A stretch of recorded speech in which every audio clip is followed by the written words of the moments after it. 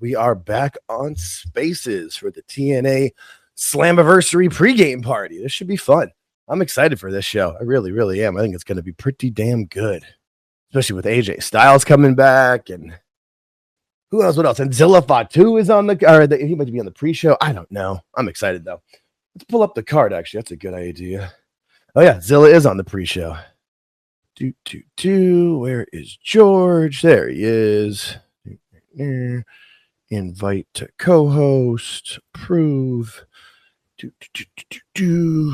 I see you in there, D. I'll get you on in a second. And I don't know if George has any initial housekeeping he wants to get through. I usually do a little cold open, and then we'll bring people in because I got a great cold open. See, I knew it. I got you. We're getting this teamwork shit down, my friend. I jumped on Excel early, and something caught my eye that I couldn't resist from looking at. Nothing sports related at all, but there's a PSA out there to couples in particular. If you're let's say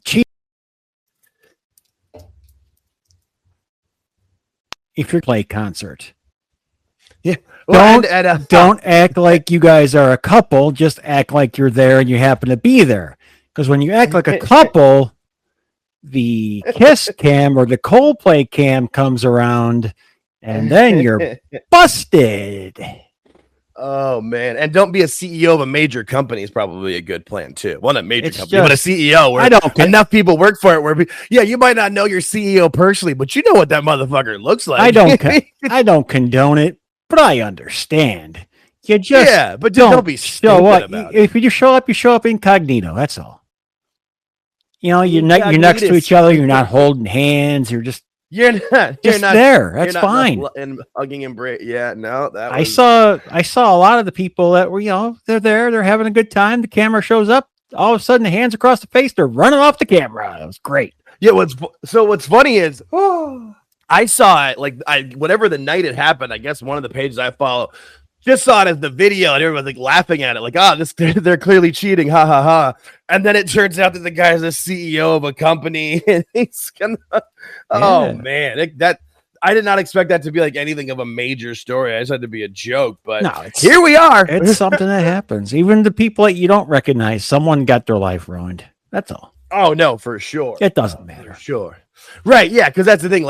I knew that if I saw it, somebody related to one of those two people would see it. But then turns out I don't know how big that company is, but a couple thousand people go, hey, wait a minute, that's my boss. Hang on. It's not a good look. No, it's a funny look. The rest of us can laugh at that shit. When I saw it, I just shook my head because, maybe I've done that before. I don't know.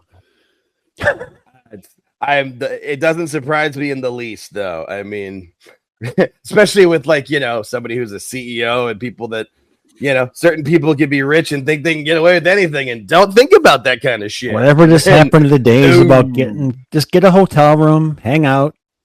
That's all you gotta do. You don't gotta be out in public. I'm just saying. But they want to go see their favorite. That's fine. Also, see it on different sections of the. See it in different rows. That's all. That's You think people are that smart? That's cute. That's real funny. Speaking from somewhat of experience, I went to a concert with somebody that I wasn't married to at the time, and just sat there. That was it. Just sat there. Didn't nothing affectionate, none of that nature. Just hanging out. Stupid.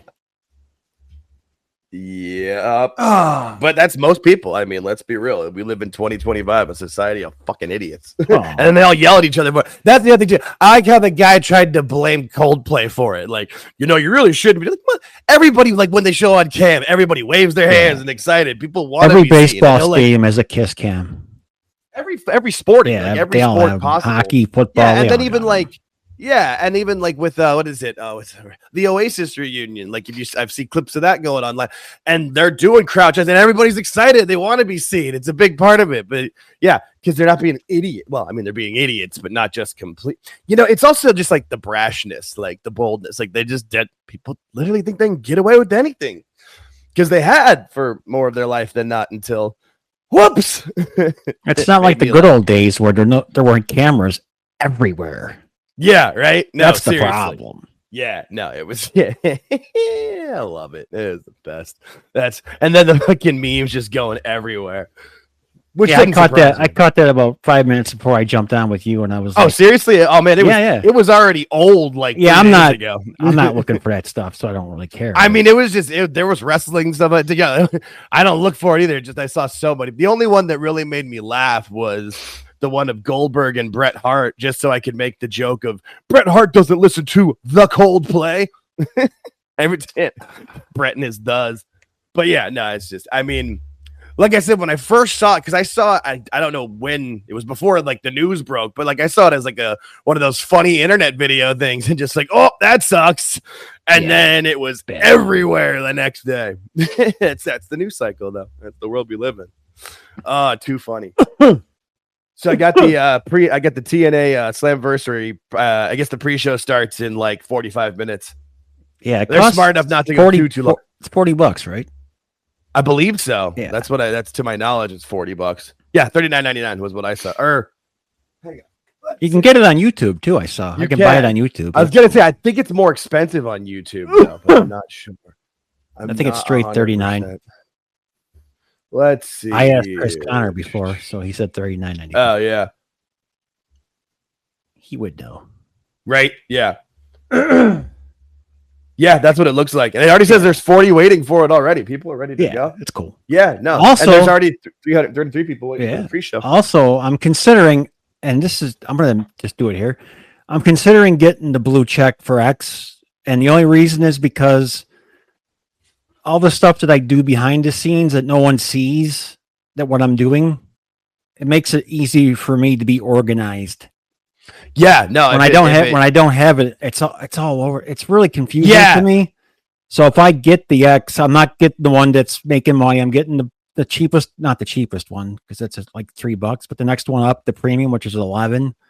I'm going to get that one because that one sets up my area. It gives you like the tools and stuff. Yeah, no, it makes total sense for what it's like for me, right? Because I looked into it too when I like to do this because I was kind of thinking the same thing of like if I need it, but so far I haven't needed anything yet. But if it helps, you know what I mean? Like, I could see doing it. I mean, because it does. I mean, the only thing I think would be good from my end is like the boosting of it being seen more because I post all the videos and stuff. But you know, like because I remember what was it when Phil first got up on PWT, he did it because it was easier for his bookmarks. Like it makes sense if there's something that's gonna make. Especially because that's like the main tool that you're using to connect with people. So it makes total sense to make your life easier on it. I've thought about it. It just has the only thing for me is like the character. I would like to be able to do longer posts because I'm kind of wordy and sometimes but it hasn't been an issue yet. I just need it for the what you guys don't see that. No one knows what I do back here, so that's. I barely know what you do. I get like little pop. Here we got this. I don't really know. Okay, you know what I mean? I don't really know 100%, so I don't say things 100% until they're 100%. Hey, you never. Yeah, no, never count the chickens before they hatch. I totally get that. Yeah, no, that's why. Like, I've got a few people that I've talked to about pods, but I'm like, I don't. Nothing is confirmed until it's confirmed. Oh man, I keep forgetting that freaking Enzo's on this card. Oh yeah, that's right. or real one, I guess is what he calls himself. Yeah, and Zilla Fatu's gonna be in. I mean, it's the pre-show. Yeah, the pre-show match is Steve Macklin, Jake something, and Mance Warner with Steph DeLander versus what are they called? The Rope Breakers. Real one, which is Enzo, Zilla Fatu, and Josh Bishop. And then the other one is Ash and Heather by Elegance versus the Inspiration. Oh, that'll be cool. I knew they were back. Was there in that match? And then there's like 7 matches on the main card. Although they don't have the match, like none of it says AJ Styles, so there could be a possible 8th. Yeah, I was talking with Maddie on. Has 626 asked to speak? I don't know. I haven't looked. Oh, yep. Here we go. I was waiting. Are you good? Because we've never heard from him before. Oh yeah. All right, let's bring it. Let's bring in a new one. 626. The infamous. Yeah. Yeah, I approved him, but I don't know if he put through. I'll bring. No, he's there. I see him. Oh, there he is. He's on mute. What's up, buddy? Let's bring you in. How you doing, my friend? Hey, what's up? Let me. I'll start talking in a minute. I just want to finish up some paperwork here. Oh, you're good, boss. We're good. We got time. Hey, I've got. We're just going.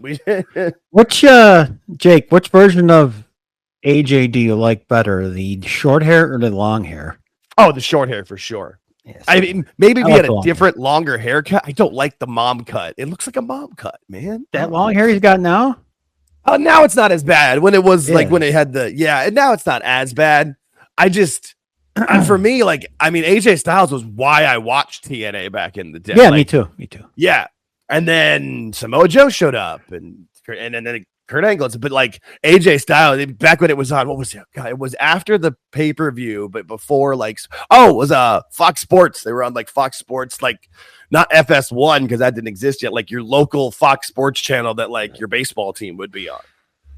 Because they would get preempted from time to time. He just popped something up on X that was pretty cool. The thing where like if he's talking to his younger self. He's looking at the mirror, yeah. Yeah, I was where he's talking to his legacy. If I could talk to my younger self, yeah. Oh, if we all could talk to our younger self, that'd be awesome. All right, I'll bring D in now, and then we'll let 626 come in. What's up, D? How you doing? I want to let George get his initial housekeeping out the way. How you doing? Preliminaries. Yeah, the preliminaries. I like that. Ooh, I get the stuff out that's in my mind. Go. I mean, it's just like with the recorded shows too. We got to cover that. But what's good about that is for when I just clip it to clips, I can take that stuff out. So that's fun. That's the best part sometimes. Well, I like leave those in for that. Yeah, for the full episodes. But I'm trying to. Oh, I do have I have the next classic match of the week thing. If you want to write it down. Oh, yes, I do. Let me grab I've got a paper for that. All right, I'm all done. Paperwork finished. 176. We're gonna hang on one. Yeah. I have to get some housekeeping out of the way here, real quick. Yeah, I just didn't want you to hear the toilet flush. Yeah, and we appreciate that, my friends. We appreciate that. I don't know if I would get dinged on YouTube for that when I post it. No. What's your match, George? What are we watching? All right, the next classic match will be from May 4th, 1981. At Madison Square Garden, the alley fight between Pat Patterson and Sergeant Slaughter. Yes. All you had to say was alley fight. I was ready to go. Oh man. Yes. That's such a good match. Have you ever watched, I'm sure you probably have heard the Cornette watch along to it. That's pretty good too. And somebody, I forget who it was, and I think they probably got him taken down because of WWE, but somebody took the time to post like the video of that with Jim and Brian talking over it. And, he's had a bunch of those, and they're all you can't find them anymore. They're gone. Yeah, I love the watch along. I wish they would do more watch alongs than more reviews of the current product. Honestly, I appreciate the reviews of the current products, but you can tell that they don't like to do it as much. And like sometimes it's funny, but like I'd rather have cut those shorter and give me more of the old school stuff. Well, they said. He said on this week's show after they concluded with the all-in and shit that they would, the next one's just going to be all guest a program and all sorts of stuff. Yeah, I'm sure. I haven't listened to the full episode. I'm like partially into. I'm probably like a half hour into it when it came out. I will definitely check that out. I'm looking forward to their all-in review. All right. New speaker 626. Yeah. How do you doing, buddy? You're not. You still sorry about that. You're good. No, I'm done prepping. No, I was just putting some beers in the fridge. Oh, hey, what's going on? So you guys are going to watch TNA later? Oh yeah, no, I'm definitely gonna watch that show. We've been talking about the Slammiversary. I mean, crap, since what, like June? Because George was the one who called it before the match was even booked, and I give him credit every time that Mike Santana. He was like, Mike Santana's got to win at the event in Long Island, just has to. And then they booked the match, and it's Joe Hendry versus Trick Williams, and it's like, well, what the hell? But then he worked his way in there because he's just the most authentic guy. He's being himself, and it's gotten over. And I mean, I'm a big Joe Hendry guy. I went to a meet and greet in February with Joe Hendry. He's an awesome dude. Oh, where was that? I want Mike Santana to win. In Phoenix. Oh, cool. Or North Phoenix. Yeah.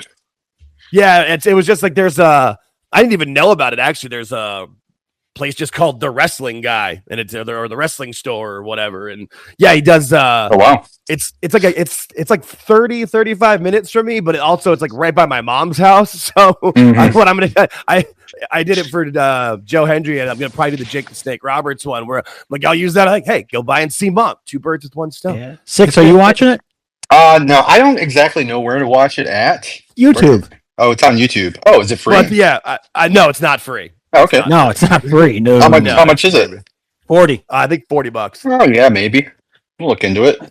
I looked at the card and thought the card looked interesting. Hey, just like reset a little bit, like when you guys watch these old matches. So you guys pick a match to watch, and you go, and then what you talk about next week, or how's that work? Usually, what we'll do is we rotate. Like I'll pick one, Jake picks one, and then we watch it 2 or 3 times. Once right before we record, which is Wednesday, Thursday. We'll do it and put it out for Thursday or Friday, depending. Yeah. So it's a weekly thing. Oh. Yeah, it's a mostly weekly thing. The last weekend with the 4 shows in a weekend slowed us down a bit, but it kind of came up organically actually because we both happened to watch the WrestleMania 9 documentary, and so we just kind of incorporated that into one of the episodes and talked about it because it's a great topic and a fun documentary. And that kind of took off with a bunch of views. So you kind of know, there's no real specific plan for this channel. We're just kind of rocking and rolling. So if people like something, great.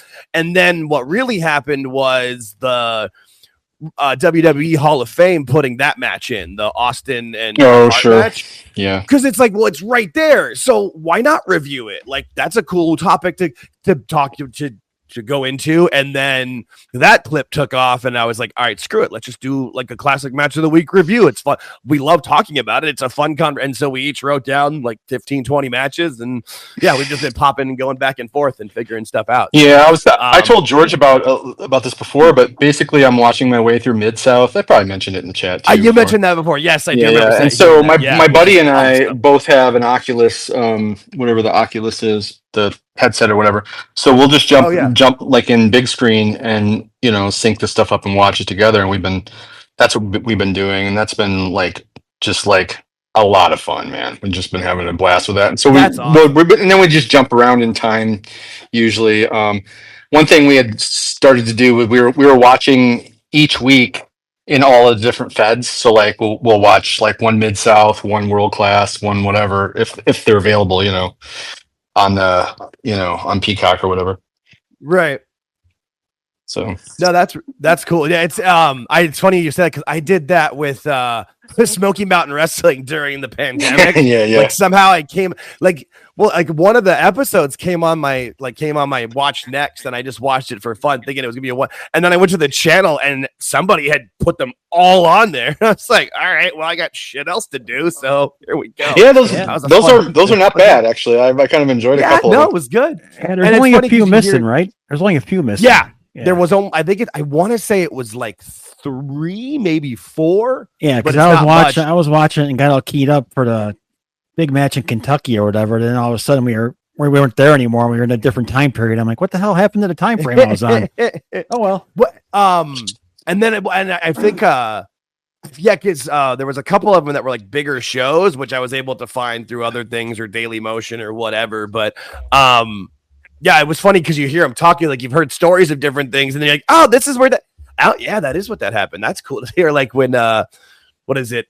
Scott Armstrong takes off the Dixie Dynamite mask. I'm proud of my father. Blah blah blah. I'd only ever heard the story, and like you watch him, like, damn, that's a hell of a promo, dude. Good for you. It fills in a lot of backstory too when Cornette's talking about it on his show or whatever. Yeah, a lot of that Mid-South stuff was kind of a revelation because you had heard about it, but you never actually seen it. So we've been really enjoying the thing that I'm thinking about writing an article or writing something about the progression of Joel Watts, where he comes on as the announcer and he's just like god awful in the first couple episodes, and then I don't know if his dad beat him or something, but went and got better. About that they send him away and he's doing music videos, really kind of Right. Like that's what he was good at. Yeah, but some of those, I know they were made for women, but like some of those music videos he made, like the Magnum TA one, or like very homoerotic, like funny. Yeah. And so I've just been enjoying like the weird things about Mid-South. There was some part on episode of Mid-South where Bill Watts just starts ranting about Russia and about his wife that he got a mail order bride, I guess, from Russia. And he's like talking about all the things that she went through leaving Russia and why he hates Russia, and just like it was insane. Yeah, no, it was one of those things where I've never heard anything like this on a wrestling show. There's also something about seeing one of the fabulous ones in a pile of hay with a toothpick in his mouth, sitting in his shorts with his top buttons unbuttoned of his shorts. I'm like, what am I looking at here? Yeah. Well, hello, you hear Cornette tell it, and he's like, talk about that photo shoot. They were like bringing in the woman vote, like having, like basically just making like, kind of like tiger beating, some of these like wrestlers. Well, and you can hear it in those. You can hear it in the crowd. The crowd like when Jericho comes out. Sick. I feel like the last remnants of that we really got to see in that form was Matt and Jeff Hardy. Yeah, like when the Hardy Boys came out in the 90s, like there was that clear, much higher pitched pop. Like I know with Cena the kids did, and there was a bit, but I just feel like the Hardys was that last vestiges of that serious female fans that were very loud. It's like it hit all the female hot topic demographic. Yeah. Hey, I mean they were hot, and I mean I can remember clearly as a kid when because I was in high school during the time, like when they first came out, you were like, all right, like whatever, and then they came out with Michael Hayes, and then they started doing this, and then they just got the fuck over it, just period. But all three of the tag teams that were around for that did those, but yeah, they were that clear. I mean, Edge and Christian had it a bit too, but nothing like Matt and Jeff, specifically Jeff. Yeah, but you go back and like Six was talking about that Mid-South time. Mm-hmm. You go back and look at some of those, the heel crowd, the heel talent, and some of the babyface talents too.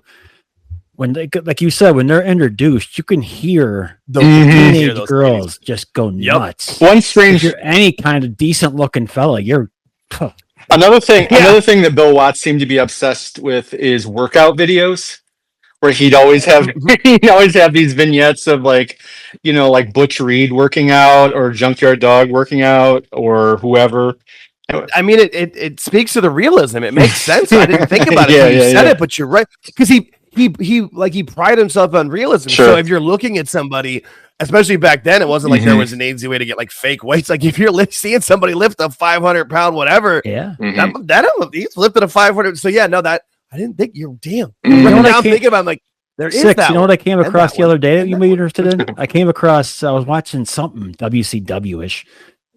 Bill Watts was on. Yeah, and he just appointed the new head figure there. This is when they took the padding off from around the ring, and you couldn't jump off the top. This is the time period I remember them talking about where they hated working because they didn't want to go outside the ring at all. And I couldn't remember where it started. And I saw the episode where it started. Watts comes out, makes the announcement. There's no jumping off the top rope. The padding around the ring is no longer going to be there. This is done. And then you see guys taking those falls on the concrete floor. Yeah. Well, that's like the RoboCop era, wasn't it? Yeah, I think. Hey, I think it's around that. Yeah, or like I think RoboCop might be right after. It was weird to see it happening. I think Nene had a question. I think. Yeah, no, yeah. D, she's been. Sorry, I didn't mean to I didn't want to derail your party here. There's no derailing. We're all just we just have that's the beauty of this. I say show with air quotes. We just kind of have conversation. That's the fun part of it. But what's up, D? How you doing? Hey, Jake. Hey, George. How's it going? You excited? Yeah. You excited for Slammiversary? Yes. I got the 2-day plus app. I got it on there, and I am ready. I can't wait to see AJ Styles. That's usually. That's what most people I feel like are doing now, especially with trying to be able to watch the shows until they get their TV deal. But which, speaking of, did anybody see that thing where Jeff Jarrett's like, I don't know what's their business plan? I know, right? I saw that of Jeff Jarrett. I saw that. Like, and I mean, like, you want to talk about a business plan and a business model, but you work for Tone. Like, I feel like you're just exactly pot kettle. Oh, no. Sour grapes. He's being sour grapes, George. He's being sour grapes because he doesn't work for the company anymore. Wouldn't surprise me in the least bit if he had a hand still in TNA somewhere. I wouldn't. He wish he did. He don't anymore. I think sour grapes might have. Never. I wouldn't doubt it.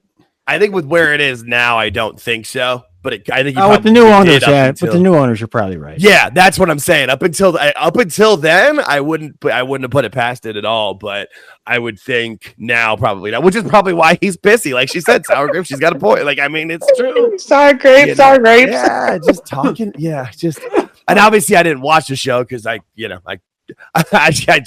try, but the Conrad shows just aren't not really for me.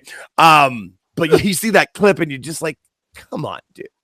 You don't know what their business model is. Like, they're in a partnership with the biggest company in the world to get exposure, to get a television deal in the States that's better than what they've got.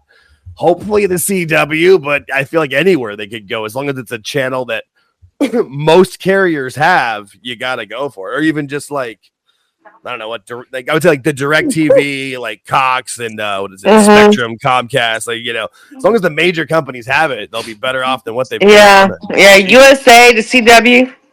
Yeah, I think I still think the CW is it would just make the most sense because it's not like the CW has that much programming. They're great with their promotions.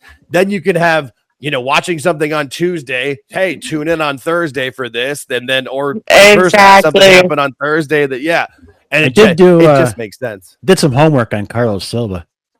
Oh yeah, no idea where he comes from. Business background, no wrestling background whatsoever, zero. Okay, but so he doing something good, and he got no experience for nothing. He's a businessman. He knows what he's doing business wise, which is why he is doing what he's doing. Yeah, he can answer questions directly because he knows the business end of things. He knows how to answer and it questions. Seems like and what that tells me, at least from the success that he's having, is he's listening to the experts that are around him, which is what you're supposed to do. That's what a good leader does. I like TK. Yeah. And even in a lot of cases, the way Vince ran things, where you just, you've got to be able to work. There's a reason why there's experts in certain places. And when WWE or F was at its best was when Vince was more collaborative, until the point where he starts rewriting all the shows and taking full control. From everything I've seen of Carlos Silva, he's been great with helping them promote, obviously making it work with WWE and putting the belt on Trick to get the exposure for that. I feel like tonight, obviously we think Trick's going to lose, but I wouldn't be surprised if Masha Slamovich goes ahead and wins tonight and gets Masha. Yes. I really think that might happen tonight. And that would be really, and then I hope it does, if for nothing else. That really shuts up anybody with the partnership, the WWE, exactly, and blah blah blah. Because if you watch both shows, you can see that they have it. There's a lot of mix. There's a lot of talent on that. Because most people only see what happens on NXT, but I've been watching TNA for a couple of months now. There's there's NXT talent on every single show. They don't always win. It's definitely a real partnership, and I think exactly. And I feel like Shawn Michaels knows that Masha's a great wrestler, and he seems to be backing her. So yeah, that'd be cool. People who don't watch the TNA but just watch NXT product, they would know that some of the NXT people are on their show to further the storyline, what they're doing, like Dark State and the System. When the System showed up, I was surprised that they actually showed up. I'm like, oh my goodness, they showed up to fight. Yeah, that was cool. Dark State. Yeah, no, that was cool. To see that again, just having more crossover and more of it working. Shit, like I just saw Sam posted in the chat for this Spaces, Abyss could show up tonight. He really could. You never know. That would be pretty cool to see what they do with AJ Styles. I haven't seen Abyss in forever. Do we want to see backstage? He works backstage for WWE. Yeah, he works backstage. I don't want to see him doing anything on the ring though. No, I mean, I would just be cool, like if they had take a bow something with him. Yeah, right. Or just like, what would be great is if they just had it like where they had some kind of backstage thing in Gorilla and he's just doing his regular job in Gorilla dressed as Abyss though. I just don't want to see him go in the ring and do something stupid. No, God, no, please. Like, especially with the stuff that he used to do. Like, please, we don't. Boy, I've seen that Abyss forever. I forgot. He was the Monster Ball. He did the Monster Ball and the stuff. Yeah. But we haven't seen him in so long that I forgot what. Because he works for WWE. He works backstage for WWE. He does, right? Mm-hmm. Yeah, he was AJ Styles. Remember back in the COVID era when AJ Styles had that big lawyer that was. Yeah, that was him. Yep. But otherwise, I just haven't seen him. On TV he wouldn't because he works backstage. He works backstage. That's good. I'm glad he does work backstage. He's doing something. I feel like NXT is in kind of a lull right now, especially with the male roster right now. I just feel like it needs something. I mean, to a point, but I feel like that's kind of what. I mean, we'll see what happens with once Trick drops the belt. But I mean, I feel like it's just the main event or the main event scene is just who can beat Oba. It's gonna still be tough. And I mean, I like what Ethan Page is doing with the North American. Yeah, I really Ethan Page is definitely a bright spot.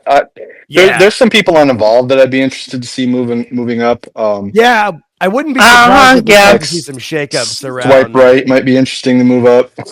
Yeah, and they've gotten some exposure on. Yeah, I saw that. Yeah. I wouldn't be surprised if. Zelia Steels.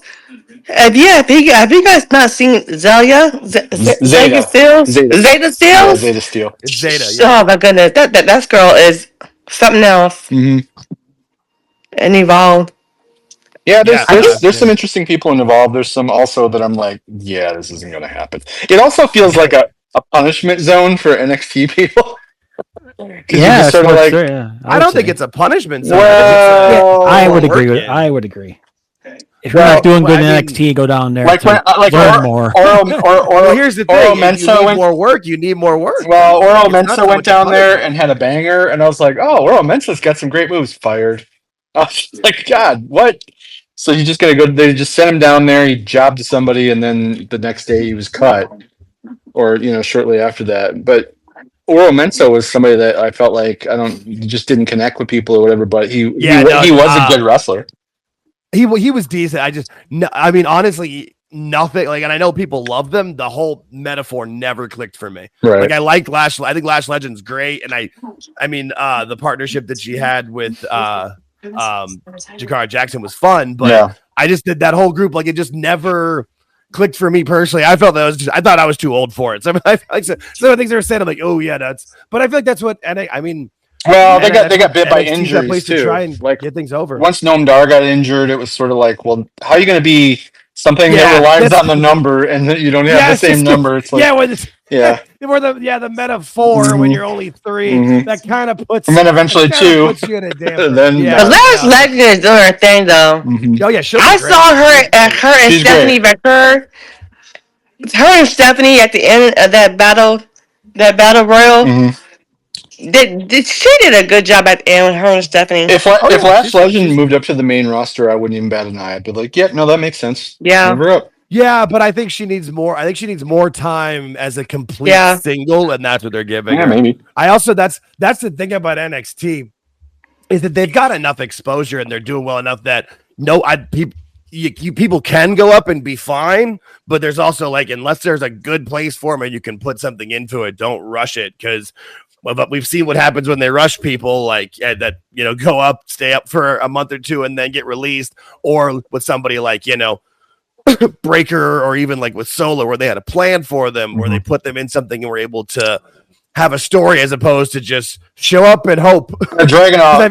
Dragunov was the one that like Carmelo took a while to get over, because they just didn't have a lot for him when he first got there. And it's like, he's a great talent. Yeah, they're kind of squandering. The roster's just super deep, I felt like Dragunov kind of got a rough deal when he came up there and was like kind of just getting beat by everyone, and I was just like, And then right as he was getting over, he got him. Not even getting him. Well, he was entering that program with Braun Breaker, and I was excited for that because they had some really great NXT matches. They did, and then So at this point, I think maybe it's best to keep him away and maybe even consider retooling. I don't know that the music's still working for me and the arm waving thing, but like just maybe a little bit of retooling of Dragunov. Yeah, not so much a full. I get you. Not a complete overhaul, but just smooth out some edges, change a few things. I mean, he's been gone long enough where he'd be a good, you don't want to just come back and be the exact same thing. That's a real good. That's a really badass, like a bad guy type Russian badass. I thought he would be a better heel with the glasses. A heel Dragunov is interesting to me. That makes sense. I would be down for that. That would work for me. What do you guys think about Cappuccino Jones? I like him. I like Cappuccino Jones too. Y'all he can fit in there at NXT whenever they move some of these men up, like Spot Bright and all these other guys that are there. I think that they would do really well in NXT and Evolve. What about that guy that's like a drifter? I think his name's like Jordan Oasis or something like that. He's kind of interesting to me. He never ever wins. But like and Gail, Gail and Legacy, Sean Legacy. Yeah. I think that those guys are really good. Yeah, I've watched like 3 episodes of Evolve. I only have so much time for it. I wish I had more time to watch it, but I stopped. What I've seen of the highlights and what they've gone for the people that they brought up, like when they brought Sean Legacy up on NXT and that thing with Ricky Saints, he did really well in that from what I saw. And that's where I feel like that's where it'll be very interesting what happens after SummerSlam, where there probably will be a little bit more shakeups and things where there might be some releases or maybe some contracts won't be renewed, and then people can move. It's that kind of like revolving door where you got to have people, the main roster, go away so that people from NXT can come up, and then Evolve can go up to NXT. Yeah, we cruise through it a lot. The thing right now is we'll speed through it a lot. We'll just speed run a lot of these Evolve things and stop on the things that we like or whatever. I'm just gonna keep going with that. Makes sense. You were talking about getting a deal. Tubi has tons of wrestling on it. Like if you go and look, they have old Memphis stuff and just like a lot of really random stuff that isn't on Peacock. Anything they could get their hands on. I don't think TNA would be good on Tubi. I don't know. Something. Yeah, they gotta go for something people can watch and not have to download an app. Yeah. Well. Yeah.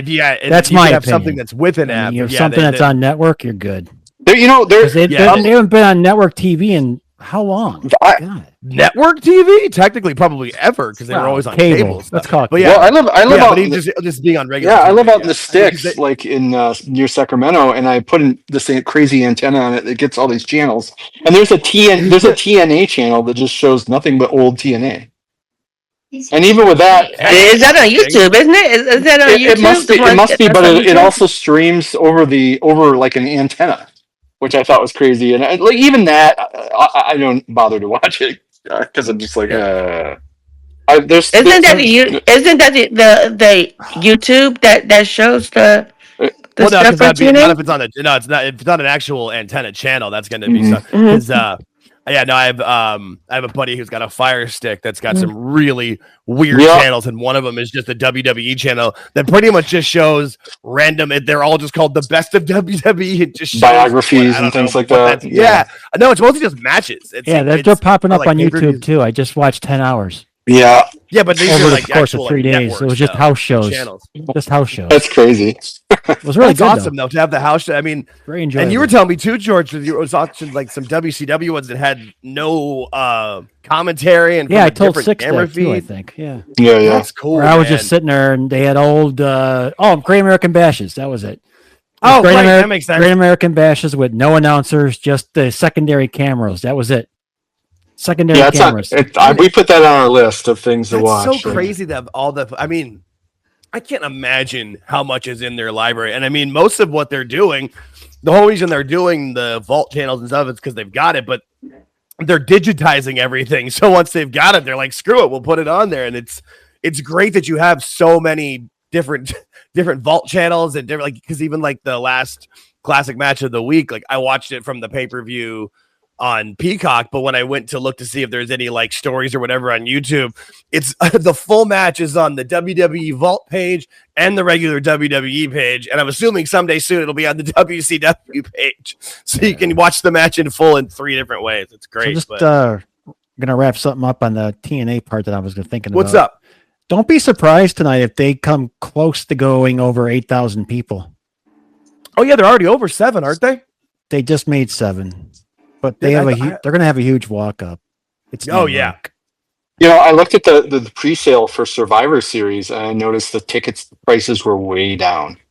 Yeah. So I think that they've kind of chilled on the ticket pricing, and I see that Raw's coming back to Sacramento in like October or something like that. And I went last time and swore I'd never go again because with fees it was like $900 sitting at one seat. How much are they this time? They're more like 400 or 400 to 600, like with the fees, which is still insane. But but I'm talking about floor seats. Yeah, I know. Oh yeah, I know your high quality standards. Yeah, I'm ruined. I went to No Mercy in Denver last year, and we were on camera a bunch and like had a bunch of signs and stuff. And so it's really cool. It's just like, oh god, now I'm addicted to like doing nonsense. I don't want to be in row 20 with the. I'm not gonna go full green shirt, man. But what is that? Is that guy like a drug dealer? Where does he get all this money to be at every show? He just won the lottery. Maybe. I just assume he won a lottery. That's always been my assumption of it. Like, was one of those people that, lived probably by himself or in his mom's basement and didn't do too much. And I think he already has friends that work there. Yeah, that's what I thought too. He had friends that were. I'm sure he made connections, but the finances to be able to do it. And there's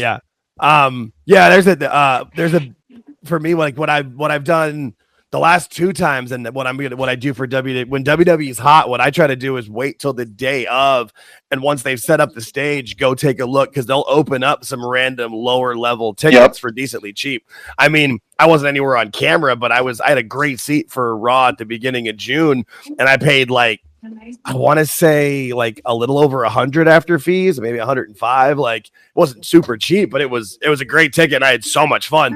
And I feel like tonight will be a big walk up for TNA because I mean, the AJ Styles thing was just confirmed over the last couple of days. So that's going to be it. And then it, like George said, it's New York because they've already distributed. Yeah. I think it's like 70, like 7,000, like 10, like they just hit over 7. So yeah, we'll see. From what they've said, the lower levels completely sold out. So they're starting to open up the upper level on the hard cam side.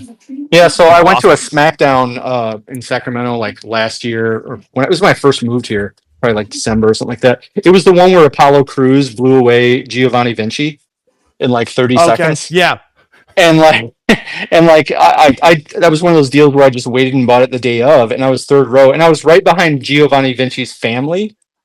They had all like flown in from wherever, and when they had all these like makeshift Giovanni Vinci shirts on, and oh man, yeah, like right after that match, they all just got up and left, like disappeared or whatever. Sorry. God damn. Yeah. Whoops a doodle. Yeah. It's like that was hilarious because they put all those vignettes in to like pumping him up and then he came back and was gone in like 2 seconds. Yeah, I still think something like I feel like something behind the scenes happened somewhere or something. But I saw Sam wants to do a speaker, so I just put in Sam to come in if he wants to join us with us. But yeah, no, I for the Giovanni, there was a few different rumors about like, maybe he was one of the people that the Tiffany Stratton test to. No, there was some nonsense with Tiffany Stratton. Yeah, I don't know how true that was. I mean, I don't know. I just feel like there was definitely something besides just him and his work and his character, and it did seem like the leaks died down after Dijak was gone. Oh yeah, no, definitely. That one was a guaranteed stooge test. And then I forget who did it, but somebody posted different clips, like screenshots of Fightful putting over Dijak. Whether they put over a promo, put over his match, something about how like the crowd wasn't into it and he got him back into it. Like clearly it was pay for play. Like, you want a good article written about you, give me some fucking So Carlos Silva is at the door greeting TNA fans, thanking them for showing up. That is, I love this guy, dude. That is awesome. I really wish I could have gone to the TNA show that was here in June, but it was literally like the 2 days before Raw, and I don't have a lot of money, and I had to make a decision to go one or the other. So, yeah. But that's cool though. It's cool to hear that guy isn't a wrestling guy, but is willing to listen and learn and become a wrestling guy. Yeah, he's actually out front of the arena shaking hands. That's fucking cool. So there you go. Good for him, man. I'm gonna. You were talking about Stooge tests. Did you guys hear that Cornette letter that he read about? Oh, yeah. Yes, so good. And I mean, he's talked about the Terry Taylor. I mean, honestly, the way he's talked about Terry Taylor and told the stories without the actual letters before, anytime I see Terry Taylor, I'm always just like, Stooge, guy's a Stooge. I mean, I know he's a good wrestler and a great coach or whatever, but yeah, no, hearing the actual letters that Jim wrote that he knew if I put this here and that here, he will. I never liked Terry Taylor as a wrestler. Never cared for him. Yeah, he never really. Yeah, no, I'm with. I get that. He never really clicked. I wouldn't be surprised if they hit 9,000. I'm gonna go on a limb, say 9. That would be awesome, dude. That really would. Like, especially because people were talking about how obviously when they first announced it, that was way too big for their britches or whatever. I said that. Yeah, and I mostly agreed, but I kind of thought like they could if they put the work in like right away and built to something good. And damn enough, they fucking did it. They took their time. They figured out who they wanted to push, what stories they wanted to build. Oh, it didn't hurt at all that WWE got behind them in the promotion department either. No, but I mean, I'm sure, and I'm sure they knew I'm sure those talks were happening before they. Oh, I know, that but it just doesn't hurt to have them in your corner. That's for damn sure. New, especially when it's an actual partnership and not like that they want to help and be a partner. Yeah, because once you heard UBS Arena, you're like, okay, something's got to happen, something, because that's a big ass building and they don't have enough fans for that, but they do, and we are seeing it. So here we go. No, they really, looking at the card, they've got some good matches on the card with some, actual stars. Yeah, and having AJ Styles come in, you got to feel like anybody who was an old school TNA fan that's driving distance to that arena that kind of. Well, also too, I saw on Twitter their cheapest ticket price is like under $50. So it's like, all right, drive $50, pay 20 or 30 for parking. Like, okay, I can see people are being convinced to do that. Yeah. Shoot, if I was in the area, I probably already had a ticket. But if I would, the AJ Styles thing would have convinced me. The problem now is when you go to an event, it's not the ticket itself anymore. It's the parking, it's the concessions, it's everything else. Yep. That's the problem. No, that's why when there's events in the Phoenix area, you'll notice I always go to the shows at what's now called the PHX Arena. It's where the Suns play, because I live within light rail distance. I can take public transportation there and back, and it's like a 10-minute ride. If they play at the Desert Diamond Arena, which is where the Coyotes used to play, the full-size hockey arena, that's like a 35-minute drive, and it's at least 20 for parking, if not more, and all that nonsense, getting in and getting out. And then the other arena that they could do is the ASU hockey arena that the Coyotes played in for one season before they left. That's like 5,000 people. That's a cool venue, but it's 35 minutes the other way and the same kind of thing. Yeah. So it's a lot to put into it. That's once you're in the bigger cities, you're paying for parking no matter what. Oh yeah, for sure. No, that's why I take the light rail into the one at the Sun, because the cheapest parking by the Sun Stadium, within like a half mile of it, is like $30, and it's Phoenix, so it's like 100 and a bajillion degrees outside. So if you want to pay the $20 for parking and walk a mile, and then you show up, you get a sweaty wrestling fan. Yeah, the UBS Arena's got plenty of good parking, but I'm guaranteeing it's at least 40. At least. Oh, for sure. Yeah, the East Coast parking has always been way more expensive. They know what they're doing. I have never been wealthy enough to be able to go to a show. I'm very poor. It is an event and an excursion. That's why the people that can afford to do it and go a bunch. I would love to, but yeah, no, that's WWE is supposed to come back here in October, and as far as I know, it's not at the arena that I can take the light rail to, and it's like, I don't know. Yeah. We'll see. It's tough. Well, never mind that everything in the arena is going to cost an arm and a leg now. Like, I mean, bottle of water is like $5, and it's like for a regular size bottle of water, let alone if you want to get food or if you want to get a beer or, God forbid, an alcoholic beverage, it's going to cost you like $35. I'm like, it's a Jameson and ginger ale, dude. Come on. Well, Suns fans, you will now be paying off the remainder of Bradley Beal's buyout. Whoa. Do not call me a Suns fan. I'm not a Suns fan. I live in Phoenix, but I do not care about the nope. My dad's from that franchise Phoenix. Is terrible. So they have pockets of being good, and then they get like 2 or 3 GMs that suck. And right now they're in that 2 or 3 GMs that suck zone, and it's just painful to watch. I love the thing with the NBA, and I don't get a tangent of it, but again, whatever. It's what we do. The NBA, I used to love the NBA, and it's still. I mean, I people talk about how it used to be like more of a physical game where you were allowed to foul people. But it's not even that for me. My problem is the game has just gone to being isolation, pick and roll, 3-pointers. Like it's kind of like how I used to love baseball, and it's still I love the game of baseball, but anymore it's just swing for the fences or strike out. And it's like, there's so much, you know what I mean? I like the intricacies. I like the intricacies of the NBA in the 90s and the early, where teams had to they played different styles of offenses and defenses. And now it's just somebody carries up the ball. You do an isolation play or a pick and roll and then shoot a 3. Like, it's just, they've taken out the analytics and all that kind of stuff has taken out the fun that we used to be able to have with it. They're just trying to, it's like instead of playing instead of actually playing the video game, like when somebody goes, oh, if I just grind out over here for 5 hours, I can get all the things I need. Like, no, just go play the damn game. Yeah. Well, I mean, in relation to wrestling, I would certainly say that TNA has done a better job with promoting their show tonight than Rob Manfred has ever done promoting one of his players.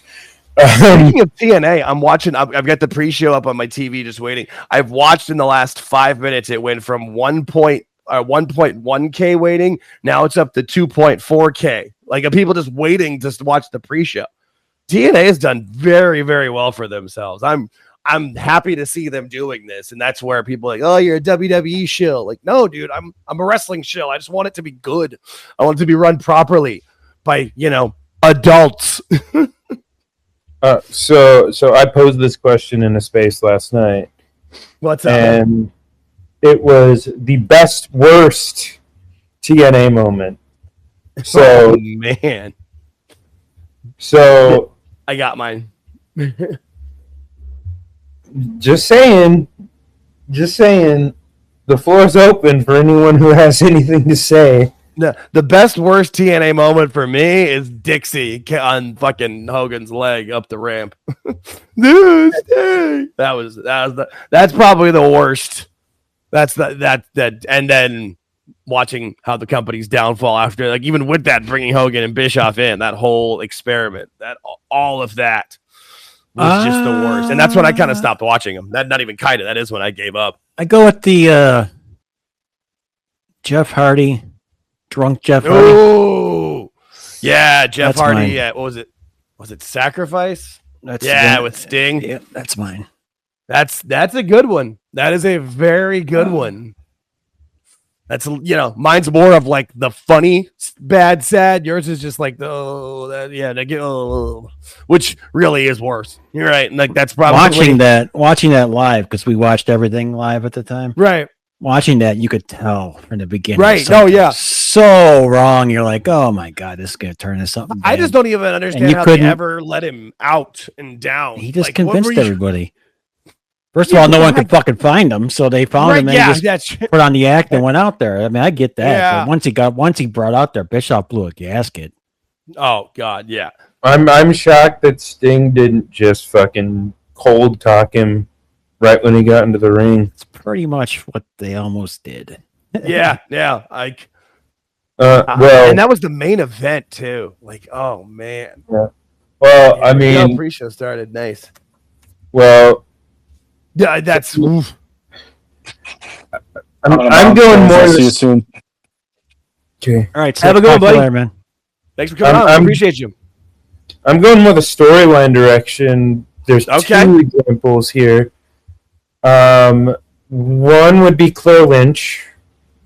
Rest in peace. She sadly is no longer with us, which is extremely tragic. She was in her late 40s when she passed away. And then just in terms of horrible match stipulations, the reverse battle royal. I was reminded of that last night. I was just like, what? That's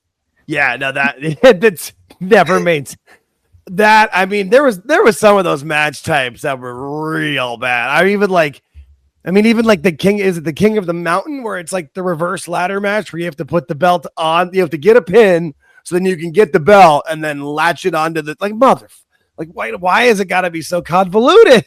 Why? Well, that was mentioned too. The King of the Mountain. There's always a germ of a good idea. Right. There was always that, like, ooh, this could be. No, you fucked it up. No, you fucked it up. You're right, George. That's dead on. Like, ooh, this could be. No. I have a great idea. Let's do a 6-sided electrified cage match. I wonder, how much of that stuff. Was. Because I especially because he wasn't actually he was with the company, but they were hiding news of the company. Like, how much of that stuff is Russo stuff? Because when George says it there, where there was a germ of a good idea somewhere in that shit, like that's Russo's bread and butter. Like that's why some of the stuff worked in the WWF in the 90s in the Attitude Era, because he would give all this, he would spew out all the shit, and like Vince would find like the few kernels of corn and pull those out and use that, and then put the rest of the shit away. Yeah, that's how it always operated. So I wonder if those are Vince's ideas. He never had a filter in TNA, so just. Oh yeah, no, and Dixie just let Russo do whatever he wanted, especially once she fired,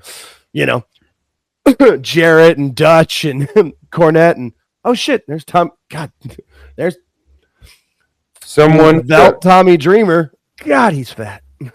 So Vince Russo is so dumb. He didn't understand how to properly tag Dixie Carter in an email and accidentally sent it to Mike Johnston, which is what ended up getting him fired from TNA. Right, that's which I don't understand how there's anybody. I mean, I guess I can't understand how there's anybody because of the world we live in, but how there are people that like want to listen to Russo, that where he has channels and podcasts and things, that there's actually people that listen to him.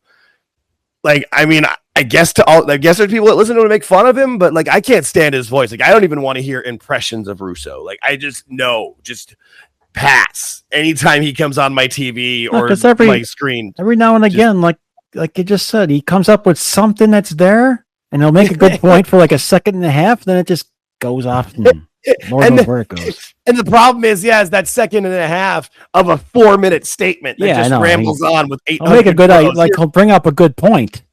Yeah. And then while trying to discuss his good point, make it a worse point than it was to begin with.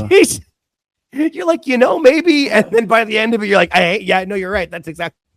It's exactly what he does. Oh, it's terrible. Just doesn't He's know very reminiscent of typical in The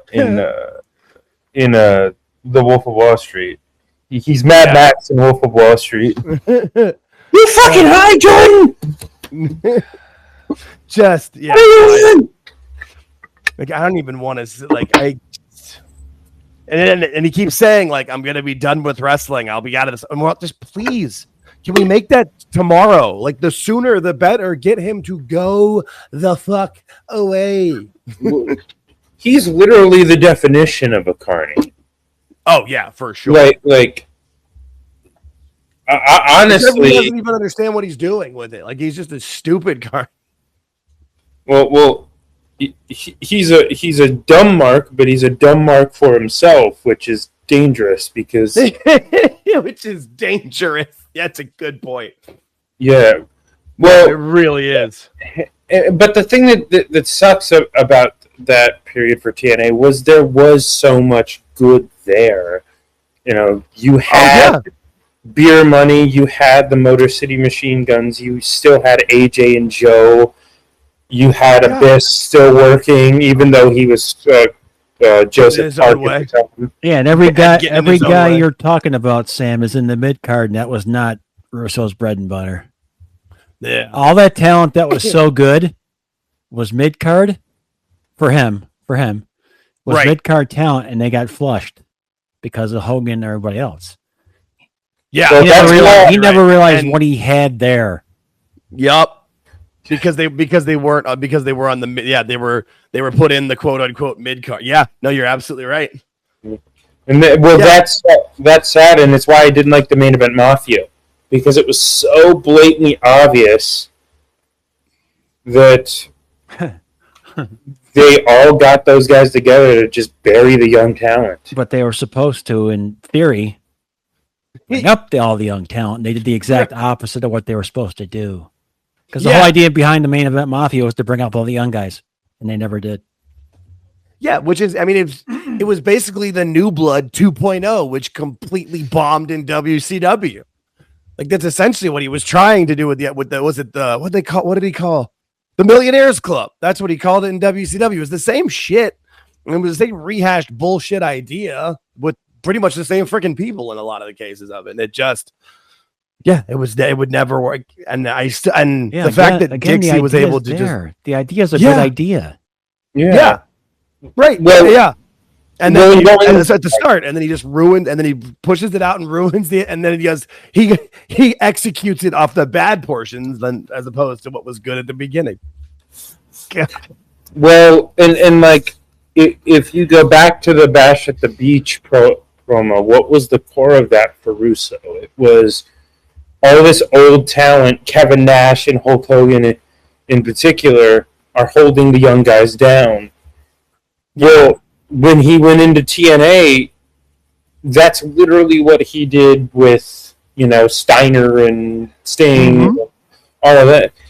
And it was so frustrating, and I liked Sting, and I still like Sting, but it's just like he was in the main event of like every pay-per-view for like 2 years. It was so frustrating.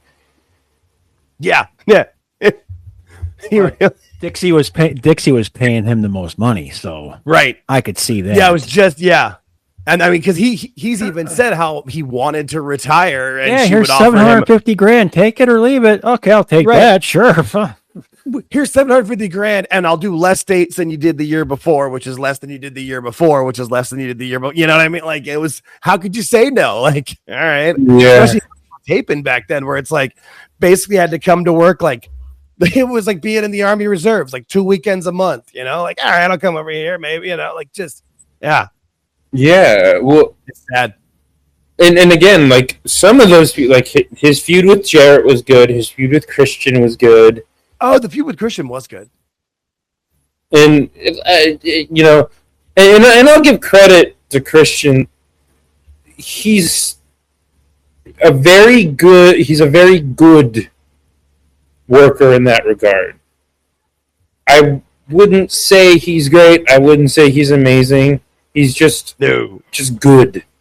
Yeah, and he's not even like he's like the guy that works with the guy, and like, but Edge was a better version of that. He's the guy. He's the guy you refer to when you want to get yourself out of getting arrested.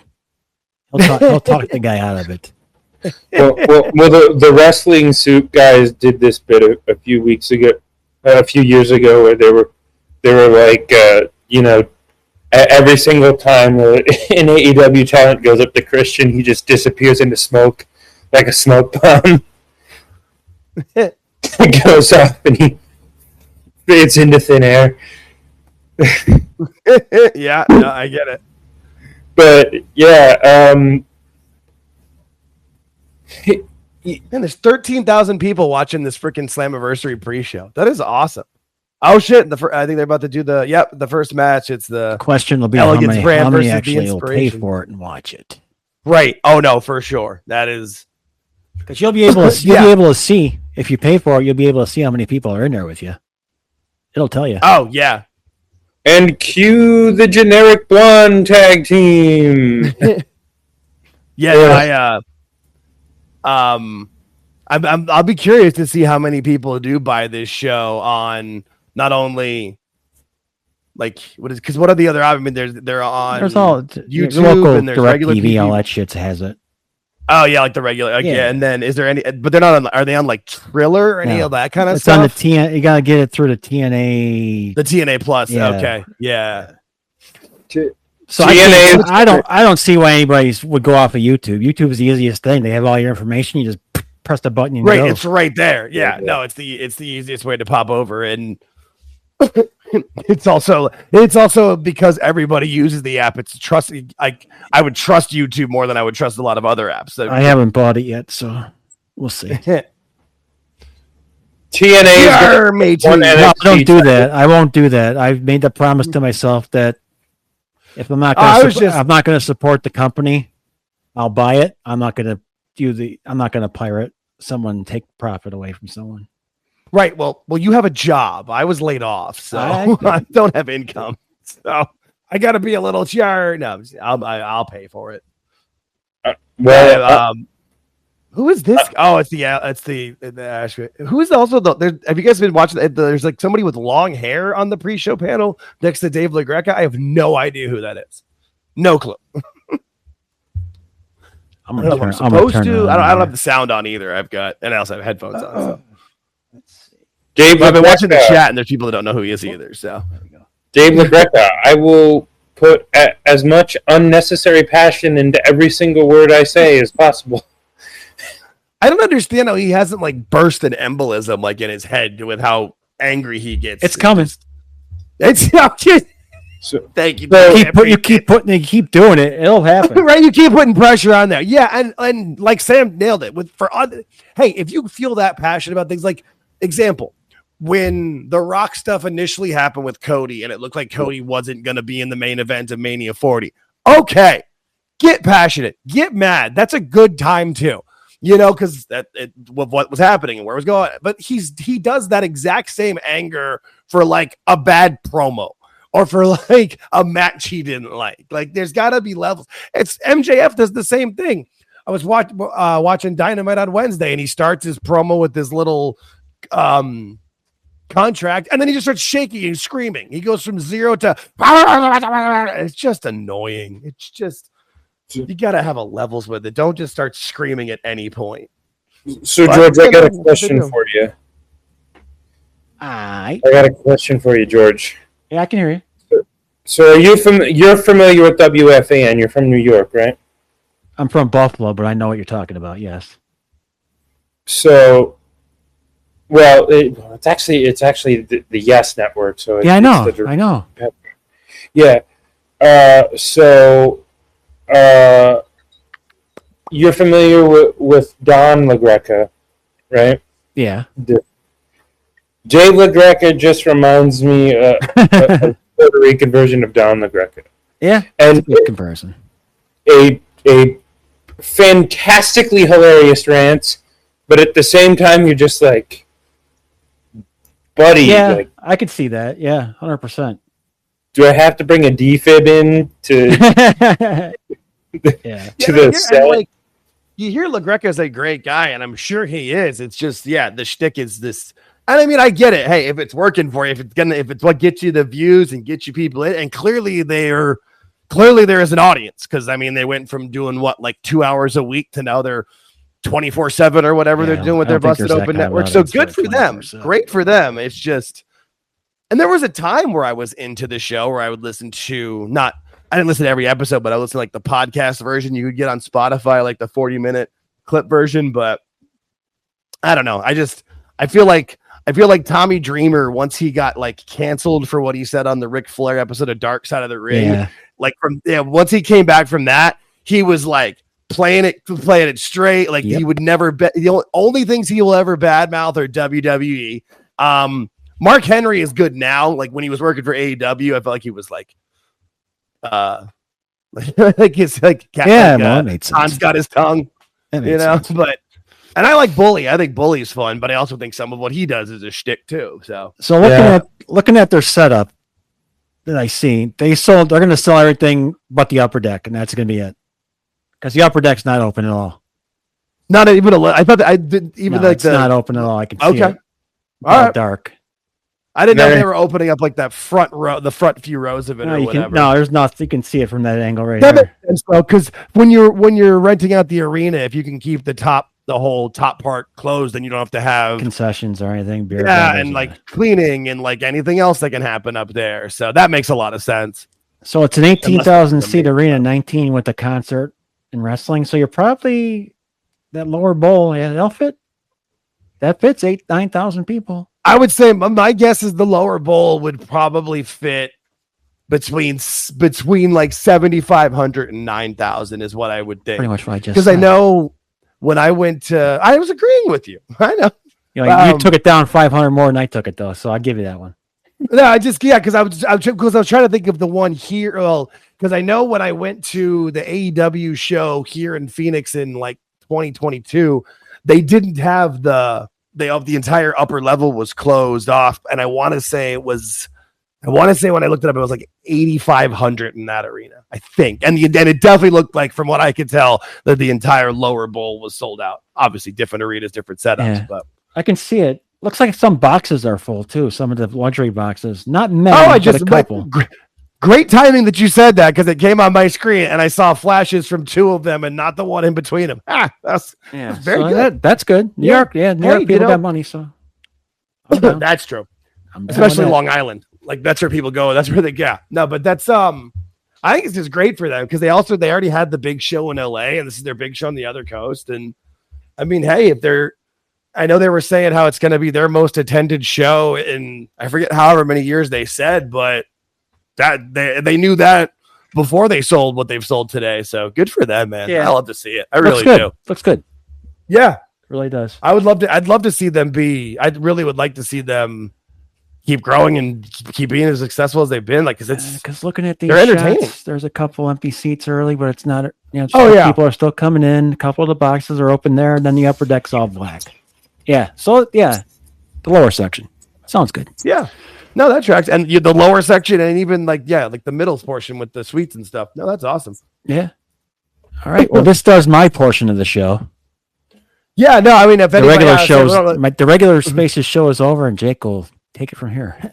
Yeah. See, I'll hang out if people want to hang out, watch Slammiversary. I got nothing else to do. Yeah, I was going to watch it. I'm going to take care of previous engagements and.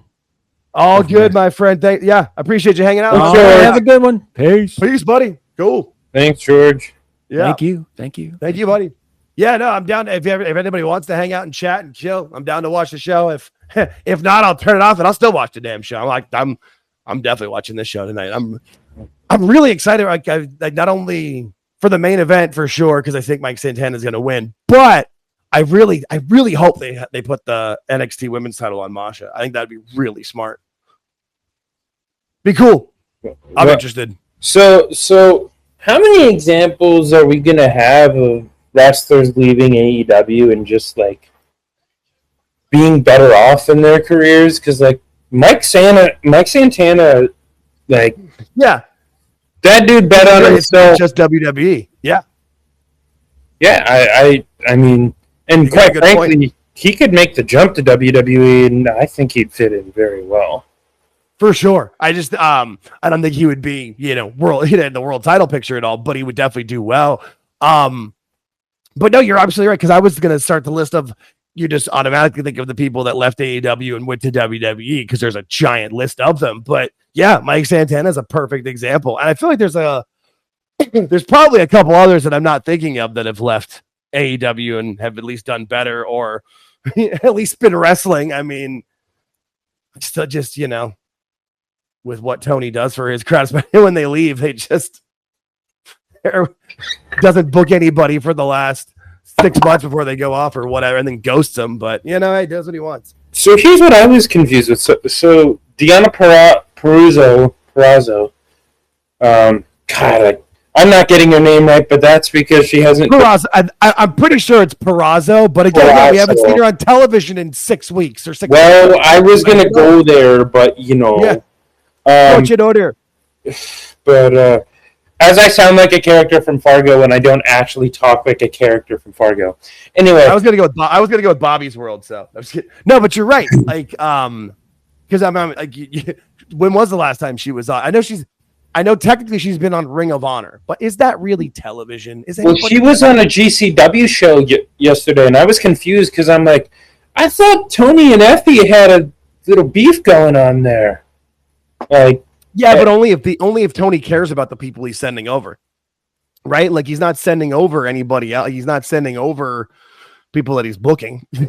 Like yeah, sure, I'll let you book. I'll let you wrestle on an indie show. I'm not going to book you anyway. I mean, I'm just going to be honest about Deanna, though. I don't. At this juncture, I don't see her, leaving AEW and going to WWE. The roster's too stacked right now. Yeah, I was just going to say, where's she going to fit? I mean, she could, maybe, but she would probably have to go through NXT. I mean, especially with the women's roster. I mean, we talked earlier about the men's roster and how there's a lot of greatness and how it's, I mean, it's hard to break through on any side of in there, but the women's roster is even deeper. I mean, especially just talking about with what they've got, not just the main roster, with who's all on NXT. And then I haven't watched a ton of Evolve, but I've seen a little bit here and there, and I've heard people talk, and most of the good stuff on Evolve is the ladies there too. So it makes sense. It really does. Well, you're talking to someone who's LFG pilled, so there's definitely some women on LFG who will end up on NXT. Also look out for Danny Ray. That's all I'm gonna say.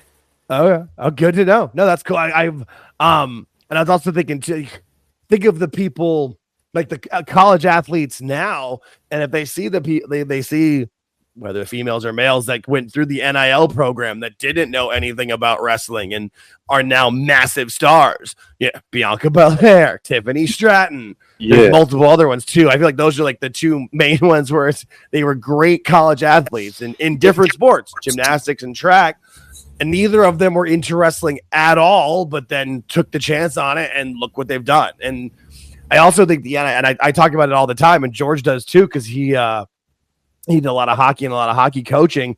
If you're a good athlete that's receptive to coaching, the PC is just the perfect program. You're set up for, if you're willing to be coached and want to learn, which most of the NIL athletes, if you're going straight from D1 sports and being coached at the highest level there right into the PC, and you keep that mindset. I mean, Trick Williams is another example. He watched wrestling and was a wrestling fan as a kid, but even so, he was a wide receiver. He played for South Carolina, and then I know he was on a couple of like practice squads and stuff in the NFL, but same idea.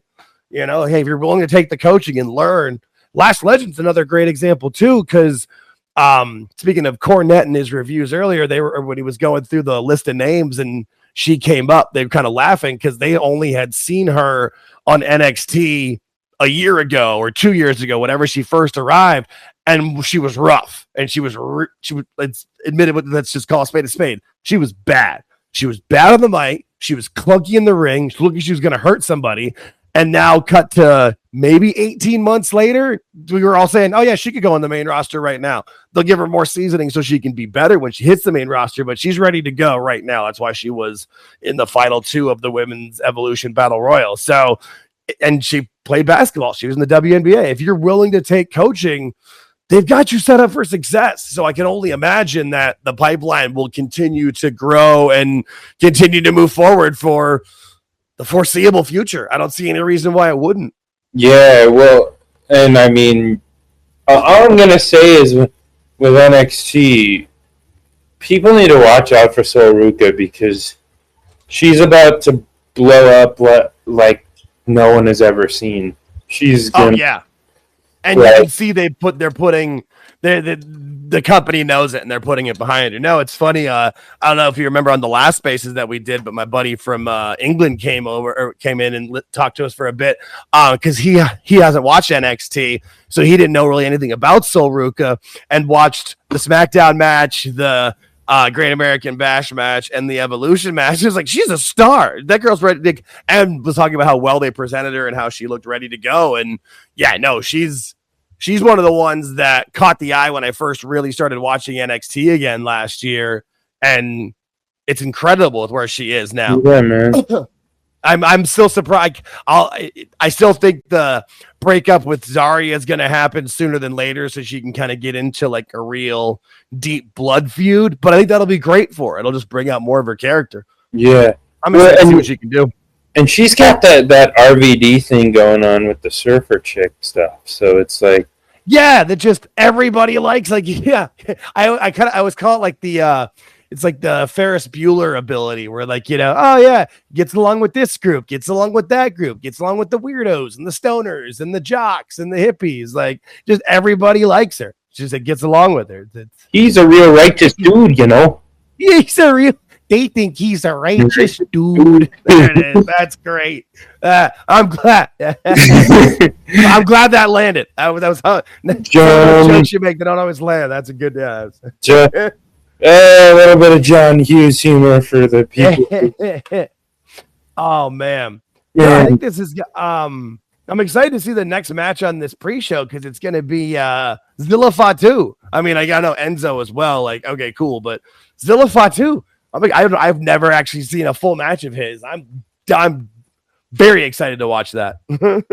Yeah, he's been. I've seen highlights, but he's been really hitting it hard, trying to get his foot in the door with WWE. So yeah, and it seems like he's doing the right things, where he's putting in the work with Reality of Wrestling, so you know can get in with Booker T, doing a lot of indies. Being on this show here is just smart. Like, yeah, it's just great. I'm excited. And again, you know, hypothetically, if he were to, you know, end up on the main roster, right, you know, within the next year or two, so to speak, I would say, you know, if you're doing the, you know, the Floodline versus Jacob thing, it's not that Jacob needs muscle, but just strength in numbers. And right, I get you. We have his brother right there. So yeah, no, I get you. I would think for Zilla, he'll kind of go on the solo path where he'll do time in NXT for, like, you know what I mean? Like Jacob and the Tongas were brought straight to the main roster because of their experience and history and their age. I mean, Jacob's already in his early 30s, so you know there's only so much time left. As Zilla's like 21, 22. But I think this is great. Get as much work in as you can, build yourself a name, and then I would think, yeah, they'll bring him through NXT where he'll kind of just do what Solo did and, you know, murk as many people as he can until he's gets himself over and he's a star. Yeah. And Enzo is one of the classic examples of somebody who, God, you could have gone really far if you just would have kept your mouth shut a little bit. Yeah, I guess when your gimmicks your lip. Yeah, that's a good point though. He really lived out that loudmouth Jersey gimmick. Yeah, no, he really did. Which ironically, Carmella was from Boston, but they had her as the Jersey girl when Liv Morgan was right there. So it's like, yeah. They tried to give Liv Morgan Carmella's gimmick. Ugh. Yeah, Vince was so bad, man. Oh, God, Vince was so bad. Like,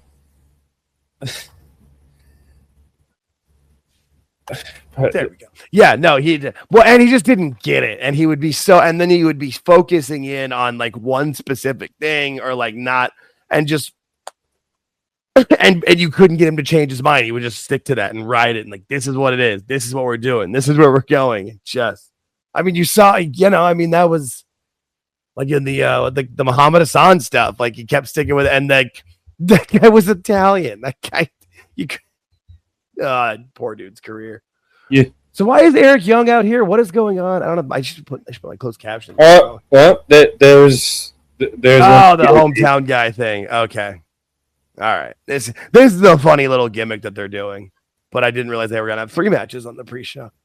I just want to see Zilla. Eric Young's the hometown guy? No, it's I forget his name. It's somebody else. It's Eric Young's taking on. Calls himself the hometown man. I forget who it is. They said it yesterday or on Thursday. I just can't remember his name. It's been a long weekend. It's Cody Deaner. I will consistently say that Eric Young is one of the hardest working motherfuckers in the industry, man. Like, I have so much respect for Eric Young. He'll never get to the main. He'll never be like a main eventer at the peak of the company's success. But God, if you let him stick around, he can work his way up. He's a good underdog. I love me some Eric Young. Yeah, I was bummed out it never worked out for him in WWE, but he's a really he's a really talented guy. I'm sure he'll be a great producer and coach once he decides to hang him up. How old is he, by the way? I mean, he's got to be in this 45 at this point. Yeah, that's what I think. It's all right, mid-40s. That's what I thought. Yeah. That makes sense. He and Bobby Roode, both. Bobby Roode, man. He's kind of, man. If he didn't get hurt so much, and if Vince would have understood his gimmick more, yeah, like maybe even just one of the two, he might have been okay. He was just a gimmick thing because Vince, you could work through injuries, bro. But that's a sad story. Oh, and then God, the spinal fusion surgery, which man, that surgery has claimed more than a few people in the industry over the last few years. Randy and Thunder Rosa both got it. Yeah, well, and a lot of people have had it at different points. It's not you're literally getting dropped on your back multiple times a day, every day. Like it's not, it's sad, but it's not surprising. Yeah. It's just with some people, it just depends on where it is and how the surgery was done. Because Bobby Roode's not, but he's been able to make a good life for himself as a producer, and and they always say like the matches he produces, and you're like, oh, he did that one, like shit, he's great. Those are good. He's got a great mind for the business. He's able to put a lot together. So did you see Alvarez's clip about Blake Monroe? Oh, the one where he was comparing her to like Tiffany Stratton. Yeah, where really was saying how. Yeah, I've seen parts of it because I try to avoid them as best I can just for my own sanity. But I heard how he was trying to say how like whatever it is, how it hasn't been working and it's been bad at it. Like she's been basically talking like she's been this for like 3 to 6 months to a year and not 4 weeks, maybe 5 at the most. Like what is he talking about? What is he like? Get your head out of your ass. First off, they were building her up to like tell you who the character was, and she just turned heel, and it did work, and it's working. Like, what is he trying to say? And it's like it's been weeks. Don't act like and they do that all the time, where they act like where they talk about something, and it's usually NXT because that's where they where they focus their aggression or their vitriol, but they always try to put something like, this just isn't working, where it's been a couple of weeks, where on their favorite show, there's something very similar or the exact same that hasn't been working for 6 fucking months, but it's fine. It's great. The ratings in the houses have improved under the Death Rider. Fuck you. We just need to do a hard reset. We just need to do a hard reset. The 17th time in 6 years. How many times can you reset? Can you restore the feeling? Can you go back to 2021? Like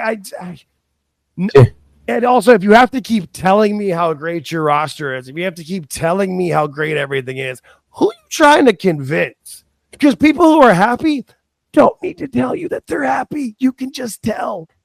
Which goes back to what you were saying, but which goes back to the original point you made of how many people are we seeing leave AEW and just do better with themselves? And look how happy they all are.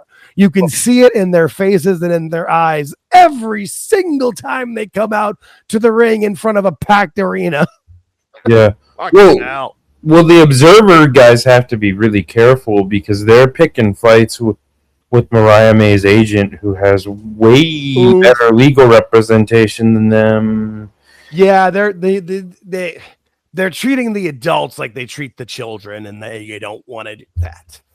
And like that's Dave's move. And I mean, I always knew, you always knew one of these times he was gonna fuck up because he's just out and out rude to everybody. I mean, that's his Twitter persona. He thinks it's gonna get him views and he thinks it's doing better for the Observer. But you knew he was just gonna do that and be smarmy and talk shit to the wrong fucking person. And I think Mr. Nick Lo Piccolo, and it's Lo Piccolo. People keep saying Lo Piccolo, but it's Lo Piccolo. Yeah, I'm very interested to see this all go down. This is a lot of fun for me to watch. And I don't normally talk about the dirt sheets and that kind of stuff. I've kind of stayed away from those topics, mostly just, again, for my own sanity and I don't really need. I don't like the thigh rub mafia. Not so much coming after me, but like leave my wife alone, leave my family alone. Just come on. Yeah. Hey, I'm watching I got the chat going up of on the TNA pre-show. I just saw Creighton Rabs leave a comment. Yeah, shout out Creighton Rabs. That's awesome. Remember how hilarious the AEW chat was on their pre-show? Yes. And I've now, I didn't with All In because it was on so goddamn early, but I've done with other AEW pay-per-views. I've put that on since because it's been quite funny.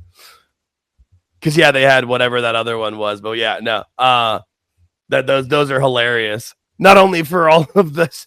Not only for all of the stupid stuff about JD, but just how many, because also watching this TNA one, I really don't think I've seen one like bot come through with, purchase here's the pirated link for the pay-per-view. I haven't seen one of those yet, which is fucking hot, which is hilarious. Well, I mean, you look at that and you just go, where's the QC here, guys? Come on. Well, I mean, let's be real. You could name anything in AEW. Where's the quality control? Where's the quality control? Where is an adult? Where is somebody with the brain going, hang on, guys. What are we doing here?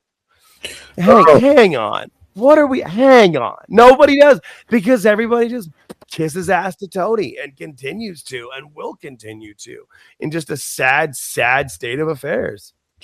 87-year-old Johnny Rods is on TNA television. Man. 87. That's brutal. Is that who that is with the long hair? No. Greca? No. That's. I don't know who that is. I have no idea who that is next to LaGreca.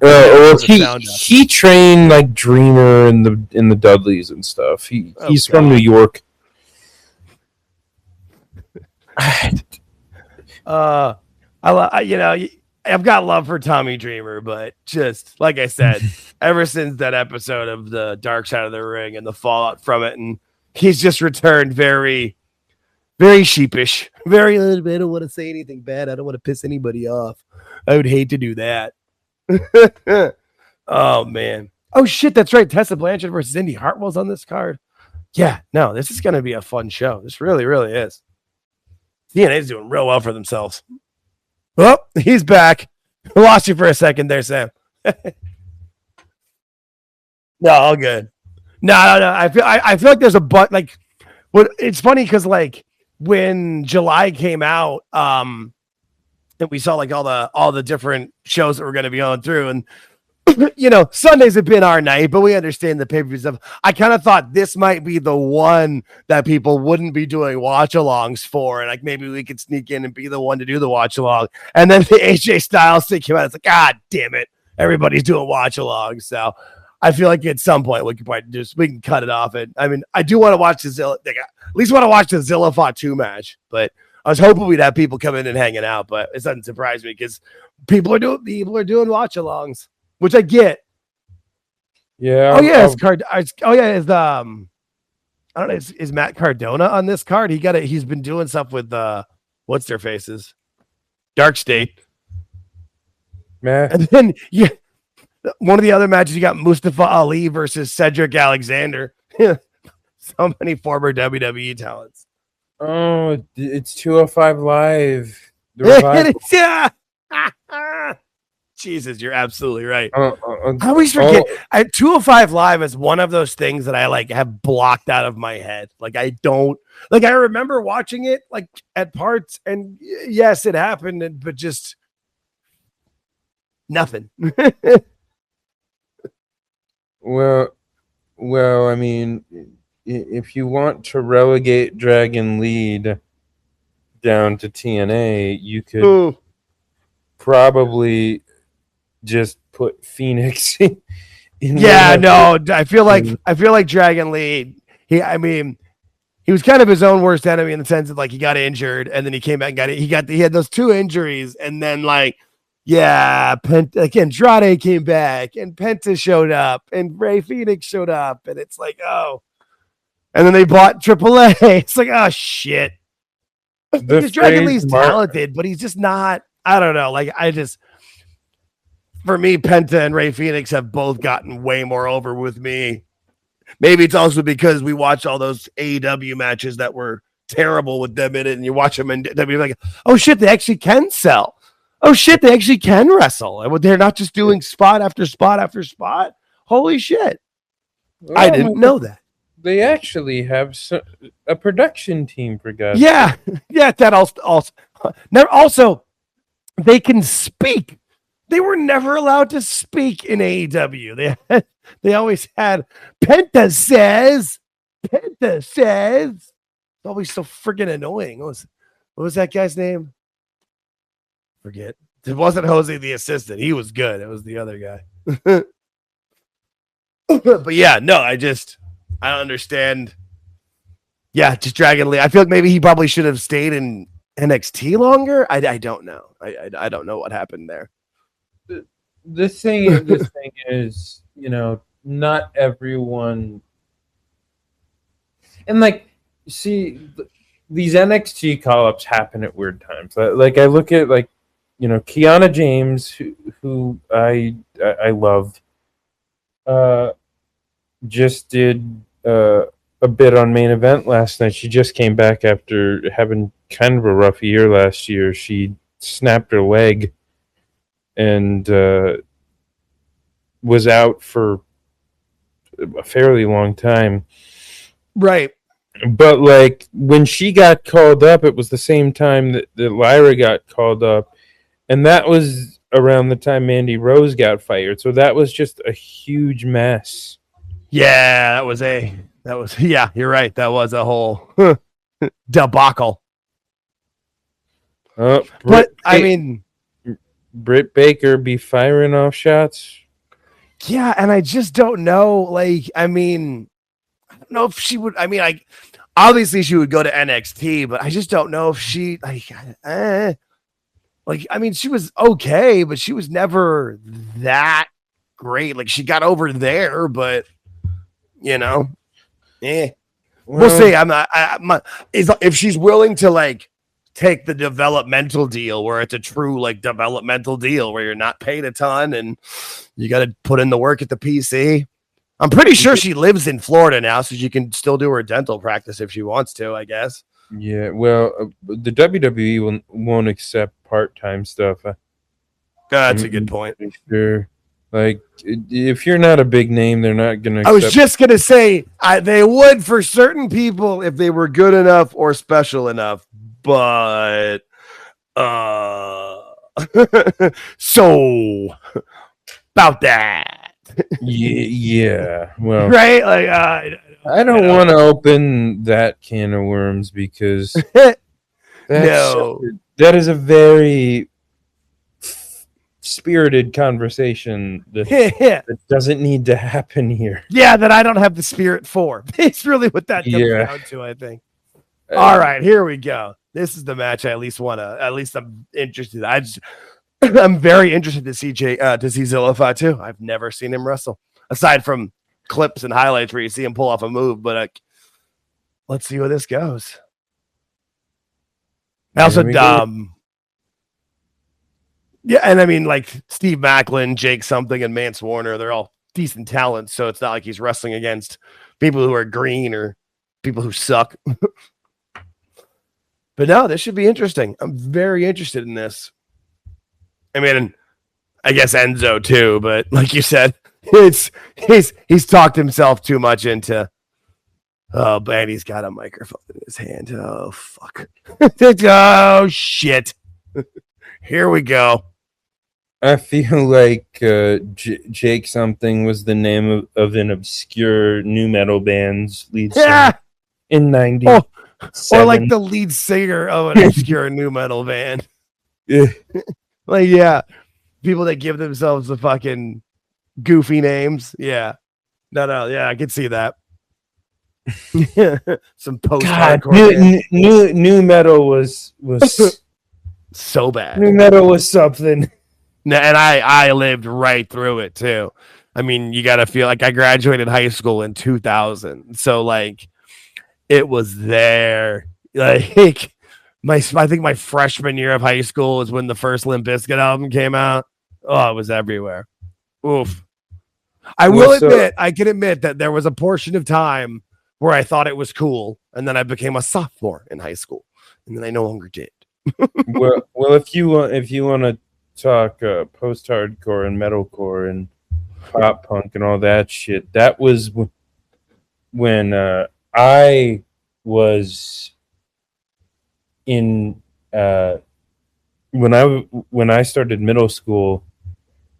That was the peak of that whole kind of Warped Tour scene.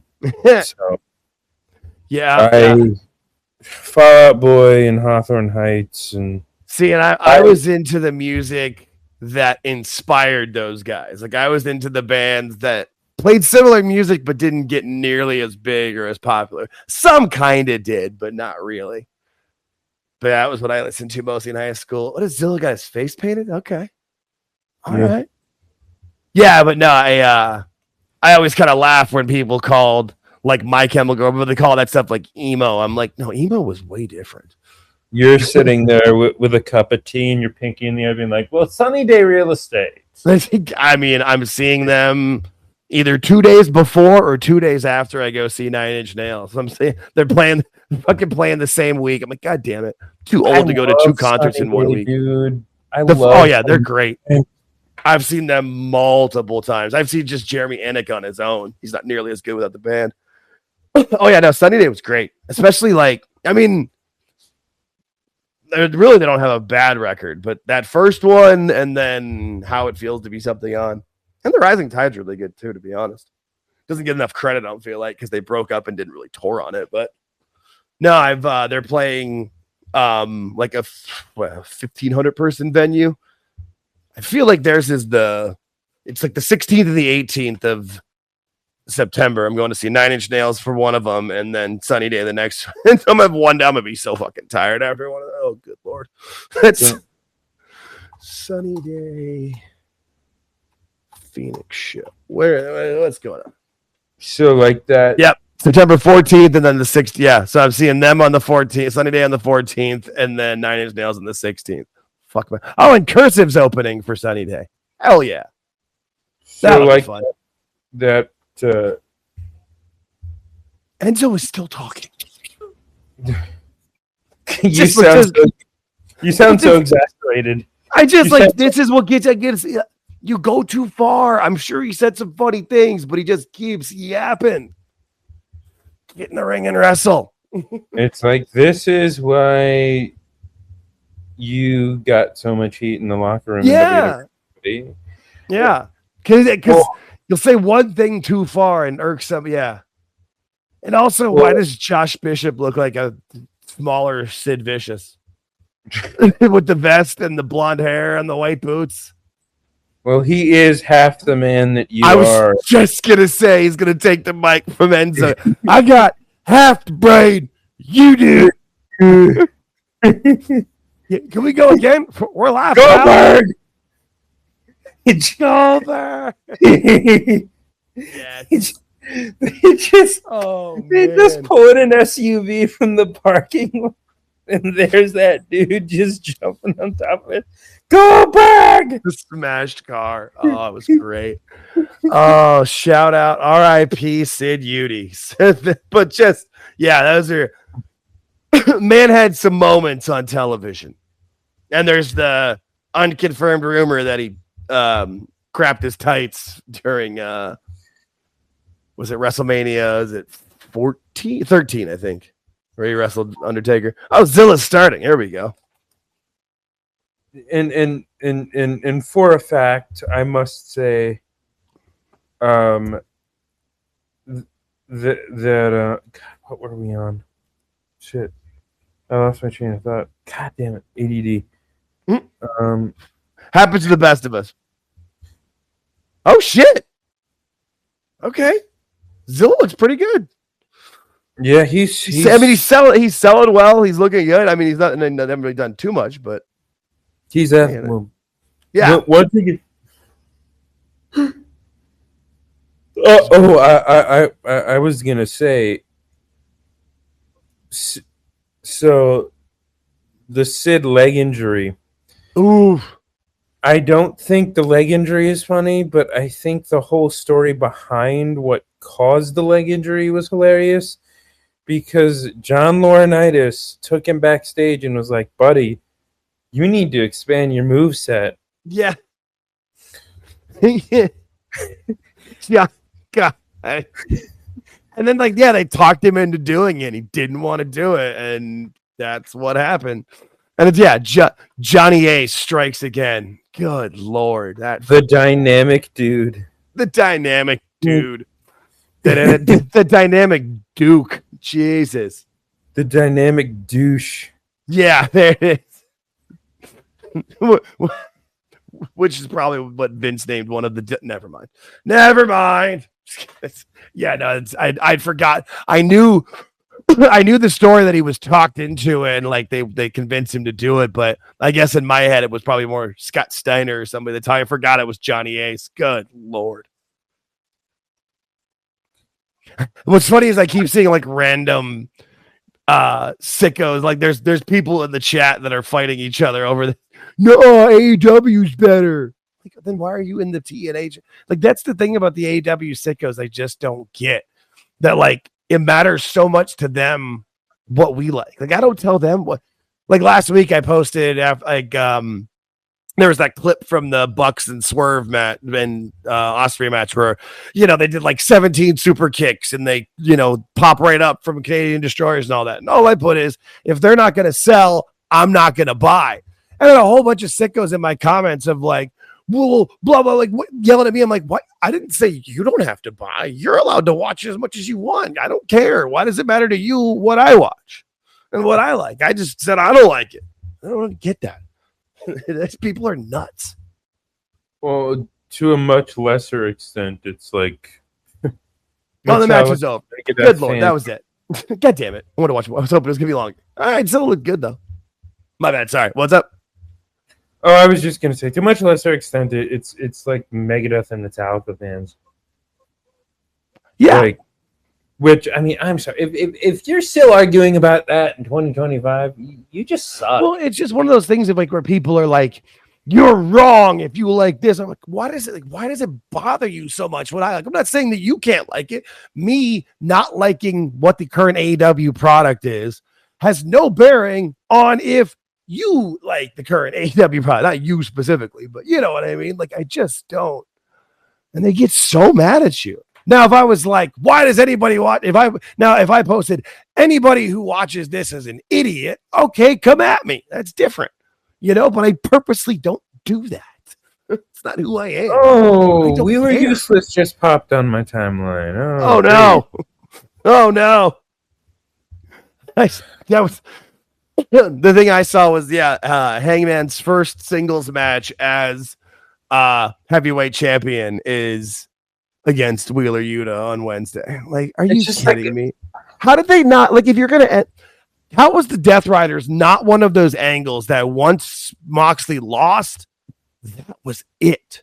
Like that they needed to, the entire group just needed to go away for at least 2, preferably 6 or 60 months. I don't know. I just, like, that's the problem. Like the feuds never end there. Like, when a storyline has like a clear ending and then you come back and you keep doing, like, no, Mox and them should just go away. It didn't work. It's not working. Don't give the belt back to him, for God's sake.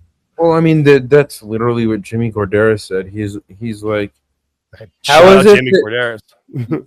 he was like, you would think after they had this big dramatic end to that Texas death match, where like basically everyone in the faction was taken out and Moxley lost, that they would have just put a fork. Well, look at the intended. Put a fork in it. Nice one. Good move. No, but hang on. Just think of it this way. Like, the biggest comparison. What was the comparison of that match that everybody made? This was their WrestleMania 40. Where you're bringing out a bunch of different people to wrap up a bunch of different storylines and tie it all up together. Great, right? Okay, that's awesome. Yeah. You know what happened in WWE after Cody beat Roman? Roman went the fuck away for a long time. I don't think he came back to what, like SummerSlam or even late. I don't know when he came back last year, but it was a long goddamn time away. And Moxley is back on the very next Dynamite, the one from medieval times, by the way. Like, no, just no. But there's the problem with that company and why nothing will ever fully work. Like, I'm sure I'm not sure. I take that back. Somebody should have stood up and said that to Tony. Like, no, the Death Riders need to go away after this ending. It makes it more impactful. And here we are, and they're having triple threat. They're having 6-man tags, and they're gonna have the Page versus Squealer Useless on Dynamite, the match that everybody wants to watch. Woo! What up, Herman? Anyway, well, so, but what's going on? Oh, what's up, Herman? No, you can keep going, Sam. We got a request to speak. Herman, who came in for our last week. What's going on, buddy? I just tuned in here. I'm kind of looking forward to the show, actually. The Slammiversary. No, I've been looking forward to Slammiversary. I mean, for at least a month, if not longer, because I've been watching because NXT's done a great job with the partnership and promoting, and then I've been it's made me want to watch TNA. So I've been paying attention to every single storyline, like, you know, not as big like the Moose and Leon Slater match. Like, okay, sure. But there's some stuff in this that I'm really, really looking forward to. And then you're going to tell me that AJ Styles, we're going to have the prodigal son return home. Like, that's stuff you never thought you'd see, especially with you know, how it's been under Vince for all of our lives, where now they actually are here acknowledging other companies and letting other companies show up. So I'm excited. I'm curious if AJ is just going to come out and give a speech, or if he's going to have a impromptu match, maybe against, like, I don't know, Frankie Kazarian, or I don't know. Who's Macklin fighting? Macklin just had the match. They just did the pre-show match. It was the 6-man tag. Macklin and Jake something and Mance Warner. Although the match was like 5 minutes long, so he's definitely, he would be well enough rested. Yeah, he could probably pull double duty if he wanted to. Yeah. Because they kept teasing that online. They kept teasing on X because Macklin's like, oh, so AJ's coming. Well, so maybe, yeah, okay. I made the joke that he should take on Consequences Creed. bring Xavier Woods back as Consequences Creed. That'd be fun. Yeah, you got a lot of TNA guys in the company that you could. Yeah, I'm excited to, but I am excited to see what they do with it. I'm wondering. My thought is that if he does have a match, maybe they'll have like a quick match, and like as it's going, Dominic Mysterio comes in and gets involved or whatever. Because I feel like AJ and Dominic for the IC title is what's going to happen at SummerSlam. I would think would make the most sense. Yeah. Oh my God, that segment with them was hilarious. Oh God, yeah. AJ's low key hilarious. Until he starts talking to you about his flat Earth theories. That's not so funny. Yeah, that's less funny and more. I like the gay community. What do you mean? I like the gay community. Oh man. Yes. There's certain videos that just live forever. Sorry, AJ. That was a rough one. No, I'm excited. Who do we think the TV deal? What was that about the TV deal? I kind of interrupted there for a minute. Who do we think's gonna get it? I mean, I still don't see any reason why it wouldn't be the CW if they're bidding for it and they want to. I would just think they would just make as long as the partnership is obviously it's strong, but I don't know for how long it is. I don't know when it was announced or how. But if it's something for like the next 2 years, I don't see any reason why the CW wouldn't try to get TNA on. Start them this fall like they did NXT last year. I know it was October 20 something was when they went over to CW last year, and it just makes so much sense because then you can promote the shows on each channel, or for whatever you have on Tuesday can lead into Thursday, can lead back into Tuesday, and then if you want to bump the ratings, you can have main roster people come on, and there's enough people on the main roster that were in TNA that can come back like they're doing. There's so much they can do with it. I would be surprised. I mean, I wouldn't be that surprised it was somewhere else. I just feel like that's where it makes the most sense. But I could also see, I mean, I don't know what other networks are trying to get themselves out there with it. That would be, because I don't think they would do. I don't think USA would want to. Obviously, none of the ones like if AEW wasn't around, I would think like True TV, because I hear they've been trying to get into sports, so they could be one. But I just feel like the CW just makes the most sense. But we shall see. I got a couple dark horses. I was like, what do you think? Yeah, what do you got? Well, the one that I'm thinking offhand, because they've been kind of aggressive, especially with landing the WNBA deal, would be Ion. And WWE has done business with that network in the past. Okay. So, they need live content. That's what they want to get into now. They want to get into more of the live content instead of showing like 15-hour blocks of Blue Bloods or NCIS or whatever. Okay. Yeah. The channel I'm talking about. Right. And I mean, those shows have, 8 bajillion episodes, so it makes sense of why they can do that. But yeah, no, that would make a lot of sense. And then because the live programming, it's such a game changer for them. And you've seen what CW's been able to do with it, where you promote it a bunch, put it on their NASCAR stuff. And I could see it or something like it. What else you got? Well, the second one, it would be kind of tricky because this would involve giving the Dark Side of the Ring guys a kick in the nuts, and that would be Vice. Vice wants into live content. They're trying to get into college basketball. They've had all those sports documentary things. They've got arena football and all that stuff. So whatever networks are out there right now that are clamoring to get live content, I think that's where it's going to fit. I would say, like I said, Dark Horse would be Ion, but I think it would be perfect because everybody and their mother can get a hold of Ion. Yeah, and that's what matters. That's what I was saying when we were talking earlier about what we thought. It's got to be somewhere that's got coverage on most of the major cable platforms. Like obviously DirecTV is the biggest nationwide, but then there's also, I don't know, like Comcast, Spectrum, Cox, whatever. You want to be on of those, like at least 75% or more. So yeah, something like that would work or make sense. That would, and with Vice, I'm not sure. I mean, I know, like, I guess the dark side would be somewhat of a conflict of interest, but it's almost like you can keep it different divisions. Like, they'll be in the live sports and those will be in like the documentary or like, scripted section or whatever. So that's interesting. I could see it. I mean, I remember Vice had, they did, I don't think it was much, but they did a little with MLW. The match actually. Wrestling also. Huh? Wild Women of Wrestling also. Oh yeah, I forgot about that. The Genie Buses jet, yeah.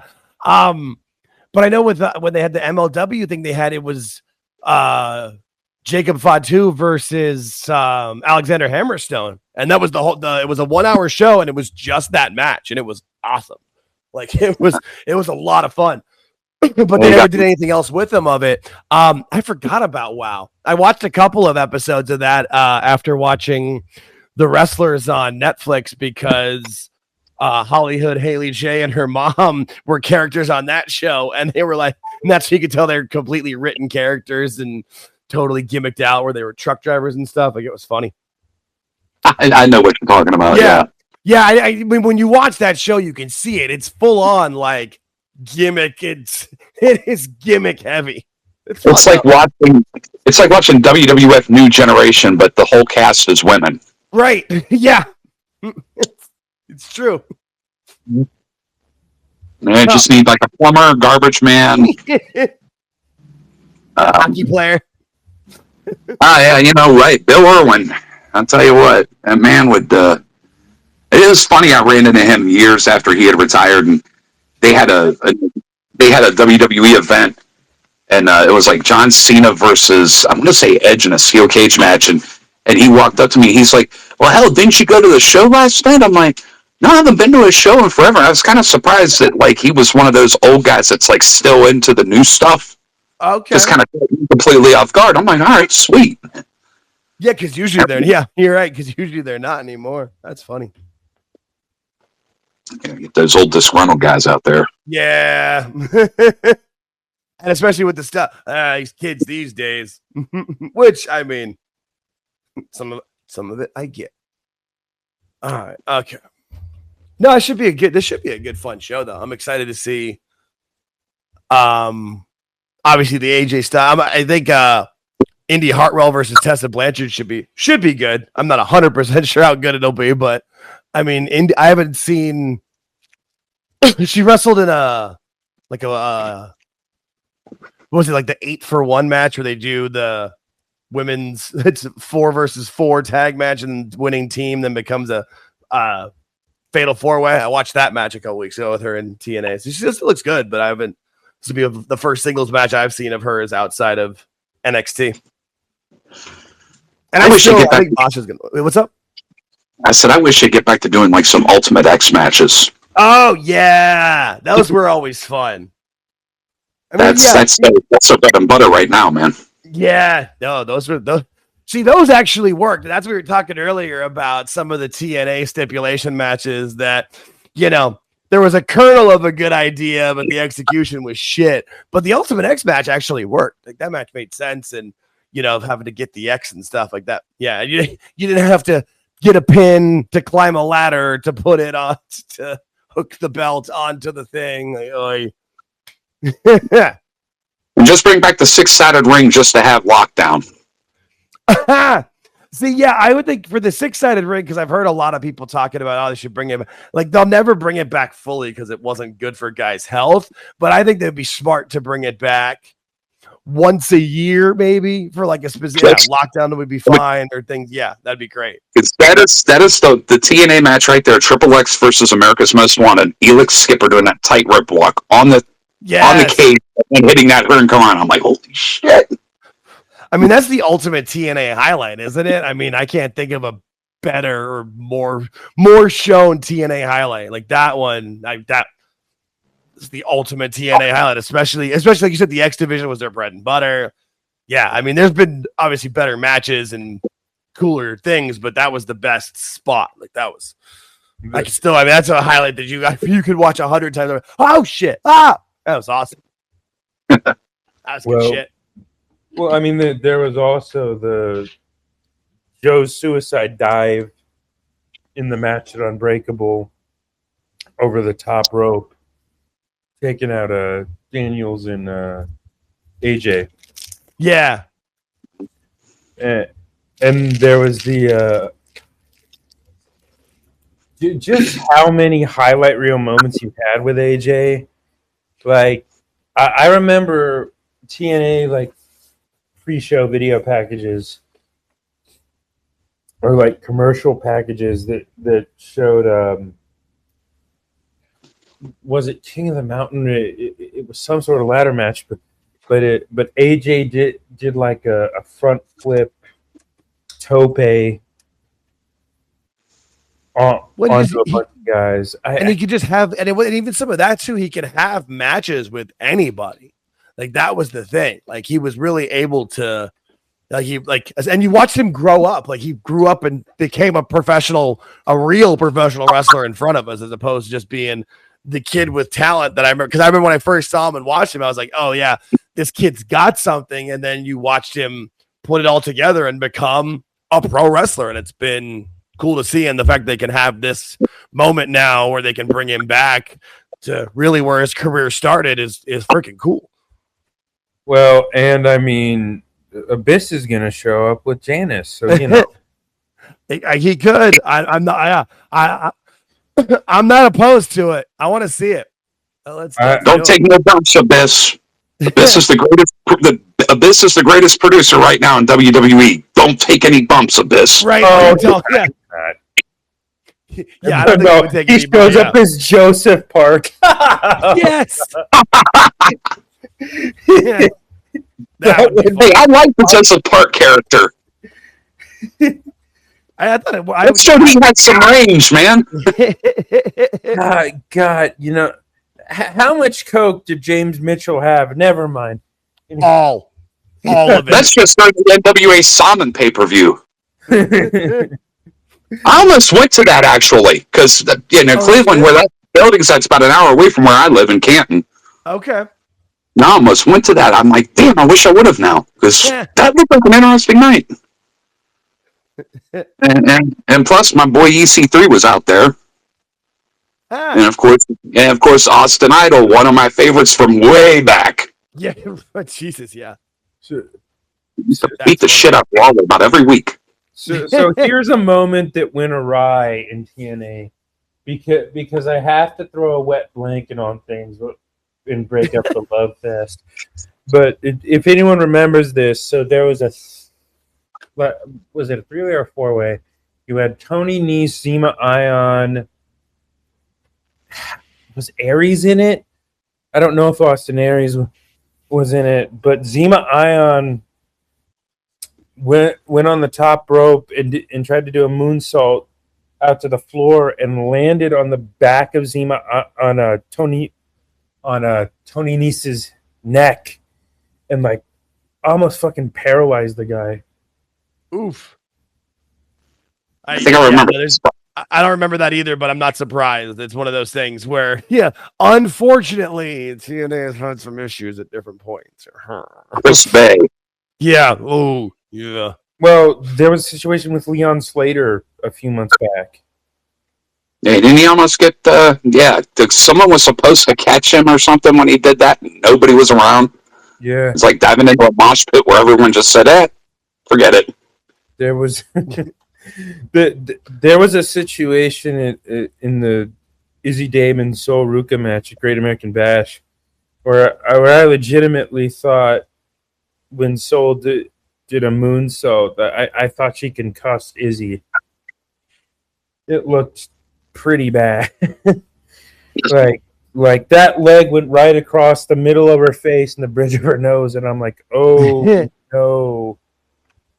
Yeah, no, and that's why, and that's why people when they're a little more seasoning for some of these people. Like that's you can see that in some of the developmental for now.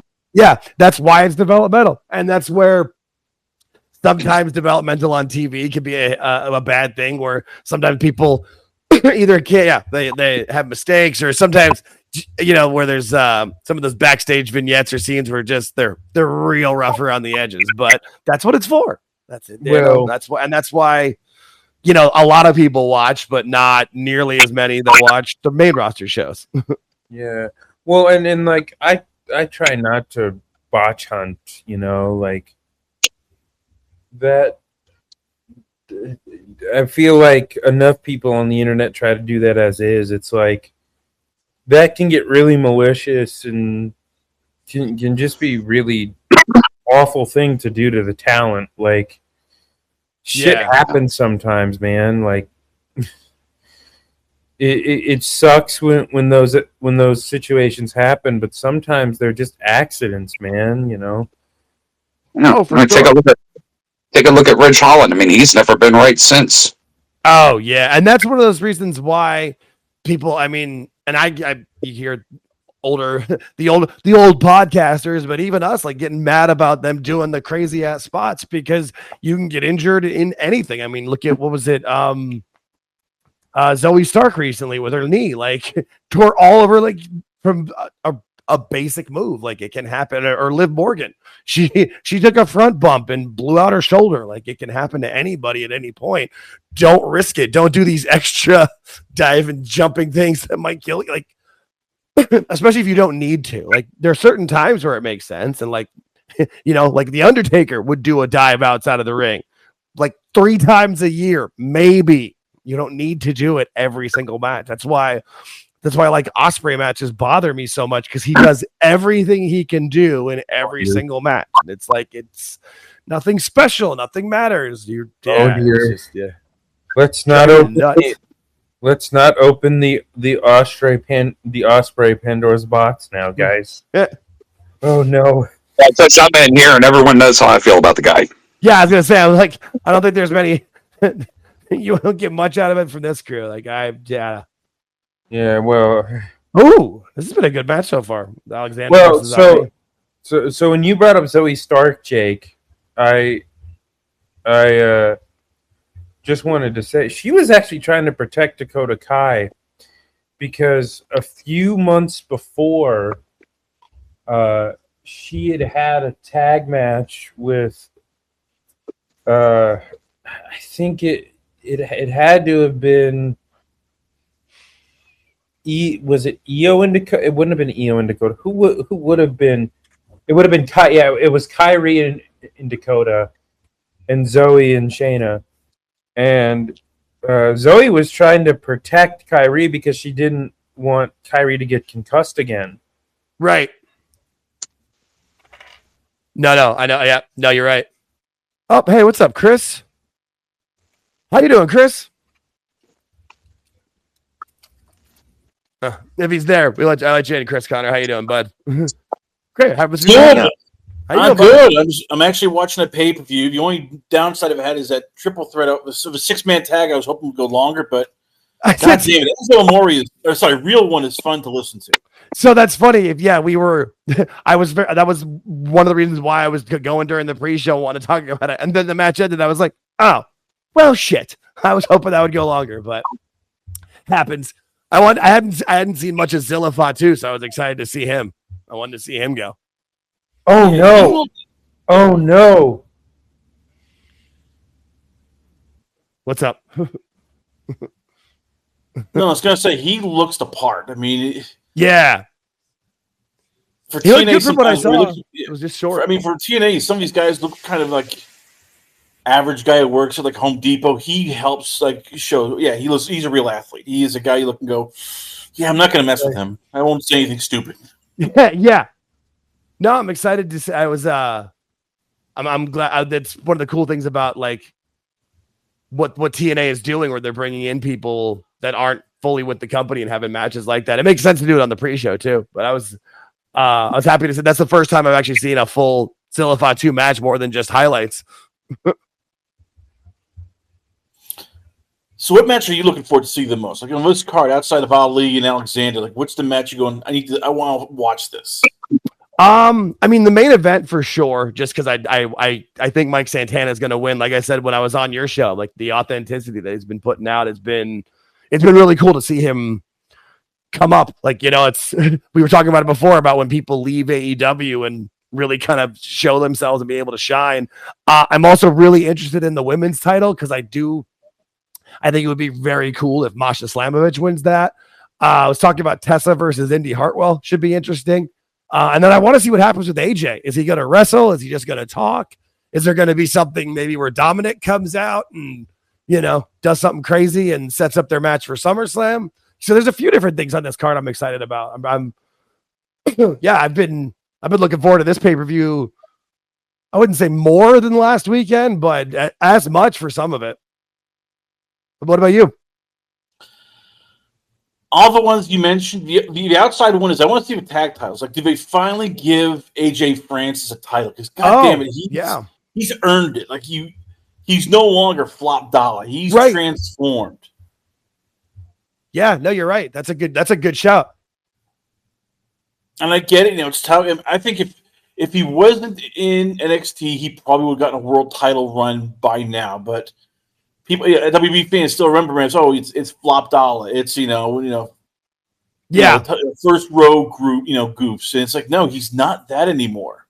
Yeah, he has evolved. He has definitely put in the work. He he looks better. He's way better. He's like, what do they better in the ring? He's just more solid. Like you can see he's not trying to do too much. No, that's a good point. I almost forgot that match was for the titles. I got the card up in front of me here. Yeah, that should be fun. Yeah, this whole card's pretty big. There's nothing bad on it. Like, I mean, Dark State versus Matt Cardona in the system, but I mean, then also you've got Matt Cardona and Brian Myers in that, so at least it'll be interesting. So we'll see. Yeah, I don't think there's anything bad on the card. Yeah, I was gonna say maybe Dark State, just because like, okay, they're so goddamn raw, and what do you do with the system? It's like they're sort of they need to evolve, but it's like, okay, what do you do with them differently? Yeah, no, that's a good point. It was cool to see them come on NXT. I wonder if they're gonna be like, because it seemed like they were kind of shifting babyface. I mean, and the system's been pretty heel as far as I've seen on them, so maybe they're gonna shift. That would be something to kind of shake them up, to feel like they're kind of like Judgment Day, where they get stale for a while, but then you have something that gives them a fresh injection of life. Yeah, Negative BQ, who I've had on the show, great guy. The only drawback he said is you have Alicia Edwards, who's great as a heel manager, and you have Moose is a true heel. So if you turn them babyface, what do you do with those two? Because probably have to kick them out. But that's a good point. Who are you hoping to see's debut? Because I'm guessing there's going to be like one surprise, a guy like, all right, well, because Slammiversary always has that one guy who all of a sudden debuts in the company. So who do you want? Like that's available and it's a free agent. Right, that's what I'm trying to think of is who's available, who is going to be a free agent that'd be available. I mean, you wouldn't think. I mean, I probably wouldn't think. The first thing that would come to mind is Bishop Dyer. Old Happy Corbin. But I don't know. That's a good shout though, because there usually is. I mean, this is their big event. So who's all available? Do you have somebody in mind? Well, they showed EJ Judge there, EJ Naduka, aka the Judge, at the event. So does he debut? Does he become like the third member of First Class? Okay, I can see that. He's a big guy, so it helps all of a sudden that you're like, oh shit. Okay. I can see that. Sorry about that. I just saw Tasha Steele just took a lung blower from Cedric Alexander. It was not my bingo card. Like, oh shit. Also, Ali almost knocked himself out by overshooting a suicide dive. God, that's what inspired my reaction. I was just like, Jesus Christ, man. Don't do that. Yeah, no, yeah, no, there's certain times we just see I was a few seconds behind. I just saw the thing with Apollo or with Cedric Alexander. Jesus. I guess TNA doesn't have as many of the rules against the intergender stuff. I was surprised because they've cut out no bleeding, no real cursing, but this is like, oh, all right, well, they went balls to the wall, I guess, in the pay-per-view, so. And look, credit to Tasha. She will do anything. She took that well, yeah. Yeah, I'm like, holy crap. Yeah, she took that well. I was gonna say, didn't she take like a stiff bump not too long ago? Where it looked like a stiff bump from Ali, where there was like a miscommunication. Oh yeah, I saw that. Yes, you're right.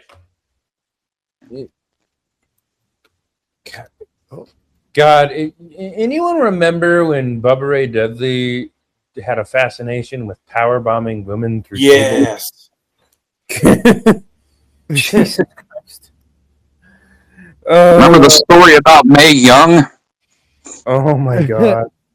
And he's like, oh, that broad was the toughest person I've ever dealt with in the business. I don't remember now.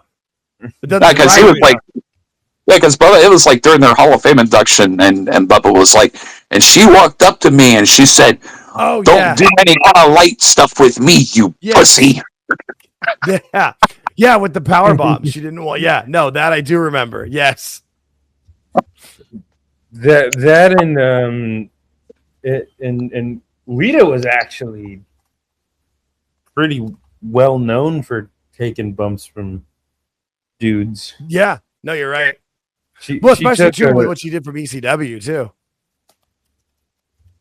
All right, I'll be right back. I gotta refill my drink and hit the bathroom. I've been on for like 2.5 hours here. He does that right as we're having Dark State versus assistant Matt Cardona. It's ironic timing, but.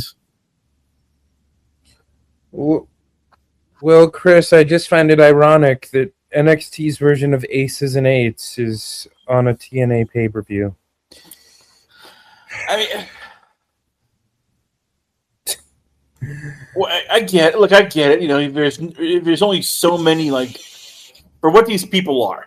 It's not like you can give them, like, Oscar material, go, hey, go out there and, like, do Raising the Sun. Yeah. Or it's like these are athletes who probably, for the most part, haven't done a lot of acting. Oh, yeah, let's give you a gimmick that you can actually try to do and not, mumble up your words. This works. Is it cheesy? Yeah, but... Yeah, I mean, we can do that much. Well, I mean, I'm just saying, like the irony of a Aces and Eights adjacent type tag team showing up on a TNA pay-per-view, and I mean, in my opinion, that faction was one of the death blows to the Dixie Carter version of TNA. See, I thought it got a lot of bad rep. I mean, we talked about Aces and Eights it was bad. Okay, well, is it any worse than like Dark Order or the Hurt Business, which was basically just it's Bobby Lashley, but the other three guys never did much in WWE. I mean, I get it was I get it. It's like it's this guy, this guy, this guy. Oh yeah, very very nobodies. Well. You're not getting top free agents. This isn't the NFL where it's like, TNA is going to swoop in and sign Seth Rollins to a 5-year deal for $100 million. It's like, you get what you have. And I thought Aces and Eights got a bad rep. If they had a bigger name outside of Bubba Ray Dudley to join him, it wouldn't have been that bad. That's a good point, I feel like. With Joe, though. They tried to do it with Joe, though. And it just didn't work. Which is weird because Joe's a good heel. I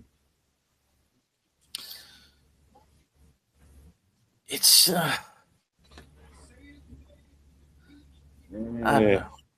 It's like Retribution, though. You look at it, and it's like that should have worked. If one on paper, it's like you have Mustafa Ali, you've got Mishin, you've got Donovan Dijak, Shane Thorne. I mean, they had the pieces there. It was just the execution was piss poor. Which that's par for the course for what they did back then. But I mean, it was nowhere near as bad as my most hated, which was the Main Event Mafia. I will always hate the Main Event Mafia. Like I was saying, it's just like the Millionaires Club, but not as good. I respect the fact that Booker T, at least years later, was honest enough to come out and say, Yeah, I really didn't give a shit when I was in TNA. But that doesn't mean while he was there, it was fun to watch him, stand there and not give a shit. Jesus. Right. Yeah, that was something. It was. It's.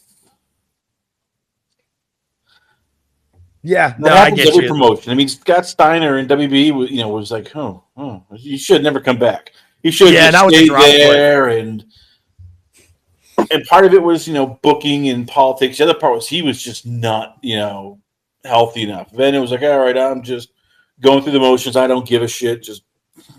I hate this place. Yeah, I thought when Scott was in WWE, I thought his back was like in a lot of trouble. Yeah. And didn't he have drop foot too? Yeah, he had drop foot, which really hurt everything. Right, he had multiple issues, all of them bad. Yeah, man, could he cut a hilarious fucking promo? Yes, he could, but it was reined in because you knew Vince didn't trust him with a live mic. Like, no, I have no idea what you're gonna say. It's bad enough I'm letting Paul Heyman see him Punk. Scott Steiner, F no on that one.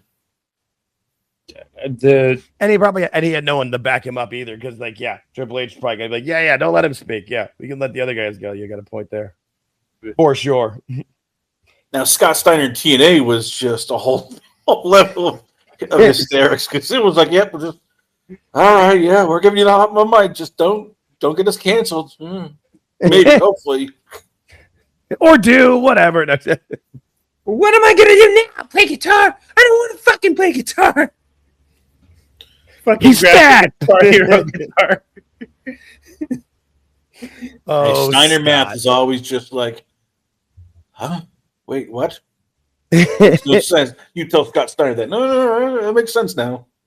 It makes sense if you want to get to 133.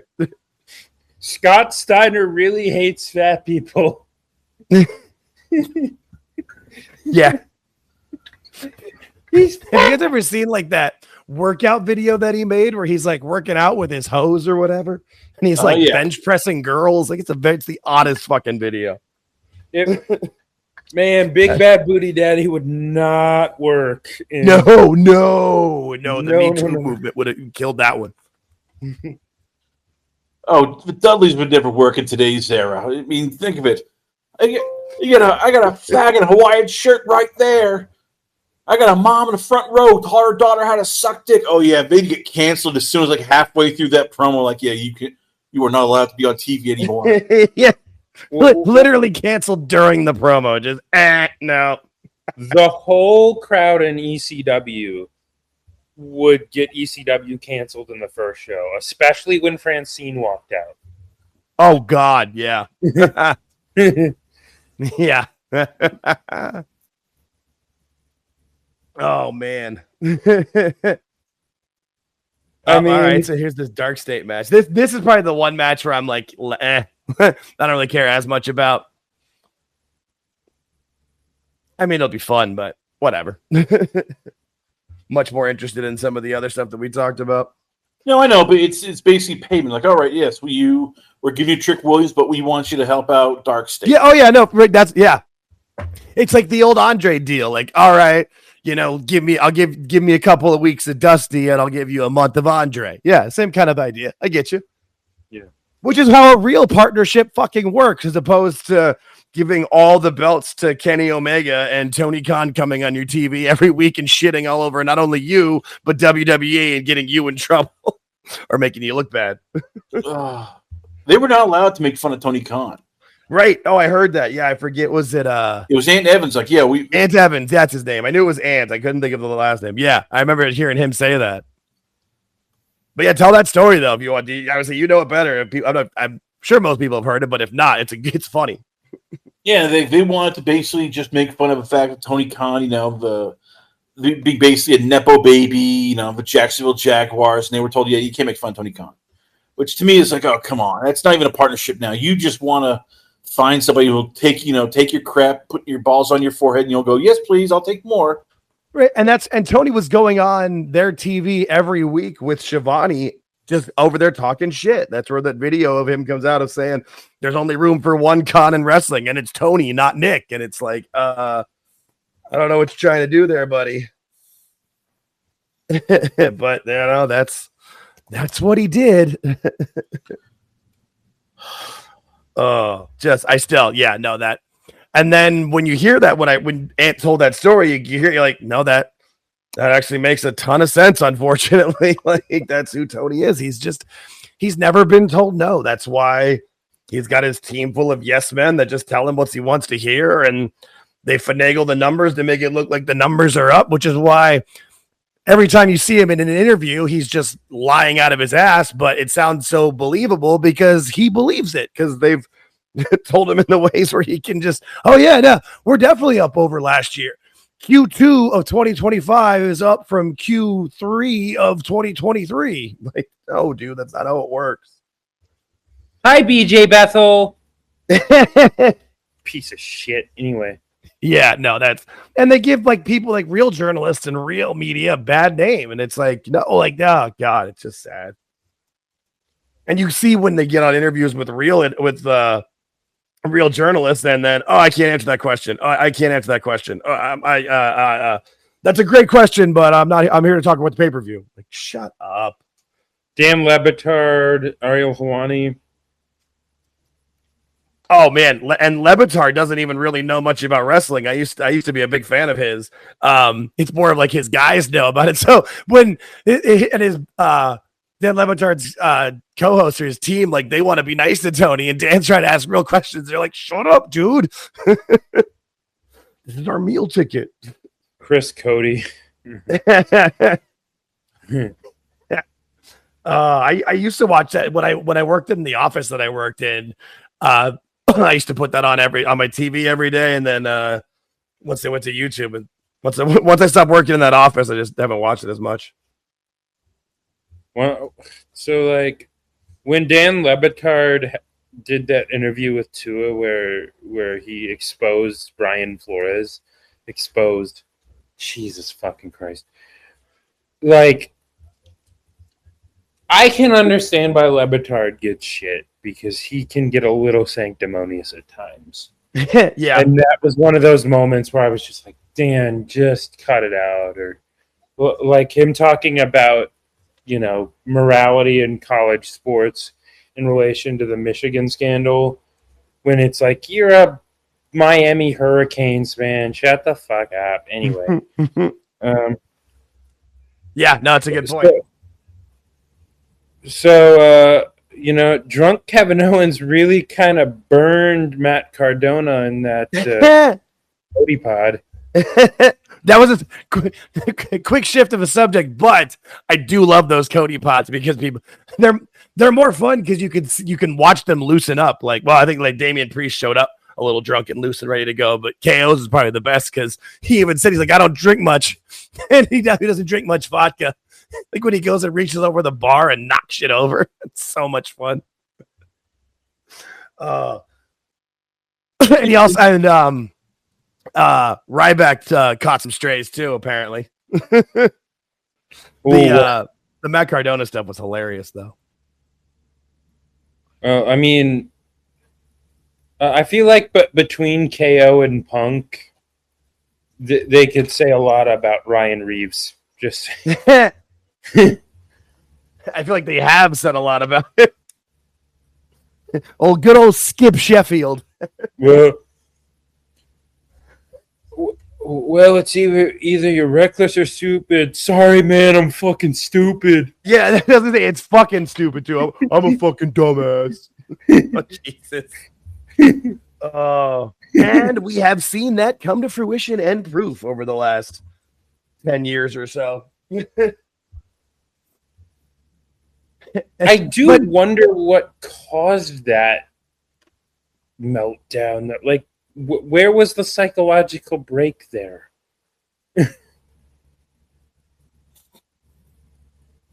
I think it showed up broken down. But I hear you. But it's Matt Cardona. KO was right though, because every time I see an interview with Matt Cardona, he talks about, wanting to go back to WWE. But like he wants to go back in the main event scene, and it's just I like the guy, but that's just not where he's at. He's not a main eventer. Well, I mean, he never at least really not in WWE. was. Yeah. Well, I mean, but he has been on the indies, and I mean, if he wants to continue with this character, it almost has to be kind of like a joke where he thinks he's the king and like maybe gets at the IC belt for a while or whatever. But yeah, you're not. I mean, when you've got the main event scene with Cody and Roman Reigns and CM Punk and soon to be Jacob Fatu and Braun Breaker, like there's not much room, buddy. Matt Cardona, you're a 38-year-old BJ Ray. Yeah, I get where Cardona says the main event. He probably looks at like LA Knight and go, I was LA Knight before LA Knight came along. Why can't I get... when you say it like that, Chris, you're not wrong. I didn't think about LA Knight in that sense. You got a point. But also, yeah, you got the other point of there's not how much room for spots of that is there. There's not that many guys you can have in that same spot. It's a good point, though. I mean, it does not help Matt's kind of like begging to get back on WB and his wife begging. It's like, okay, look, you got to take the hint. If WB does not like begging, but if you start begging, they look and go, yeah, no, sorry, screw you, just F off. Yeah. They're like that girl. When you're nice to her, she doesn't text you back. When you ignore her, she's texting you all the time. Yeah, I know that. Well, that tracks. Well, I mean, that's one of the things that did Dakota Kai in. She went on her Twitch and started complaining about not getting a push. Right. And like almost crying, like I want to be used, and like we get it, yeah, but that's not a good look.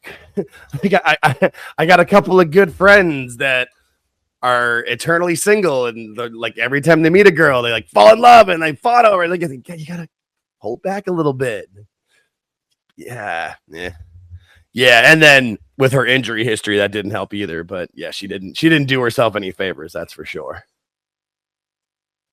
But hey, man, Chelsea, on the other hand, she is, I'm just teeing this one up for Jake, guys. So, I mean, there's nobody who maximizes their minutes better, man. Like, and even still with what they've done, because some people were thinking how when she lost the U.S. title, it was going to be, a bad for her or burial or whatever. But like I said, I'm like, she'll make it the best thing for her, and she has. And then she got to have a match against Brie Bella, like. She said how many times how the divas were her inspiration, how she almost considers herself like a diva. Brie needed to get a singles win. I'm sure she was the first one on the list of like, please, I want you. Yes, sign me up for that. Like that woman is so intelligent. She needs to be somebody that they have teach just like a personality class when she retires the PC of just like how to maximize your time. Don't worry if like what they give you sucks. Just, not completely, but especially nowadays, it's not going to suck as bad as it would have under Vince, but just go full out, maximize it, put all your effort into it and see what happens. And look at her. Well, so she did an interview with Ana de Armas, which was really good. The actress? Yeah. Yeah. Right. Yeah. Okay. Oh, I saw. Right, for the ballerina movie, I saw a clip from that interview. Yeah, she's really good. That could be her future position when she retires too. I could see that. Especially with Kathy going into movies now. Mm-hmm. That's my girl, though. So, damn it. Yeah, I think nowadays trained to take bumps, so she wants to be a manager, Kathy Kelly. Yeah, that's what I thought too. I could see. I think she wants to do more, but I think the movie thing is just because now they're allowed to. You can be part of. TKO understands that it's all that does is help grow the brand. Vince wanted to control everything and didn't let people do whatever, and like that's how Damian Priest didn't get in the Marvel movie or whatever. But now, hey, if you want to be cast, all that does is make us look better and help get our name and our brand out there. So yeah, I wouldn't be surprised if she takes some of that time when she's gone to film the movie or whatever, that she will come back and then something backstage where she takes a bump and then ends up managing somebody or something. I wouldn't be surprised if it happened sooner than later because she seems like somebody who would put out the full effort. Like she's not going to half-ass it. I don't know who she'd manage though. Well, I don't either specifically, but just that's where you can have something backstage where then she can come into it and take and manage them to, fight for her honor or whatever. Yeah, well, and the thing is with these interviewers, they could just call Kelly Kincaid up from NXT and put her on Raw, or call up Sarah Schreiber and put her on SmackDown. Yeah, that's a good point. And I mean, they have interviewers in Evolve too. Who knows? I know Gia Miller re-signed with TNA, but forget about what people were talking about. Just all these, ex-WWE divas who are hanging around looking for something. I mean, they could always bring them in, whether it's Mickie James, whether it's Victoria. I mean, they have all these friggin' ambassadors. Just, hey, you need an interviewer? Here you go. You got one of the old, veterans who can still actually talk and would know the product rather than get somebody you're like, okay, yeah, I have no idea what wrestling is, but I'll wing it. Yeah. Well, but then again, like, there is something about, like, people falling in love with the business through getting that job. Like, Kathy Kelly started as an entertainment journalist. Like, yeah, Kayla Braxton was the same way. And actually, Kathy was doing fucking SmackDown reviews with AfterBuzz TV, but she just fell in love with the business, and she fell in love with it enough to get a job as an interviewer the first time, and then Vince fired her because she was too tall. All right, because you got to have everybody with the standing legs apart and stretched down. No, but they've got to with the crew they have now, they're good. But I'm sure they probably got people either in mind or people in the wings that we don't even know about. And like I said, I haven't watched much Evolve to know what they've got going on down there. But I also feel like they've got enough people that can teach people the right way of doing it too, so that if somebody does move on or goes and fill, like, I think Kathy Kelly's role is almost like a cameo, like a short role or whatever. But if she gets a big role and she's, the lead actress or secondary actress in a movie or whatever, and is gone for 3 to 6 months, they've got people they can fill in for it without any issue, I would think. But yeah. Oh, this match should be fun. I'm Tessa Blanchard versus Indy Hartwell. This should be good. I forgot Alicia Fox is with it. Okay. I guess it's Alicia Fox. I forget what they got. Victoria Crawford is her name in TNA, but yeah, Alicia Fox. Oh, I guess Victoria Crawford's her real name. All right, good for her. I forgot that she was part of TNA. She signed this year around like when Robert Stone debuted. She's supposed to be like a backstage producer, and like, oh yeah, I still want to wrestle. I'm like, all right, Amy, we'll have you in there. I mean, she knows. I mean, you see her face comes on. You see her, yeah. No, that makes sense. Good for her. She got clean and she took her second chance. I'll say this: I love what Indy's doing because she's no longer of a comedy, goof that she was in WWE, which is like, okay, yeah, you liked her, but it was always like she's never the person you take seriously. And here she's become a full, like, serious baby face. Right. I was just gonna say it's this. Yeah. Instead of being the goofy baby face or like whatever they were trying to do with her and Candice on the main roster that wasn't working at all. No, and this is good.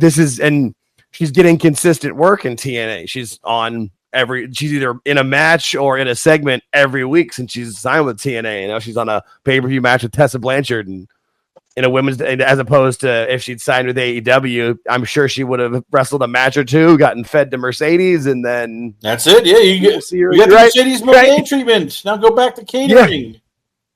Yeah, exactly. All right, you took your loss. Awesome. Move on. Yeah. And I mean, that's great if all you want's a paycheck, but at this stage in her career, she's better off wrestling than doing that. I mean, and that's that's a prime example of Santana and Ortiz. Ortiz took the paycheck and is just doing whatever Tony wants and that stuff. And Mike Santana's in TNA and about to challenge for a world title. Yeah. Well, which is awesome.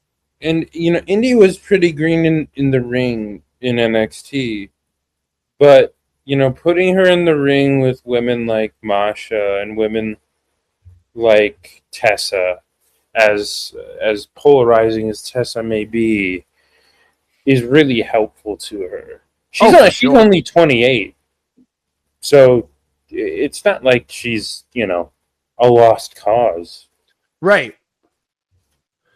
No, for sure. And wrestling ladies like Tessa and Masha, like those are people that are ring veterans that you can learn from. And I'm sure, she took a lot of great lessons from the PC and is putting those into place. And it's cool that she was able to keep her name.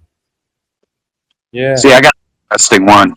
I'd like to see Indy and Steph DeLander get back together. Okay. Because, they had that NXT team there for a while when Steph was Persia Parada. Right. Yeah. I forgot about that, but you're right. Yeah, and also don't forget, too, Indy, I guess, is still married to Dexter Loomis. Storyline. No, which was, it's funny what they've done with Twitter with the two of them still, like, having that being funny. With, like, that's the kind of stuff where, that's the kind of shit that I just absolutely love about professional wrestling, when you can have that kind of silly and fun stuff with it. If you know. I hated that gimmick, but it wasn't necessarily because of Indy or Dexter. Oh yeah, it was because of Johnny fucking Gargano.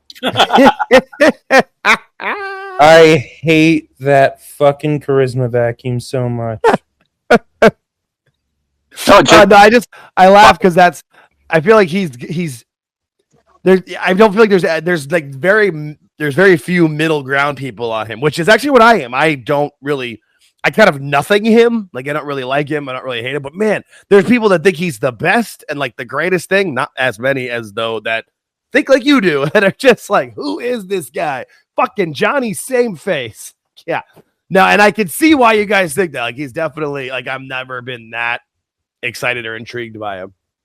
Well, but also too, like, if his main claim to fame and the main thing about him is he's great in the ring. And I will say till I'm blue in the face, like, yes, that matters, but really it matters the least. You got to be able to make a connection with the audience. And he does not do that in a positive fashion and doesn't get heat. Like, oh, he's building up heat. It's more of like, go away. We don't like you. Yeah. Well, I was a huge Ciampa fan as a mid-card heel when he was kind of doing the throwback Harley Race shit. I was a huge fan of Tommaso Ciampa. Then he got hurt, and I was just like, damn, like, you actually had something with him. Like, he was kind of bringing back the old school slimy heel, and then he just walked.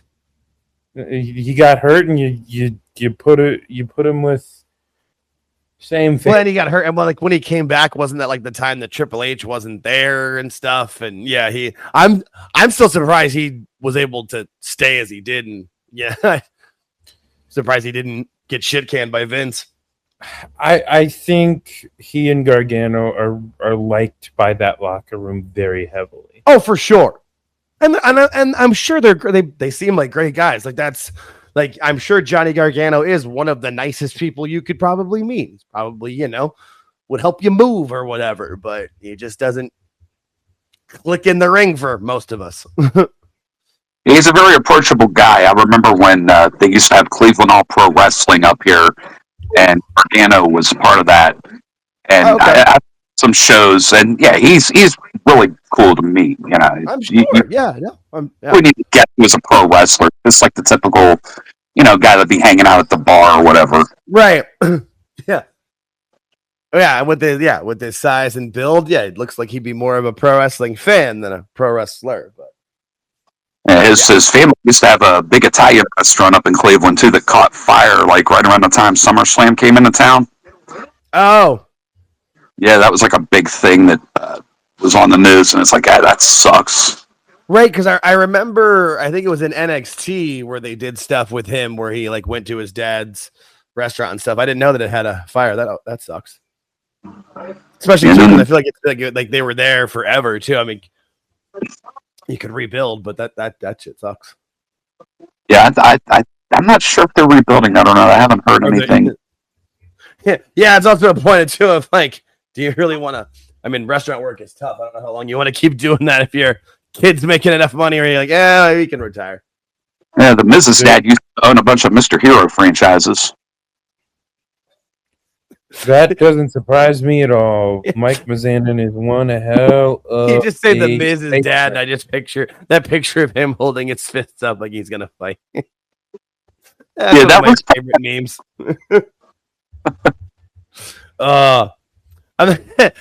Whose dad was goofier or worse, Mrs. or John Cena's? The answer is yes.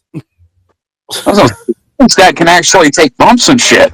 Yeah, no, that's true. Yeah, that is true. He can. Now, oh, Johnny used to get down in the Indies a long time ago. Didn't he like run a promotion for a bit or something? I feel like maybe somewhere in Massachusetts. I feel like that was a thing. I could be wrong.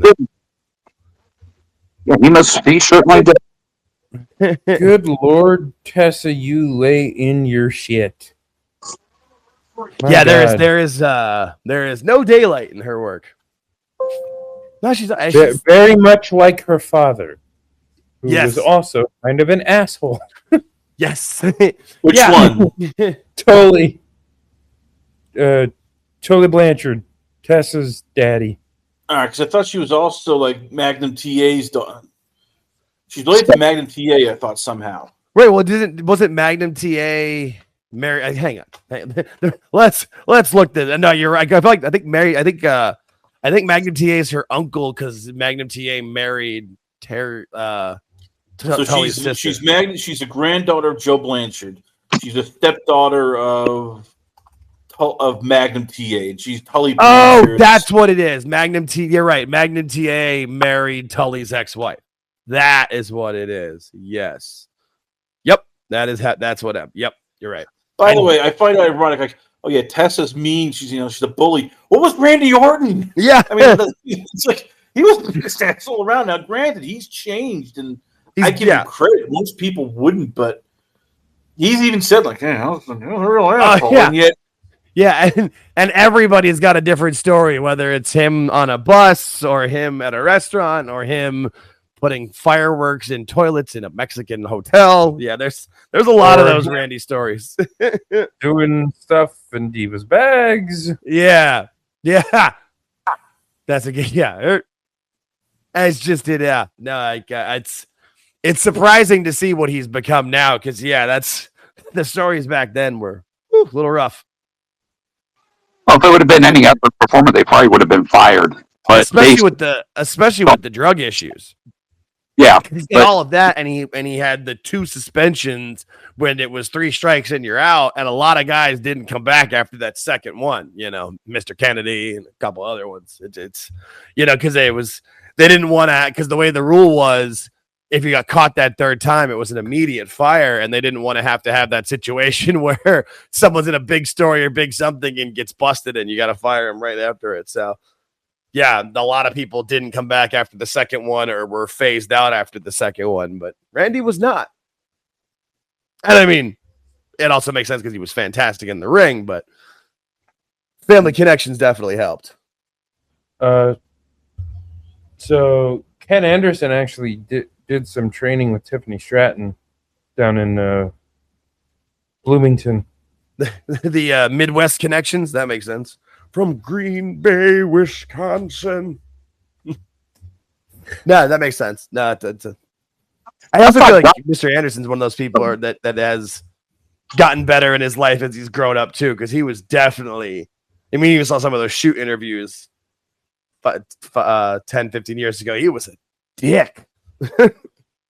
But the last few ones I've seen, he seems really cool. He seems like he's really mellowed out and accepted his life as, you know, I think he was just pissed about how it all happened, where he was supposed to be Vince's son and, oh, you're super injured. You're going to be out for 6 months. Oh, second opinion. You're going to be out for 3 weeks. God damn it. And he lost the briefcase and his career was never the same. Oh, speaking of worse moments involving the Money in the Bank briefcase, how about Jack Swagger taking 2 minutes to? I was there, buddy. I was there in person, and it was awkward. WrestleMania 26, the only WrestleMania I've been to. Yeah, no, like it came to the point where like we were looking like someone's missed their spot to come up. Like I thought like he was doing it on purpose, like waiting for somebody to come like jump off the turnbuckle and drop kick or something, and then he grabs it and you're just like, oh no, he's just an idiot. Okay. Yeah, and then but if you watch the WWE Network version of it, it takes him like 20 seconds or less. They edited the fuck out of that. But I was there in person. That's funny. Good call.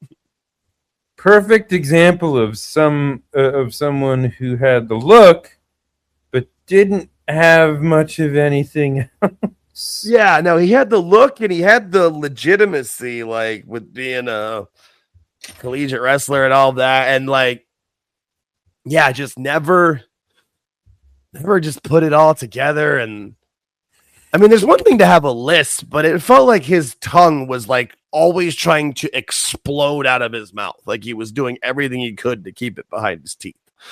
It's just always like Jack Swagger. Well, Christian kind of exposed him a little bit. He was the one that did the Suffering Succotash promo. Yeah, that is right. I forgot about that. That did happen. It basically buried him to the crowd. So when he finally won the Money in the Bank, everyone was like, who the hell is this guy? Yeah, no, I remember it definitely being a very wet popcorn fart in the audience when it happened. We're like, really? With all these other guys? I'm fairly sure. Yeah, we me and my buddy that were there we were thought for sure it was going to be Shelton Benjamin's time. Yeah, everyone thought it was going to be Benjamin or Punk that year, but Punk was too busy ruffling everyone's feathers. Yeah, he was pretty damn good at that. I guess there was some stopping of Shelton Benjamin. Which side note might be my favorite wrestler entrance like opening, just that ain't no stopping me. No. It's either that or Rey Mysterio's old "Who's that jumping out?" Back when, you know, the entrance music was maybe not always awesome, but at least listenable, as opposed to this Def Rebel crap that we have now that's just god awful. I get it, but I mean, if you get like real musicians, they're gonna want money. They're gonna want like more. Oh, for sure. Oh yeah, $50,000, $100,000. They're gonna want like, yeah, you gotta pay us this because you're gonna be using this a lot. We want our payouts, so it's tough to get like good acts unless you're Mexico and just we're not paying royalties. Screw it. Yeah, we just don't give a shit.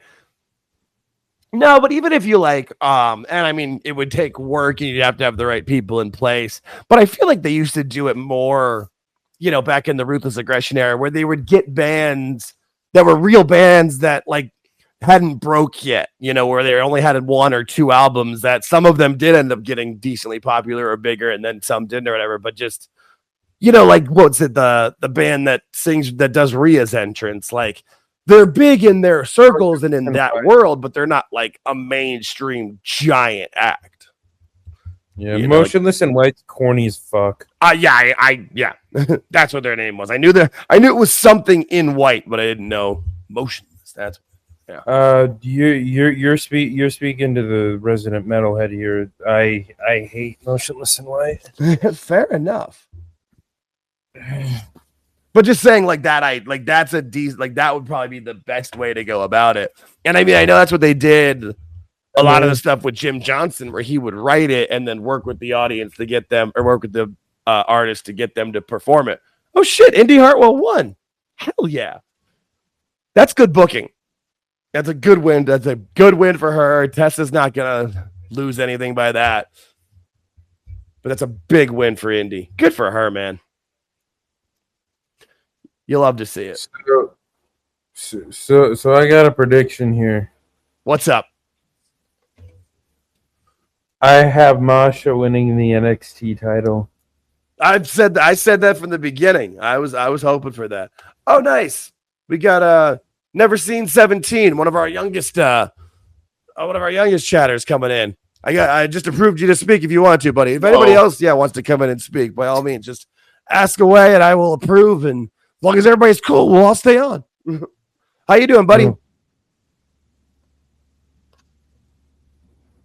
We're finally getting the Tessa Blanchard just sort of viciousness we always wanted.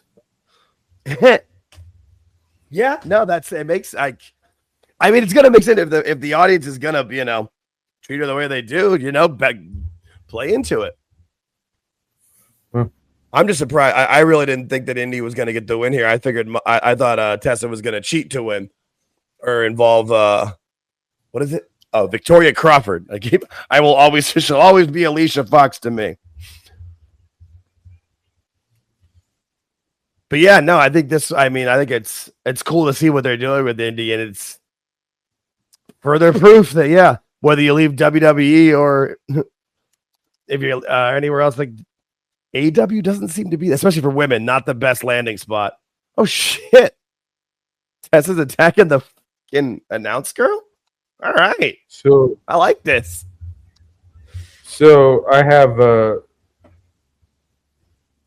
I have an idea. Can we get Enzo Amore or the real one on a coked up 70s wrestling promo, please? I mean, we probably could, but I don't know if that's the best idea for him. I don't know, man. Those Macho Man promos were something. I mean, they were, but there's also a reason why Macho Man had a heart attack. So it's give it a take. That and the roids. Yeah, that's a good point. Never seen. I see your hands up. You're approved to speak if you want to come in and speak. We're just kind of chatting today. We're just watching along the TNA pay-per-view and BSing today. We got no plans. How you doing, boss? I'm doing okay. I kind of wish I could watch a TNA pay-per-view, but I can't because it was kind of expensive. Yeah, so. No, I get you. That's why. It's one of those situations where you gotta figure out what's the best call for you, but what you can afford, what you can't of it. So I feel like a lot of people are probably on the pirate ship for this one, but it's been a good show so far. It really has. I'm watching 2000 SmackDown instead. So from what, like 2001, 2002, or is it like 2000? The year 2000. And I'm like, oh wow. I watched the first year of SmackDown, second year so far, and I'm gonna go into every year. That is dedication, my friend, and I love to hear that. Get back into the classics of it. No, that's great. Yeah. I mean, there was some good stuff back on SmackDown because that also too was when the shows weren't really separated at all, and it was all moving storylines within it. And there was some big stuff that happened, especially too because that was their first foray into weekly network TV. I mean, not that UPN exists anymore as a network, but it was big enough back then. I remember that being. I mean, I was like 18 or 17 at the time, but I remember was a very, very, very big moment for them and very cool to watch. That's awesome that you're going back and watching those. I just barely got into watching some SummerSlam 2000 with my mom and my dad. Nice. What was the main event of that one? That was the triple threat with Angle, Rock, and Triple H. Okay. When Angle and Stephanie were having that romantic relationship. That's the one where Angle gets concussed because the table breaks out of, right? Where he's trying to give him. I think so, yeah. Triple H is going to give him the pedigree, and he jumps, and the table goes out, and you just see Angle's head. Oh, God. Yeah, because he can't protect himself because Triple H has his arms, and his head just goes straight into the concrete. that's one of those moments too where you knew that Kurt Angle was going to be one of the all-time greats at this, because he is lost. He is concussed and out of it, and comes back and finishes the damn match. And that's also things that wouldn't happen today or shouldn't happen today. It's a real gnarly concussion. No, that's a good match with the storyline. I mean, that was like the height of the what they call it, the McMahon-Helmsley era, or the McMahon-Helmsley faction. That was fun. Yeah, at this point, this McMahon's been off of TV for like a couple months already. Right, because he left not too long after they took over at Armageddon, where Stephanie turned on him. Yeah, no, that was. I mean, that was the storylines that were going in when WCW ended up dying. I mean, those were the storylines that ended up officially killing WCW. Granted, it was killed from behind the scenes. This is August of 2000, so this is after Mania 16 when McMahon joined up with Triple H and them. Oh yeah, where there was the McMahon in every corner. Yeah, and Vince joined up with Stephanie and Triple H, helped them win, because Rock was the last one to match up with them. Yep, man. Oh, the good old days. All right, so what match is coming up next? Did they say it yet? I'm excited. It is Masha Slamovich versus JC Jane, title versus title. Shit. Well, then this is probably the one where I don't know if this is what I'm most excited for, but if Masha wins, I will be. I really think that would be cool and be great for the partnership if Masha wins. Will really kind of shut people up of like, WWE is just using them, because if you watch TNA, they're not. There's been a lot of TNA folks getting wins on TNA over NXT talent, but shit. All right, cool. I'm really stoked for this.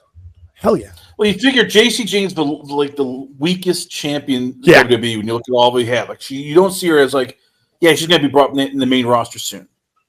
Yeah, no, she was definitely a transition. It's like an NXT for lifer.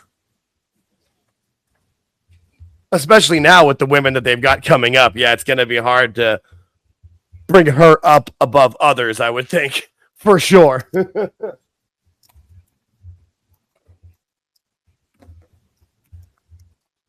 I mean, it was. I thought she was going to have the title so that she could lose it to. Yeah, well, I initially thought Jordan Grace or Blake Monroe before Blake Monroe turned heel, but it would just make sense to have Masha win this match, I think. Yeah, and it's also just you can then break up Fatal Influence. You can, if you want, you can then have like Fallon Henley get pissed off. Yeah, because she's been giving her the side eye a lot. That's a good point. Oh shit! Got Julian Ward requesting to speak. What's going on, buddy? I'll approve you. Come on in. We're all just having a party. This is like one of the old pay-per-view watch parties, you know. Where I ordered the pay-per-view. Everybody come over. Bring a 6-pack or $10 or whatever. If anybody else has like a topic or whatever else they want to bring up too, I'm happy to bullshit about whatever. We're just hanging out tonight. Got my whiskey and ginger ale and just chilling. So Awful was not happy with the Ali finish. His feeling is Tasha Steele shouldn't have been in there. Doesn't want to take it. And I get some of that, but at what point do you have to go, this is pro wrestling? Right. You can't have logic, or else just go to MMA event and watch that. That's right. You've got that's the entertainment part of it. Yeah, there's the sports, but there's got to be the entertainment. I mean, I get what he's saying, because I just saw the tweet too. I get it. It's just I would think it didn't bother me at all. Actually, it made sense in the way of it. They keep showing the crowd shots that look good too. Every time they show this crowd, I mean, they know how to film it and make sure they're showing everybody they got in that building. But I'll be curious to see what that final count is, if they had a good walk up or whatever. New York's a good city. New York's a good state for wrestling, and people in Long Island have money.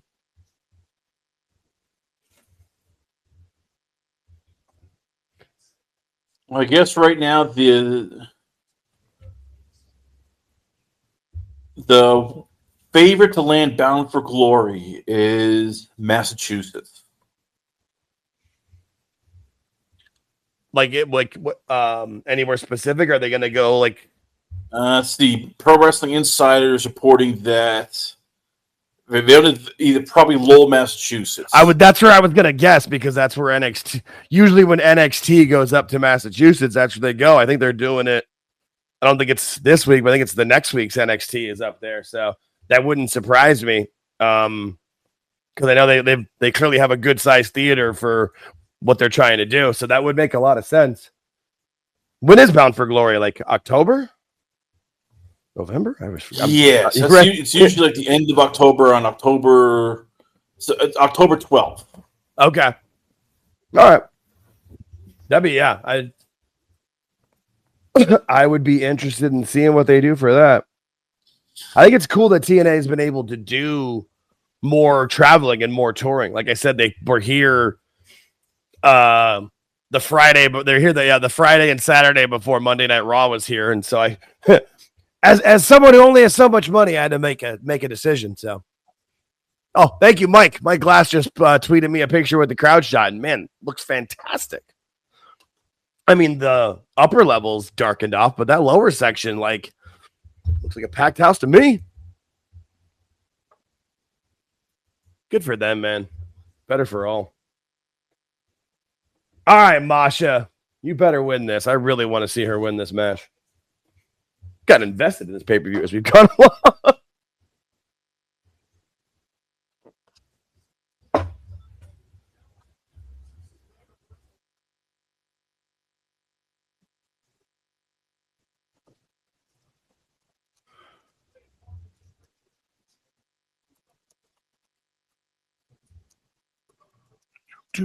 All right. Although I could see Fatal Influence doing something in here, and I think they will, but you also I could also see like an accidental bump, i.e. Jasmine Nix or maybe Fallon just turns. Like I could see Fallon turning on JC Jane here, but no, I think for the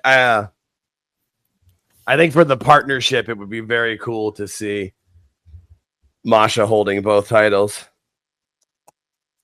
Although I guess they don't really have to, because I mean, we think at least that Trick's dropping the title tonight, and then I would think he goes. I mean, I get the conspiracy theory of like, Trick Williams versus AJ Styles at Bound for Glory would be great for TNA. It's like I've given up the hope of any WWE main roster guy appearing on TNA in a wrestling, way. It's just right, like in a promoted match in a storyline. Yeah, they don't want to have that image. And Triple H looks at TNA as, all right, you're development. You're not, WCW circa 90s. You are development, and I'm not, waste my guys on the main roster on you guys. NXT kids are fine, but. And I mean, when the partnership was announced, like, yes, it's WWE, but like the paperwork they put out it only said NXT. Like it said, NXT via World Wrestling Entertainment, but the partnership is with NXT. So, yeah, I just think it would be, and plus too. I mean, if Bound for Glory is not till October, that'd be too long. Because I mean, really, Trick's pretty much main roster ready. I always kind of felt like this stuff with the TNA belt is pretty much his last hurrah before he goes up to the main roster, and that would make sense to have him drop it tonight and stay off TV for a couple weeks and then debut somewhere. Where do you put him though? That's the trouble they're having. It's like, who do you get rid of on the main rosters? I think the best move is keep him heel and have him re-partner with Carmelo, and they go into the tag division, because that SmackDown tag division's been pretty fun, and there is some good stuff they can do with it. I would think that would work. Either that or bring him on Raw and then put him in the IC title belt mix, maybe. I'm not sure. But again, who do you take off? No, that's that's the trouble. It's like, that's the Sophie. Do you get rid of New Day? Do you fire? Do you get rid of Rey Mysterio Jr.? I mean, you got to make hard choices, and nobody wants to do that because, like, look what happened with R-Truth. They were letting R-Truth go, man. Fans reacted badly, and next thing you know, it's like, no, R-Truth is back. I don't know what we're going to do with them, but hey, R-Truth is back. Yeah, no, I mean that's one of the issues too of where when people talk about like, Oba Femi is main roster ready, like, no, he's not. he's too big to not be in the main event picture. Like, you can't put that man anywhere else. And you can't put him in that main event picture yet. So it's one of the few issues that they have with this amazingly talented and giant roster is sometimes there's just like, well, shit, what the hell do we do? Yeah, no, I think with Trick, he's at least, you can have him in the mid, even the lower to upper mid card. That works for him in those. It's just, I don't know what else you take away. I'm sure an injury will happen at some point too, so that'll affect it. But I think the best move would probably be to have him and Carmelo team up and do a tag team situation. But we'll see. Because I just don't. If he goes back to NXT, what's he get? He's already won the title twice. What else do you have him do at NXT? It's kind of I agree.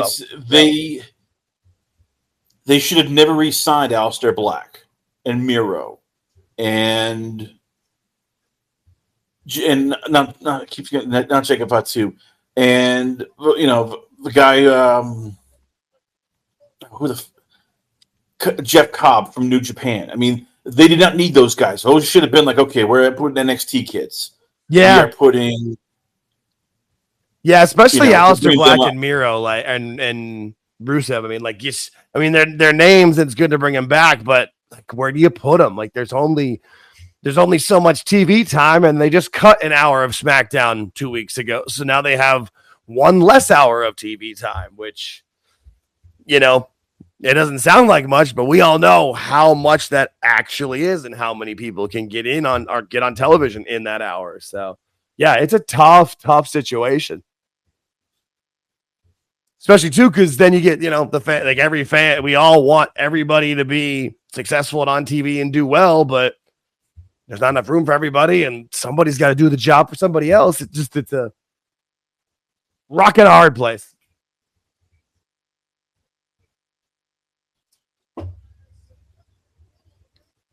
It's funny, Kevin Apollo is always like, oh, they should get a fourth show. It's like, you're really pushing it now with fans. Where you put it? It's great if it's a YouTube show, but then what happens? Because nobody wants to be on it. They won't be on TV. So it's like, all right, in 3 nights, you're already doing 3 nights a week pro wrestling. That's not even counting the PLEs and the specials. If you do if you're doing a show every night, that's like.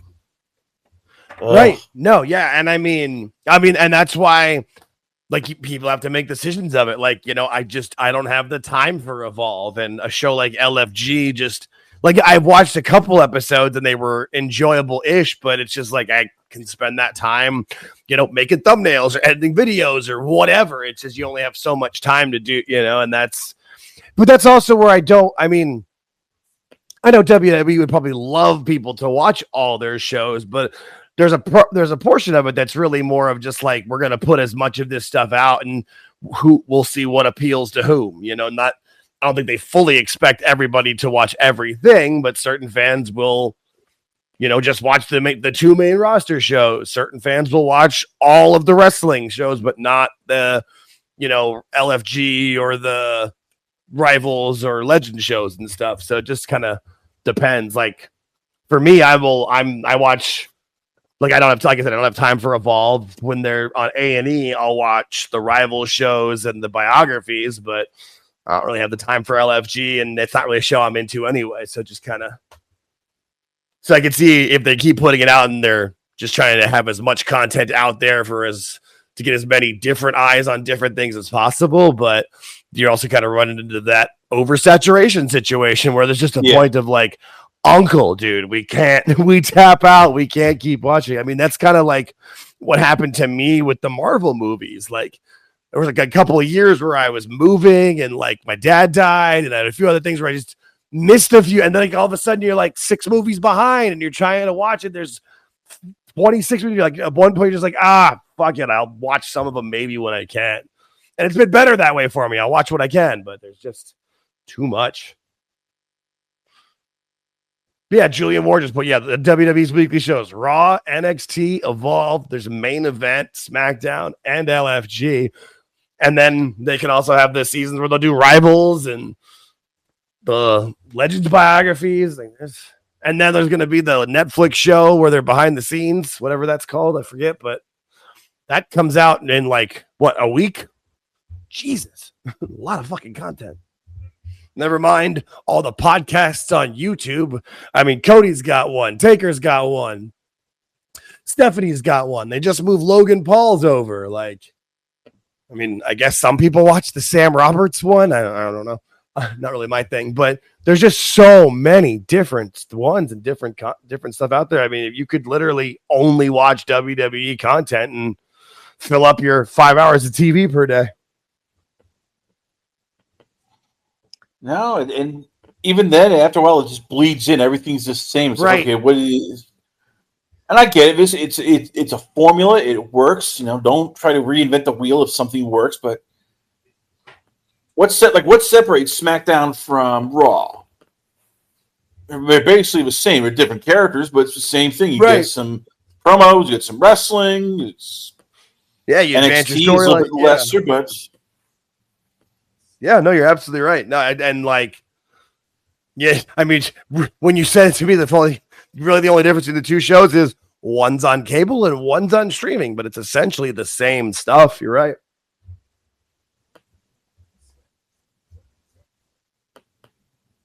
Oh, this match is doing pretty well. I'm enjoying it so far. I'm wondering though. I really am curious as what's going to happen in the finish. And then when's AJ Styles coming out? Like, when is that? He probably comes out during the main event. Okay, you think he's going to come out and something like that? All right. I was wondering if he's going to come out like before the main event and just give like a little speech or something, or if or I could see him coming out and then like Maddie said to me in a DM earlier, like have like Frankie Kazarian come out and talk some shit and they have a quick like little match or something. Somebody that he's got a history with and somebody who's safe, because I assume that AJ will wrestle Dominic at SummerSlam. That would make the most sense to me. I feel like that's why they've been pushing off the Dominic injury angle, if he's not really injured.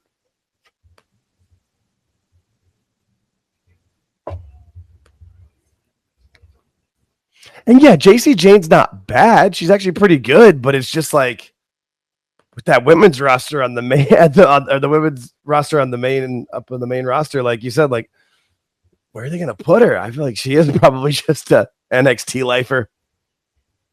Well, you look at the NXT roster. It's like, okay, you have Jordan Grace, you got Blake Monroe. Oh, by the way, you got the Olympic gold medalist Tyra May Steele. Yeah, you have Jada Parker. You got Lash Legend. There's 5 right there. You can go. Yeah, they're more important than JC Jane in terms of like the future. So yeah, no, that's a good point. People. It's a valid point, my friend. It really is. And that's why too, when people are like, oh, this person deserves better, that person deserves better. It's like, I mean, you can only have so much. Like there's only so many spots and somebody has to lose the matches. Like it's part of how it works. Not just lose, somebody you have to let go, and it's like, when do you start let going people? Yeah, like Bailey. I feel like Bailey. I mean, she's gonna be a coach. I feel like. I think so. I would think that she stays, but I don't know.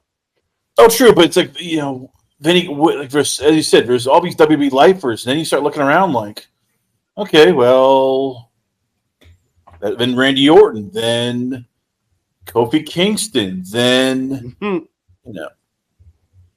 Sheamus, then Rey Mysterio, then Becky Lynch. I mean, Becky probably will go to Hollywood, but all those people I mentioned. Then you have Austin, rest of New Day. There's so many people all of a sudden. It's like, well, yeah, they've been there 15, 20 years that you're going, what are we going to do with all of them? When do we move on? And it's not as easy as people think. Right. No, you're absolutely right. And especially, and with modern medicine and being able to stay healthier now, it's like a lot of those guys, like with where Ray and like Sheamus and some of the other guys are with their age now, 20, 30 years ago, they would have been either retired or retiring. So yeah, it's just, that's why Edge left, because they didn't see him as a every week wrestler and being a part of main storyline. So You know, he left and went to AEW and broke his leg. But I mean, there's not room for everybody all the time. It's just how it is.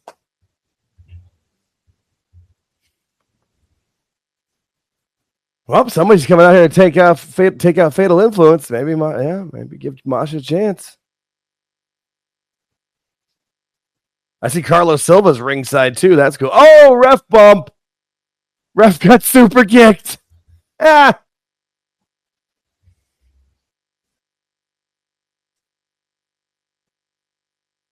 Uh-oh. She's got the visual pin. That's not a good sign for her. 1, 2, kick out. Yep. It's a good match, though. No, it's been a good little match. And yeah.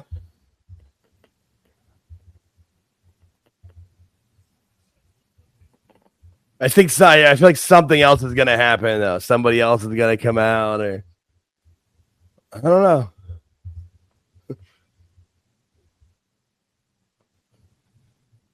There's like Mickey James or Gail Kim. Oh.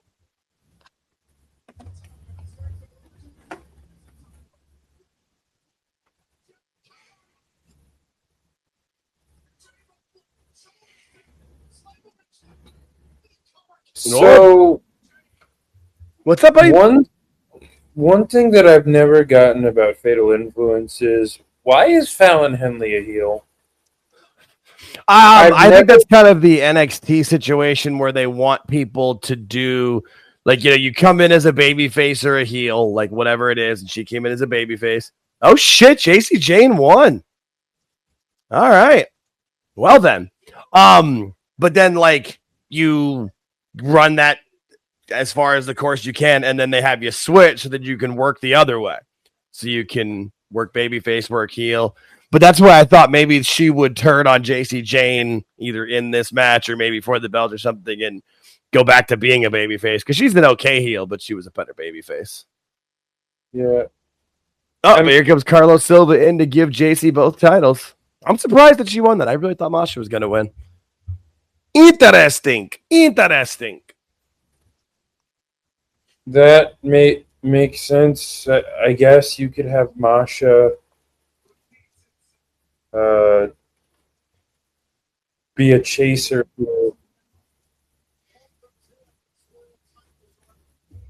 Yeah, no, that's a good point. Yeah, we will see what happens, but I'm just surprised by that. But all right, it's a good match though, and maybe like I will say, like JC Jane is wrestling a lot better and been a lot better in ring recently. So maybe she's proven herself. All right. So what else do we got on this card? Got the tag match for the tag belts. You have a tag match. You got Moose versus Leon Slater. Then you get the heavyweight titles. All right. Okay. 3 matches left. That's not bad. Hey, Moose, will you actually catch Leon Slater this time? I had to go there. Oh, no, you're right. I watched that pay-per-view and that wasn't good. That wasn't good. That was not good in any way, shape, or form, my friend. Well, like it's kind of the same way I feel like when.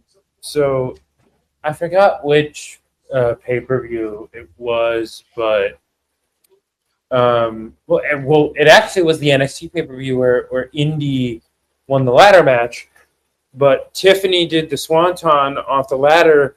And well, first of all, the first person, you know, at the connection point there was Roxanne, who's fucking 4'11". Yeah. So she's not going to be able to bear that weight. I believe Lash was in that match, and then another person was there. Lash was out of position. And the third person just didn't even catch her at all.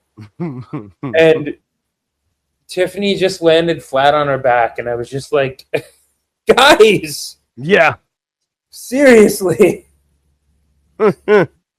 Roxanne is not the first person who should be catching Tiffany at all. No, yeah, that's bad positioning. That's bad positioning. Yep, no, that's Tiffany is built like a bodybuilder, guys. Let's just yeah, no, putting Roxanne in that front spot's not it. That's she's a very talented girl. She's a very talented wrestler, but height's not her strong suit.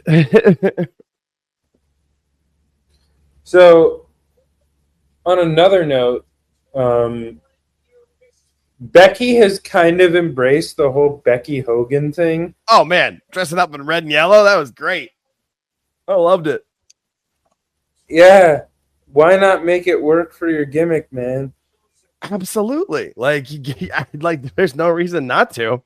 You just roll, and then and with how good she is at banter, and like that's part of the Irish, Scottish, British, UK thing is they're very good at bantering, and she's just like, screw it, I'm gonna, I mean, she did it. It's like when she made the joke about Bailey needing to spend $100 to get her best friend to text her every month. Like I saw that clip online. Like that, she's great at stuff like that. Long live Becky Lynch for that, man. I love it. Yeah, when she came out in the red and yellow, I popped so hard. I was like howling in my house. All right, so this is Moose and Leon's the next match. What did you say, my bad?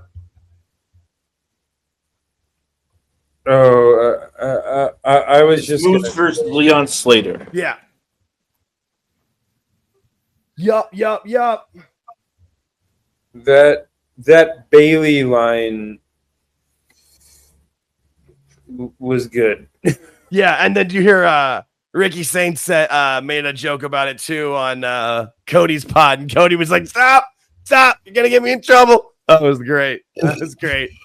No, that's I mean, like people, you can love Mercedes all you want, whoever wants to. That's great, but I mean, even the diehardest Mercedes fan has to like be laughing at the idiots paying $100 a month to personally text her. Like that's not from her assistant or AI or her assistant or whatever. Assistants. And the fact that like when Ricky did it, there was such a wink and a nod with it. Yeah, it was really charming. Whereas when Becky did it, I think that was a little more work shootish. Oh no, for sure. Yeah, no, and yeah, that was well, because I don't think Becky. I don't think she ever had like that really good of a relationship with Sasha. And I mean, let's be real. You can hear all the stuff that Sasha said. I'm the best ever. I'm the highest paid and blah, blah, blah. And, Becky's like, I was the first woman to win a main event of WrestleMania there, pal. And I mean, don't get me wrong. AEW has had good moments. Having over 20,000 in the stadium was great, but most times they're performing in front of less than 2,500 people in a theater. Sometimes it looks like it's at a Renaissance festival. Like you're just being proud of the wrong things. Like just focus on your own shit, get your own shit over, get people into your crowds, and then you can talk about being the best ever. But what the fuck do I know? I don't know shit. Openly admit that. The only other person Becky has done that towards is Charlotte. And we all, which is not surprising. What's up, Rabbit? I see you request to speak. I don't know how long you requested. I've been watching my TV and on the screen. My bad. But what's going on, buddy? How you doing? Oh, hey, everybody. What's up? We are good. I'm doing good right now. Enjoying the pay-per-view? Right now, what's up, bud? Right now I'm watching TNA Slammiversary, watching Phil, and my other TV, I don't know, is not working right now. No, this has been a fun pay-per-view. It really has. It's flowed. It seems like they've flowed it well. They put matches in the right spots, and they're set up for. I mean, you got this one, and then the tag match and main event. And still we're yet to see where an AJ Styles is going to come out, and that should be fun. So, no, I have thoroughly enjoyed this pay-per-view. I knew I would, though. George and I have been talking about it on the show for at least a month, maybe a month and a half, that this show was going to be. Well, it was a big show for them because of where they booked it and what they were heading for. That needed to be, they needed to get a good crowd for it, and obviously they did. And they've set up some great storylines and some fun matches. And if Mike Santana wins at the end of this place is going to fucking explode, and I really think he's going to. Yeah, me too. Actually, when Jesse J won the TNA, the one that pretty much walked away with 2 titles now, I think maybe Mike Santana will win the TNA World Championship. That's a really good shout. That's a really good point. I thought of it earlier actually when we were previewing this, and I'd forgotten that. But you're right, because I even said that. I thought Masha was going to win, but if she won, that puts him more. That made the main event more up in the air. But you're right. I think with JC Jane winning, it doesn't look good for the partnership if WWE people both have their main titles. But it also makes sense for Trick to drop it right now. I mean, not only have they built, and then with Joe Hendry's contract is from everything I've heard, it's expiring sometime in September. So you have Mike Santana win, get a good defense against Hendry next month or September, and then Hendry can move over to either NXT or maybe just the main roster. I don't know. That would be interesting to see. Yeah, where do you put Joe Hendry? Yeah, I don't know. Just saying it out loud right now, it's kind of like, sure. I mean, you could put him. I would say your best bet's to put him and have him go through NXT, just because then he can, get work matches in the WWE style, get some wins, get it, maybe go for the North American title, or maybe have him be the one to finally beat Obafemi. 250 pounds of pure motivation is what finally takes out Obafemi. Sure. Because I feel like if you put him on the main roster, you got to put him in, obviously, the mid-card scene. But where does he fit? Shit, we didn't know where other people fit into that. We were talking earlier. I don't, and with his character and the motivation stuff, I don't think you want to have him have a chance of getting lost in the shuffle. And then if he's going for, the IC belt seems to have storylines with Dominic probably set for the rest of the year. Kind of similar with the US belt with Solo and Jacob, with Solo and Jacob, and probably going to keep it on Solo. I would think when he comes up, I would say stay in NXT at least through the rest of this year, and maybe bring him up to the main roster at Royal Rumble. But since he's already had a WrestleMania moment, I would say keep him in NXT through a good chunk of 2026 and bring him up when you're ready to have a good storyline for him sometime next year. Thinking out loud, but I don't know. Can I share one opinion? What's up? Your TV's a little loud behind you. I can't really hear you. Can I have say one of my opinions? Absolutely, that's what we're here for. You are one of our longest listeners and one of our most interactive folks. By all means, you are more than welcome to give any opinion you would like, my friend. Okay. My opinion is that I think all wrestlers come from TNA or AEW or any wrestling company or the indies. Maybe personally go to NXT first. Yeah, to be honest, to shake off. To shake off that indie. Yeah, no, you're right. And the confirmation of that was Stephanie Vaquer, because I don't know if you guys heard the interview that she did. I think it was with Bubba Ray Dudley, where she was given the opportunity to go to the main roster or NXT because they knew she was talented. And she initially was like, yeah, I'll go up to the main roster, and then took a minute to think about it and was like, hang on, I'll probably be better. Let me get my feet wet. Let me get a little bit more time in initially, and is able, and look how successful she's been. Yeah, I feel like anybody, because you don't have to stay in NXT for years. I mean, she was signed July 12th of last year and was on the main roster pretty much the day after Mania this year, and has been up there since. It's one of those situations that Plus, too, who wouldn't want to work under Shawn Michaels? Like, you're given an opportunity to work under Shawn? Like, once you're on the main roster, if you're doing well, you're going to be there for X amount of time. That's where your career is going to be. It's kind of like when guys leave college a little bit early. Like, a guy leaves college either after his freshman year in basketball or after, 2 or 3 years in football. And then what do they talk about when they're, about to retire? As, man, I wish I'd spent that extra year in college. I wish I'd spent that last time, because you can't get that back. So I feel like NXT is probably in that same vein, at least in my opinion. Yeah, me too. Yeah, no, it's a good shot. I would. You're right. I definitely think NXT would be where they would go. What else you got, Bud? I'm happy. I'm more than happy to talk about any opinions you got, my friend. This is what we do. I love these conversations. Thanks everybody for hanging out too. I really appreciate this. Wasn't expecting to go this long, but if people are hanging out, I'm more than happy to hang out. This is a lot of fun for me. I appreciate each and every single one of y'all, man. I really do. Seriously. What's up? What else you got, Rabbit?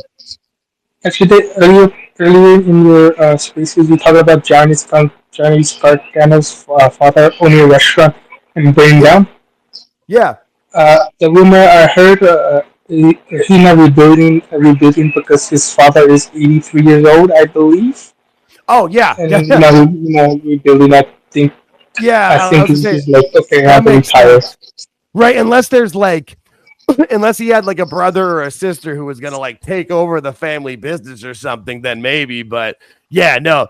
If his dad's 83, and I don't know how, I can't say that Johnny's made millions, but he's worked for WWE long enough where I feel like he could probably take care of dad just fine. So yeah, no, that makes sad that's how the restaurant's got to go out. But yeah, if he's 83, I feel like he's earned that time to sit on the couch and watch his son on television. He's earned that. Maybe we all get to retire one day. Then I heard what he's 83, like, people in their ages can't run like a restaurant by himself. Right.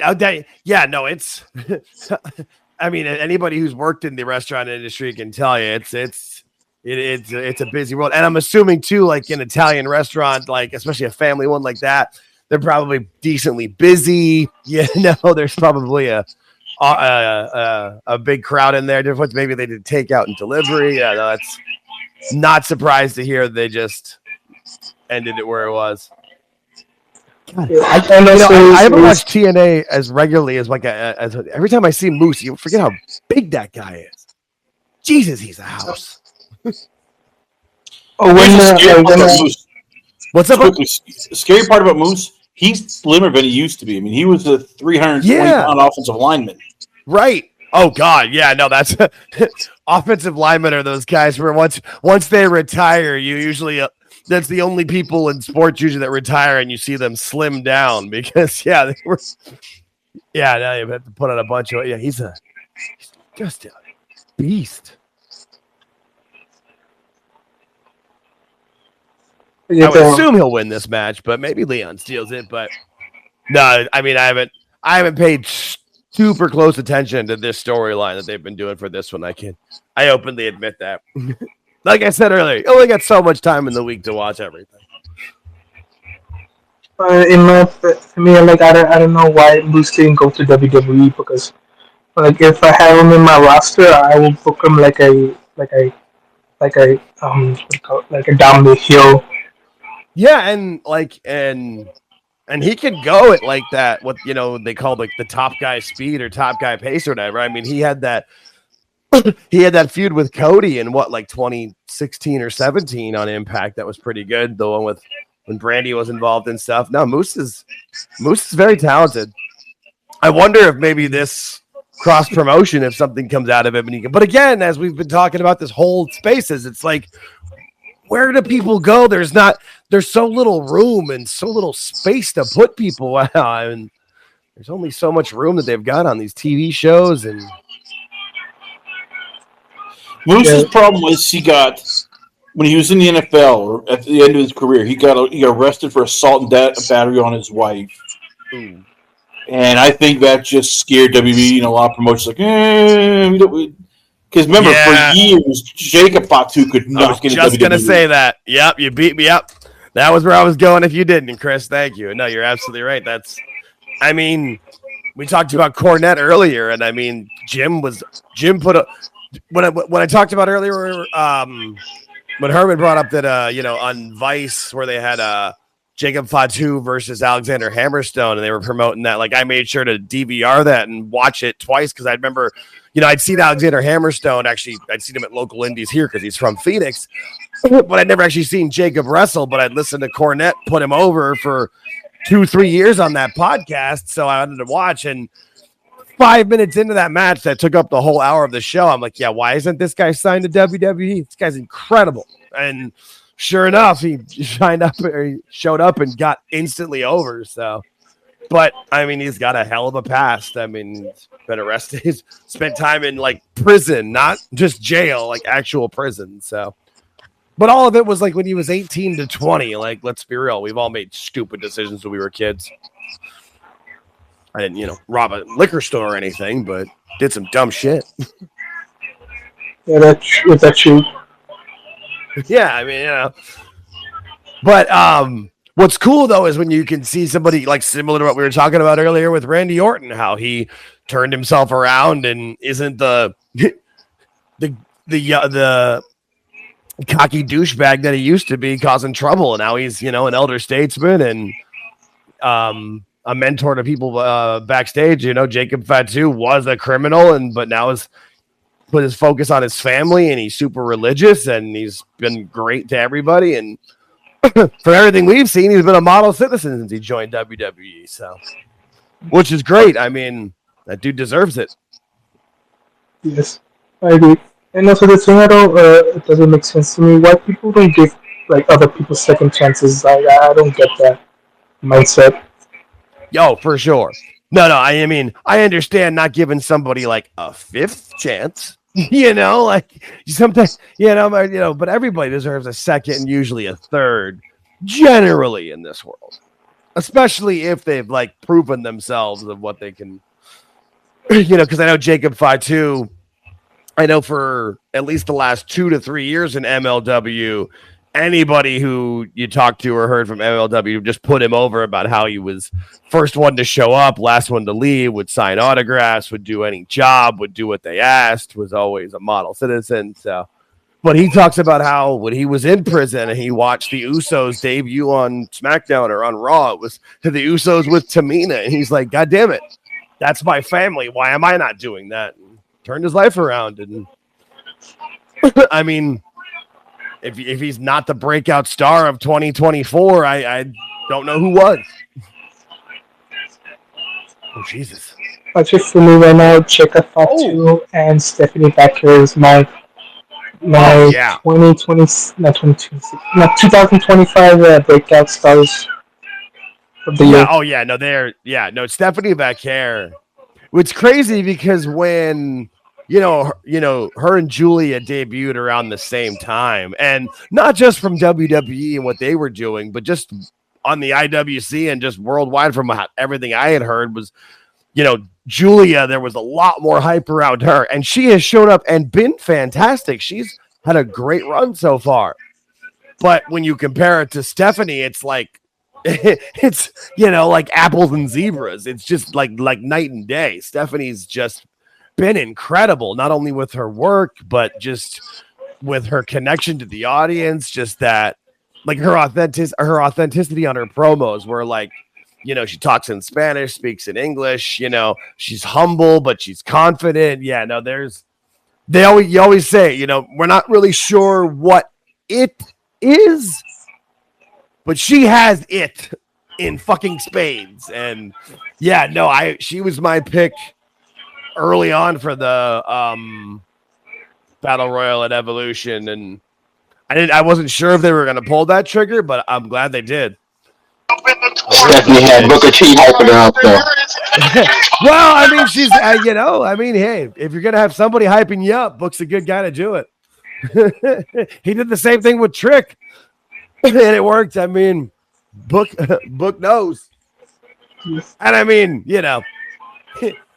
Booker's just one of those people that everybody just has love for. I mean, he was, again, kind of like talking about with Ray earlier, and when we did the Rey Mysterio versus Eddie match from Halloween Havoc 97. Like, one of the reasons we did it was because Ray is still going now, and that's cool to see. And that's it's with Booker T. He's not still wrestling, but he's still a part of it all, and he's got a great mind for the business, and he's no bullshit. He's gonna give you that real, and I love the guy for it. Sometimes he's a little bit over the top and a little annoying on NXT, but I feel like Corey Graves is helps him out with that now, where he doesn't have to be the only one next to Vic kind of calling color, so he can interject maybe a little bit less, but they're a little bit more impactful, kind of like Silent Bob. 15 bucks, man. Put that shit in my... I was thinking more like Chasing Amy, where he's, where he give the speech, but I've never heard you. I'm not gonna do the other Clerks quote there. Yeah, I appreciate that because I am gonna. We are recording this, and I'm gonna put it on YouTube later. So, not that I'm monetized yet, but I don't want to be on any lists. Not the one where he's cussing out the female cashier. Oh man! Oh shit! Leon might win this match. Well, they've been grooming him. I mean, he's one of those rare, young guys that they got. Usually, it's guys who are under 23. They go to NXT or AEW, and no, you're right. You're absolutely right. And honestly, more so, a lot of it has been. Maybe not as much recently, but over probably from 2021 or 2020 to 2023, it was almost exclusively AEW, which you can't blame him. I mean, if you're at that age and in this business and you see that paycheck, it's hard not to want to say no to that. It's hard not to say I want to see him versus Javon though. Do not threaten me with a good time. Holy shit, yeah. Hey, if he wins this match, maybe Javon can challenge for the title. Shit. Okay, yep. Julian wins. Sign me the F up for that shit. I'm in for that.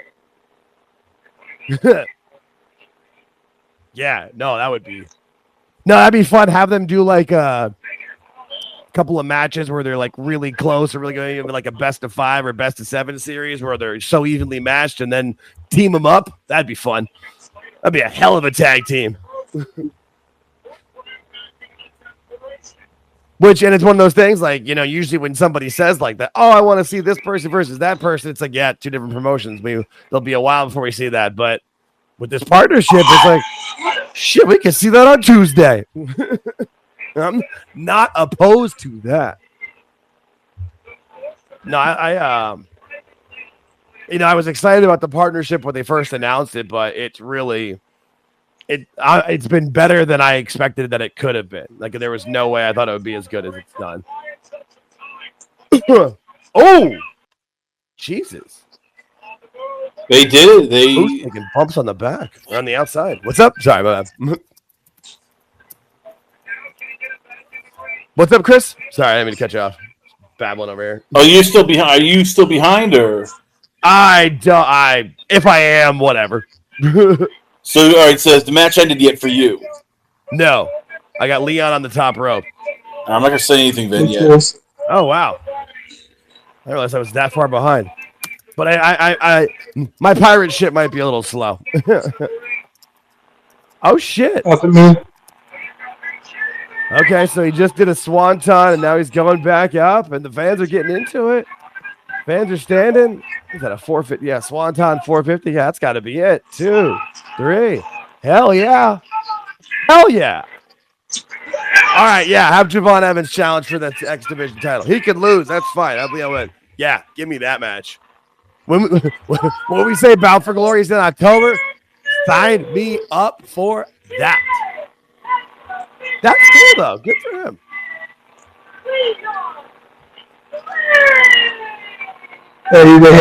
He has a great match. This is a really good match.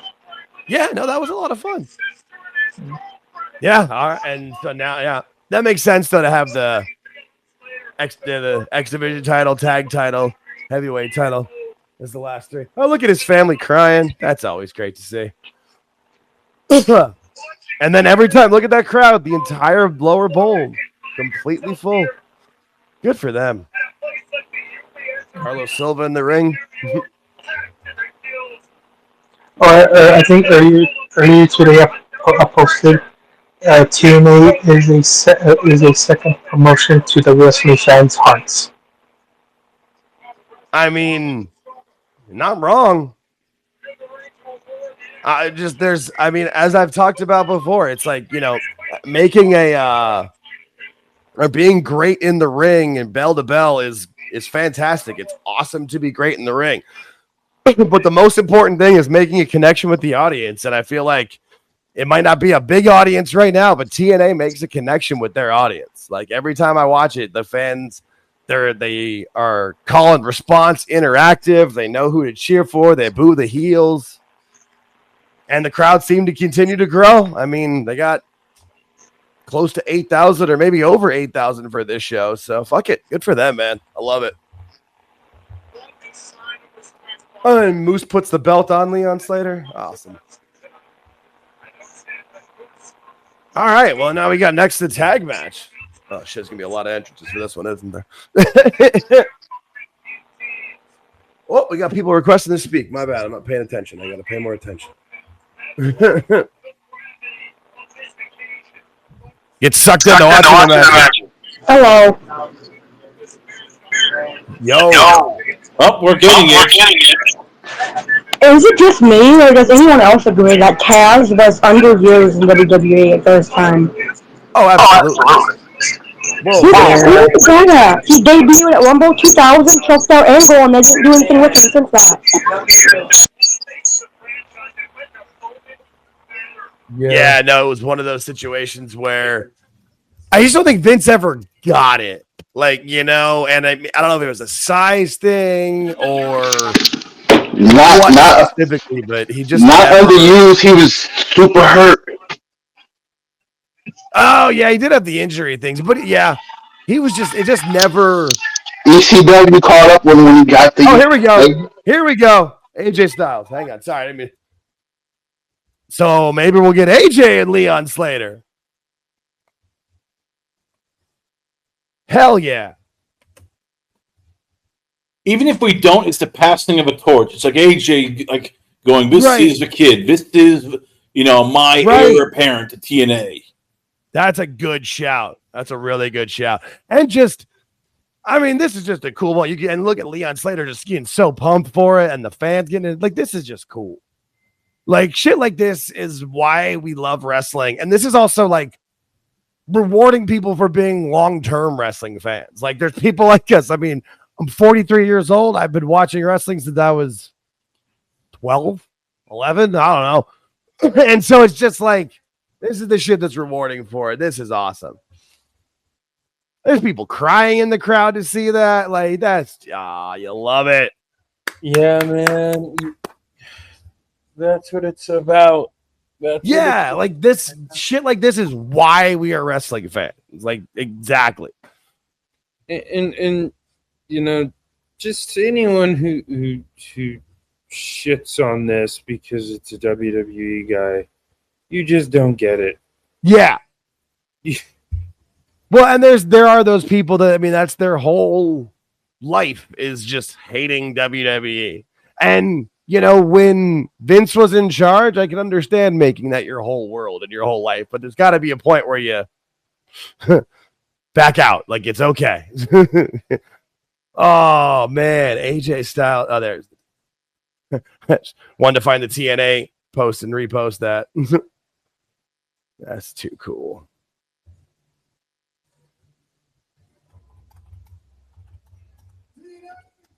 Yeah, and this is why you get AJ to sign that 1-year deal. Like, man, look at his face, man. Look at that smile. Well, just a throwback, man. Those matches with AJ and Kaz back in the day too. Like, geez, man. Oh, yeah, or Christopher Daniels. That was the match. Like, yeah, AJ and Christopher Daniels really, really sucked me in back then.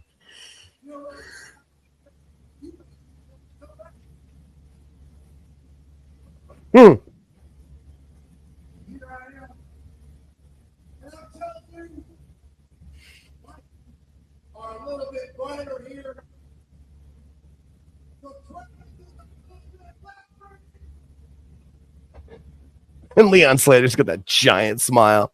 That's awesome.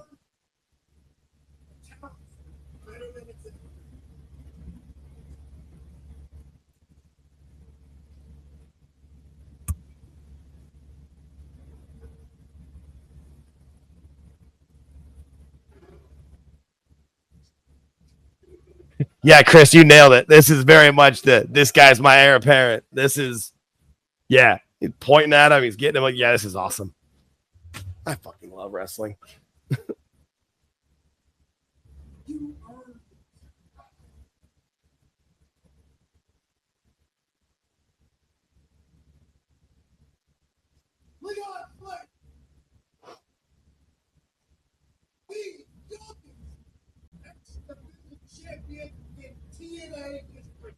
Oh shit, I didn't realize he was the youngest X Division champion in history. Damn, I didn't realize he was that young. You made me realize why I love this business. It's guys like you who make people like me love what they do. Oh shit, he's not even 21. He turns 21 in September.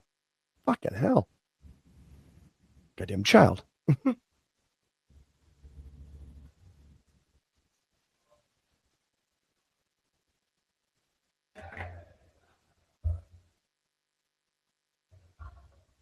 I will say this, though. One of the things that cracked the code for AJ promo-wise was when he did that shoot on Dixie. Yeah. I hate to bring that up, guys. I'm not trying to be a wet blanket, but hey, well, you didn't bring up when he was fake Flair, so that was worse. That was so bad. Dixie wanted to form a wrestling company.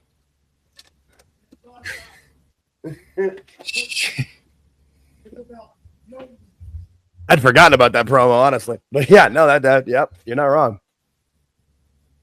At least that was the foundation when I started. When I was in the exhibition, it was AJ Styles. A lot of people are really mad about JC winning. I don't necessarily get it either, just because, like, when exactly is JC due for facial surgery? That's what I'm wondering. Oh, right, because she's got the nose thing. Forgot about that.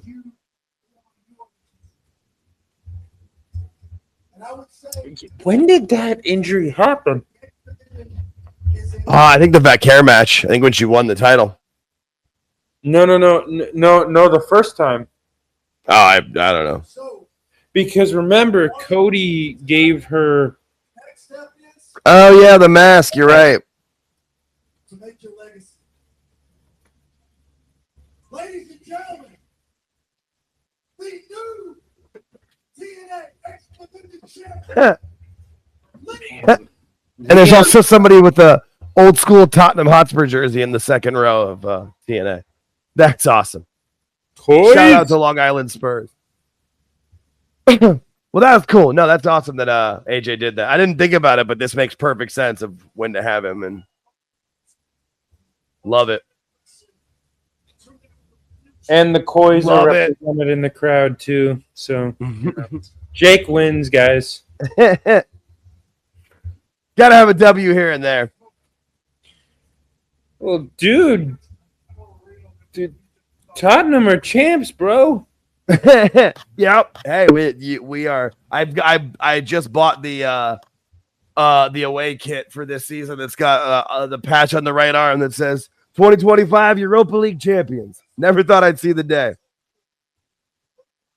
Man, this is so cool though that AJ was able to do this. Like this, I will admit, when I first heard they were doing the partnership with TNA, this was one of, if not the first thing I thought about, was AJ doing something, whether it was a match or showing up. But this is awesome. So with Jason winning the title, here's my question: does that mean Santana beats Trick? It has to. No, it doesn't have to be Santana. It could be Joe Hendry, but I mean, I don't think there was any chance. I think it's either Santana or I can't see Trick retaining. It just I don't see any reason why Trick would retain at. It doesn't make any sense. But unless maybe like they turn Hendry heel, but that doesn't make sense either. So I don't know. I thought Trick was losing the title. Like when Trick won the title, I was like, oh, well, that's so he can lose it at the big Long Island show was the first thing I thought of. Santana's just one of the purest baby faces out there, man. Oh, it's just, I mean, he's doing what most great wrestlers will tell you to do. He's himself dialed up to 11, man, and it's just working. All right, hang on. I will be back. I'm going to go refill my whiskey because we got 2 matches left, and I'm stoked. We'll finish out this show. Hell yeah.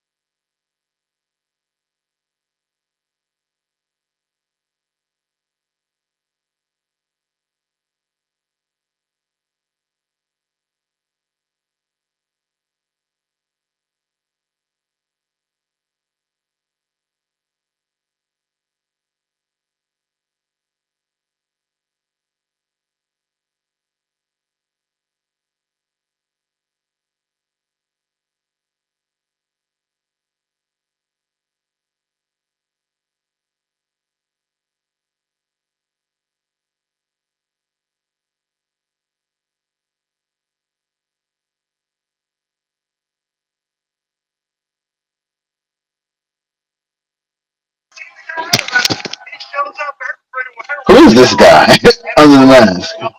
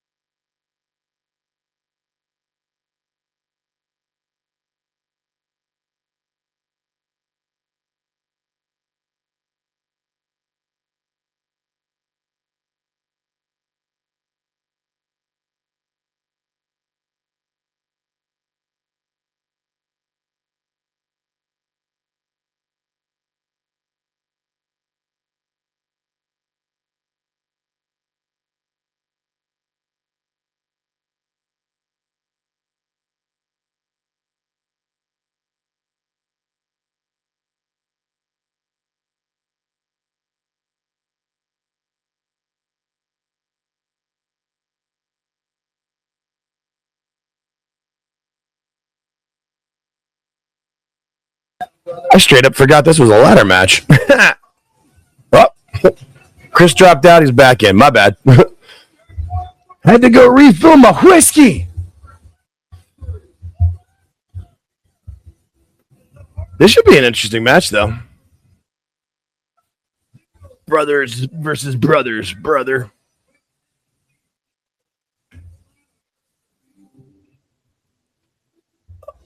Oh.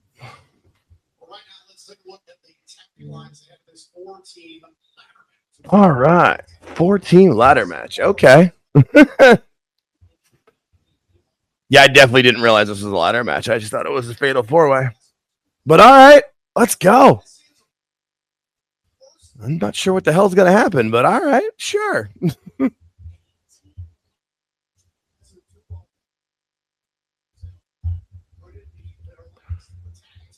All right, let's go. This pay-per-view hasn't had enough hypodermic needles.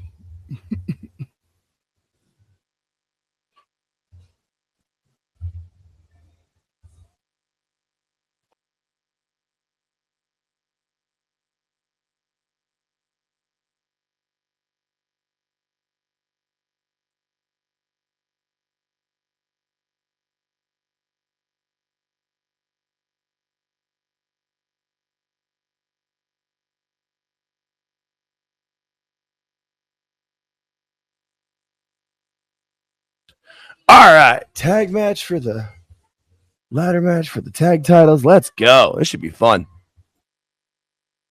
I'm still pumped after that AJ Styles stuff, though. That was awesome.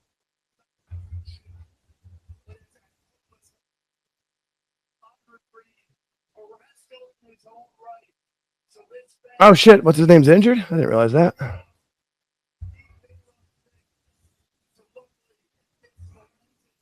All right. Let's see what happens. Also, if anybody else wants to talk about anything else, just bring it up. I pretty much approved everybody to be a speaker. If anybody wants else to speak in, just jump in. We're happy to bullshit about whatever, y'all. Well, I have a question for Buddy. What do you think about All in Texas? I mean, there were some good parts of it for sure. A show that long is just so hard to digest. And I mean, like we were talking about earlier with that main event, they were clearly trying to recreate WrestleMania 40 in their own version. We're having, as many people come out and come in or whatever and love all the run-ins. But, after that match, it was, Roman Reigns left for 6 months or whatever, and John Moxley was back the next day or the next show. And it's just I don't know if you're going to have your big storyline ender and blow off, the heel should leave for X amount of time. But, was Hangman Page even the right answer? I don't know if, do we really want him as the champion? I still think it should have been, even though I'm not the biggest Darby guy, storyline wise, he made the most sense. But I'm surprised Toni Storm won. I really didn't think Mercedes was going to allow an L on her record, but here we are. So that was surprising. What'd you think of it? Actually, I don't watch it. I was That's fair. That's fair. I watched it because I knew George and I were going to have to review it, but yeah, no, there was definitely parts that I completely tuned out in or wish I was able to fast forward. I mean, it was okay for what it was, but I don't know. The AEW product, the more it goes into what it's been, the less it's interesting to me. I'm just not as big into the violence and gore the way they do it as much, I guess. Actually, the last 2 weeks I actually was tapped out from AEW.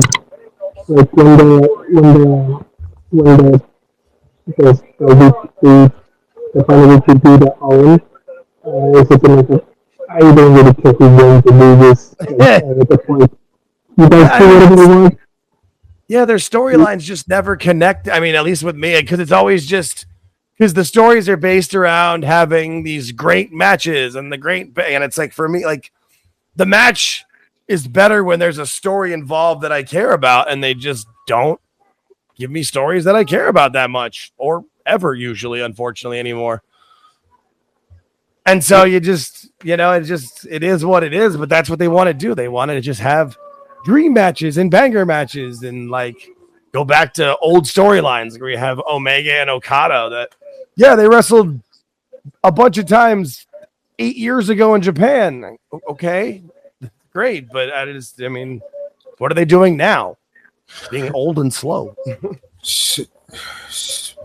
There's sickos out there that are knocking the WWE TNA partnership right now because of Jane winning, and it's like, guys, you've done nothing with TNA, New Japan, and fucking CMLL.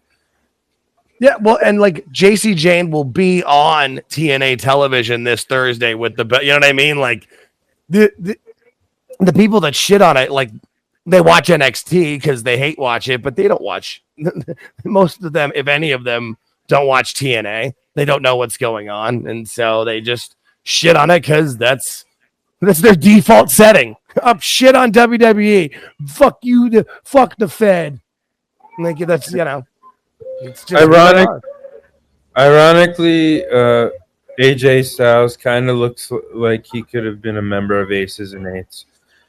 But I'm not gonna say that because that might cause TNA fans some PTSD tonight. Was he?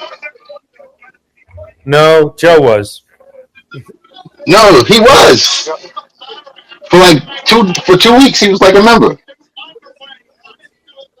Oh, he was. Oh. Well, still, I don't want to give TNA fans PTSD, and Aces and Eights was shit.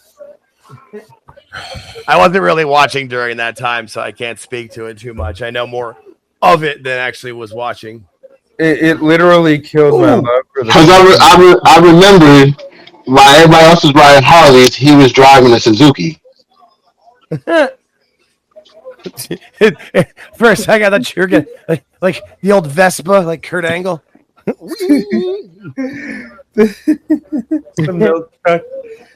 So Jake, Corey, and I were how in the Go Home show before All In, they basically did the DX Express angle, right? So Corey and I started pitching ideas for like AEW to just like, oh look, Hangman is jumping Moxley in a grocery store. No, that angle was not only the DX Express, but it was also it was that combined with when Austin destroyed the Rock, where JR, that's the Rock's brand new Lincoln Continental. It's brand new Lincoln Continental. It's brand new. It was like, yeah, because that's always what they do. They remember one spot from a show or from an angle, and they don't realize how it was built up to that or what the payoff was. They just do the spot. And Roxanne already did the supermarket angle. That's a good point. Just wait until they do the "I did it for the Rock" version.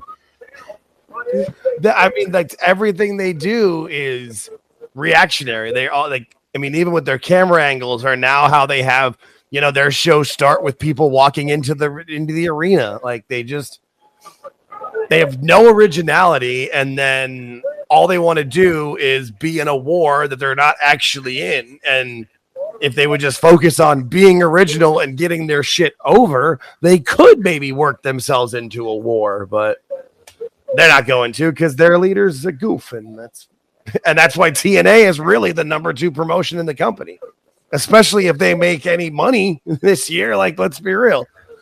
I know Dave likes to tell us that, they're making all this money, but we see how much Tony is spending with, the music and the other stuff that he does. It's just, and I can imagine what all the contracts that they're, or what they're actually paying these people. Yeah, making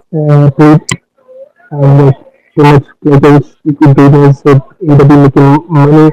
Would be like, half the money AEW's making is going to the wrestlers who not deserve that.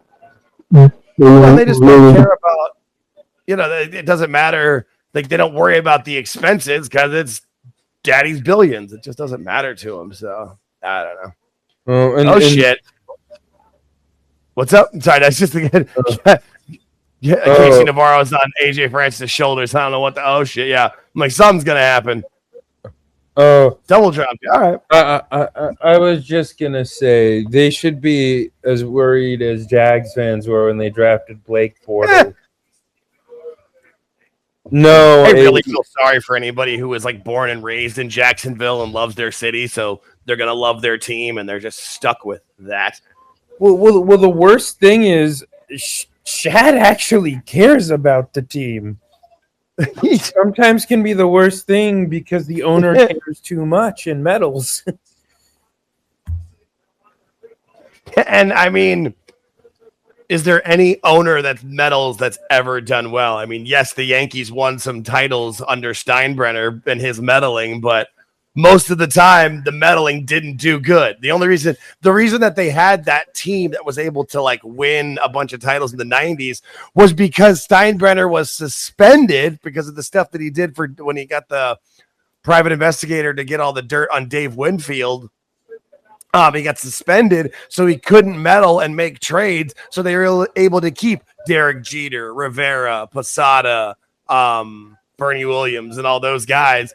And so by the time Steinbrenner was back and would have been able to make the trades, they were star players. And so, and they were never that successful ever again because he never did, because he always had to just get the biggest free agents, make a bunch of trades. Trade away your 3 best prospects for a player who, was good 2 years ago. That was their move. Well, and in the 80s, Reggie Jackson wanted to fucking murder George Steinbrenner. Yeah, yep. And Billy Martin. I was gonna say, I think Reggie wanted to kill Billy Martin more so than George, but. Well, but then George would fire Billy Martin and then rehire him, and then fire him, and then rehire him, and then fire him. Dude, Billy Martin was one of the biggest train wrecks ever. Who actually was good? It's such a weird conundrum. Yeah, and he was good until the booze got a hold. No, I mean, remember he's part of WrestleMania 1. There's that interview. I think it's Mean Gene that tries to do an interview with him on like a patio or a pier or something, and Billy's just gone. Just completely gone. I'm not even sure if that ever aired on TV, but it's on YouTube. It's a rough watch. It's a rough watch. This ladder match is insane. Just keep throwing it, especially with the smaller ring, like so the ladders keep bouncing off the ropes. Oh man. I feel like it's the old. What's up, bud? How do you feel like this guy with the ladders?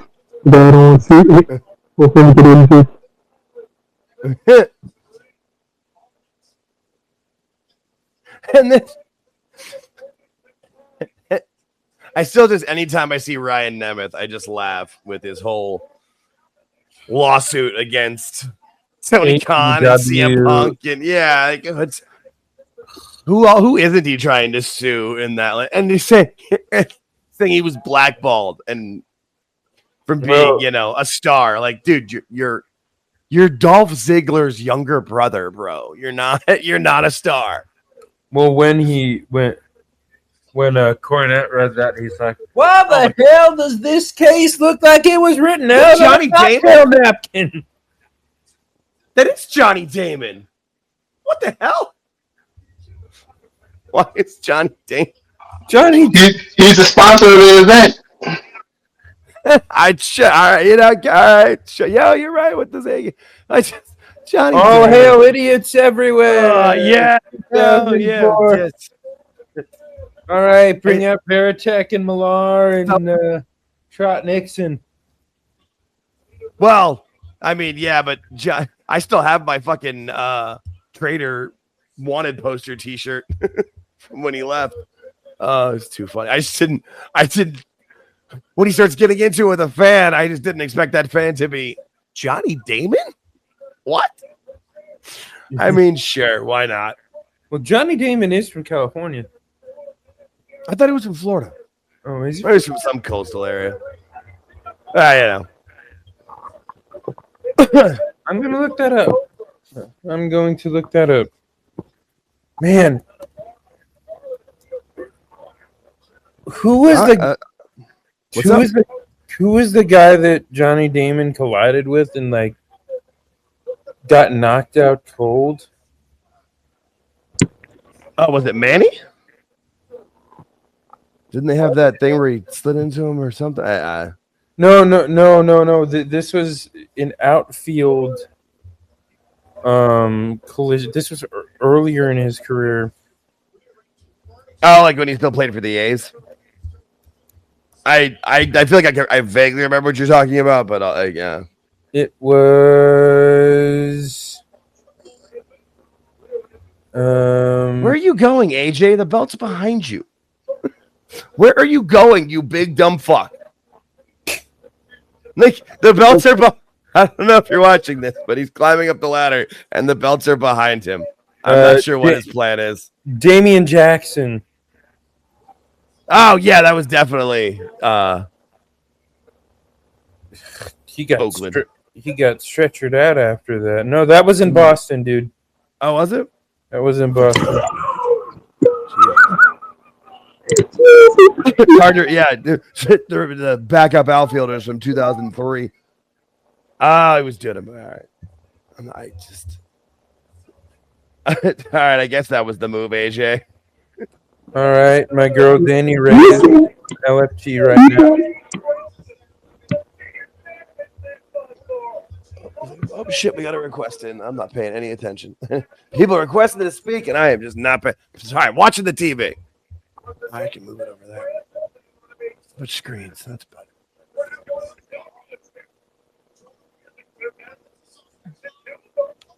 There we go.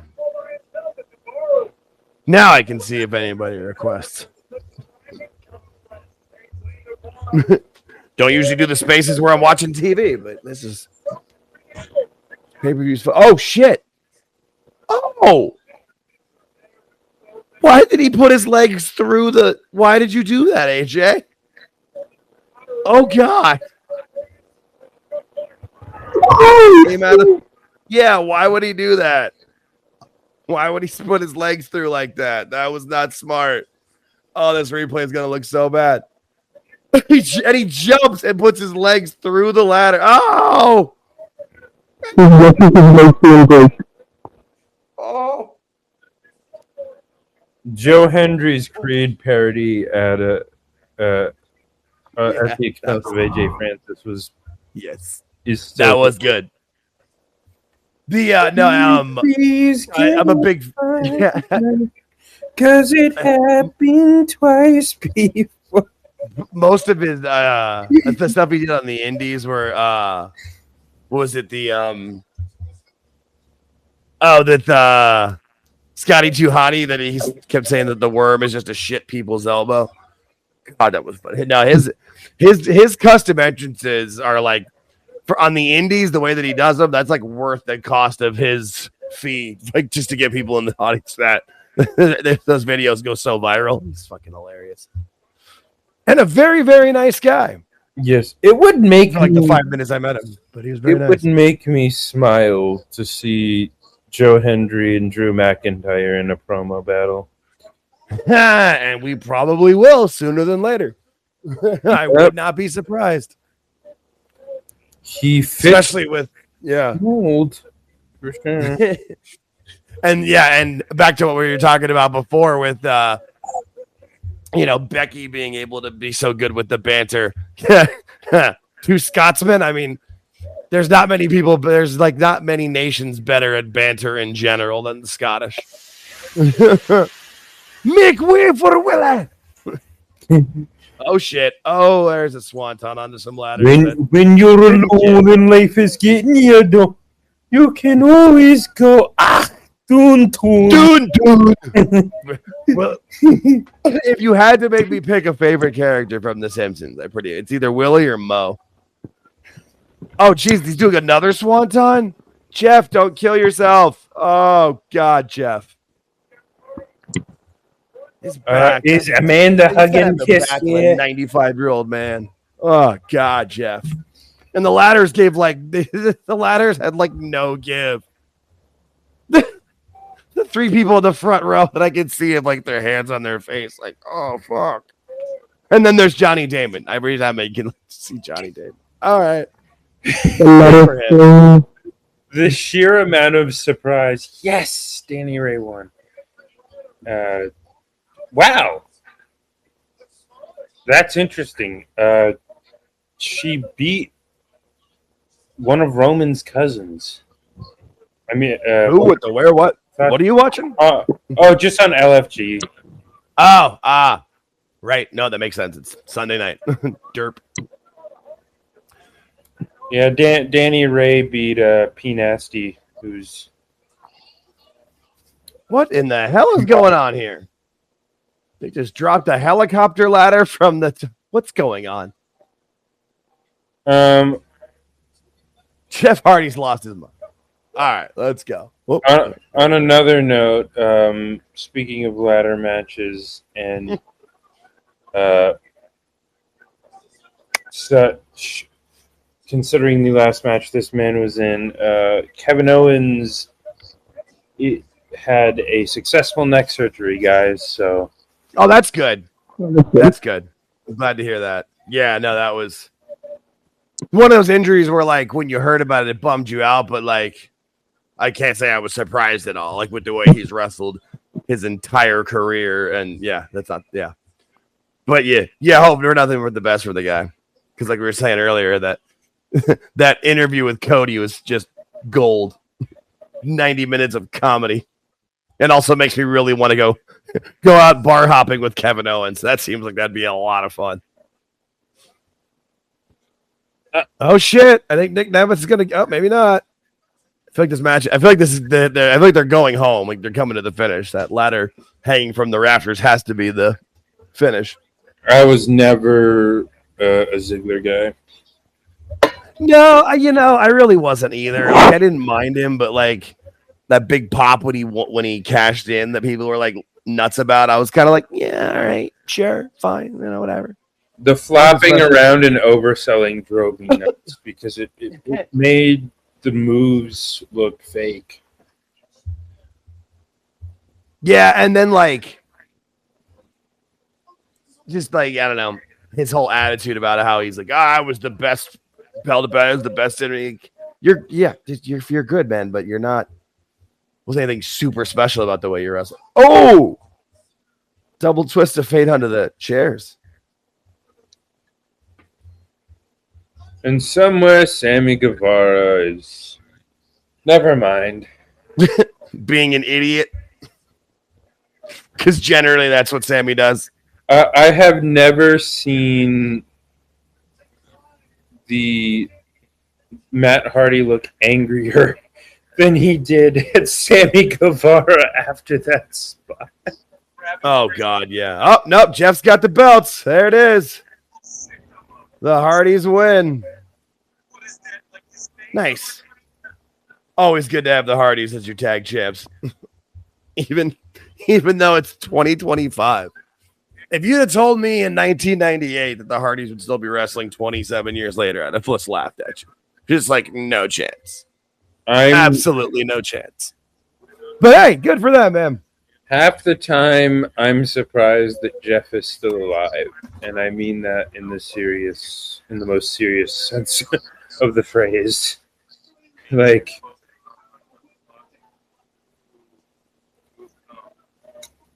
all of the stuff he's put into his body, it's a wonder that man's walking.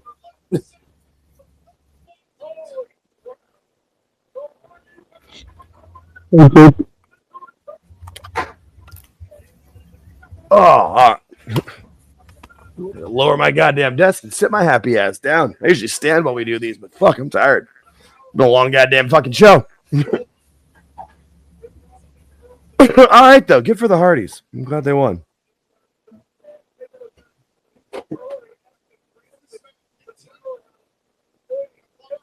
And there's, yep. Now every time I look into the audience, I see that Spurs fan with the shirt. That's great. Hey, look, there's sign guy Dudley. I thought you were gonna say it was what was his name? Rick, the old sign guy with the blue work shirt and the red hat. Yeah. He usually is at TNA. He's at a lot of TNA shows, I see. That guy's hilarious. I met him at back to we talk about WrestleMania 26 weekend. I met him at the fan access stuff. Dude. That's like the little under the radar shit with wrestling that's funny is like sign guy and green shirt guy. Oh shit! Speaking of Dudleys, dun dun dun! Here they come, Team 3D. Or is it just Bubba?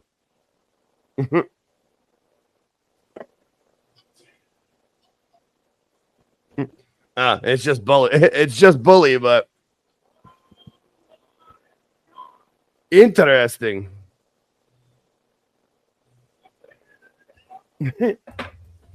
Also crazy that the Dudleys are out here. Matt and Jeff just won it, and then Edge telling Christian to go find himself. Yeah, I love that on Bubba Ray's LFG team in season 1. He basically picked a carbon copy of himself and got really annoyed. And it's like, what did you expect? Yeah, hey, Bubba, have you ever looked in the mirror? You're kind of a mark for yourself, buddy. And that is, Bubba has always been a mark for Bubba. That is true. Even in ECW.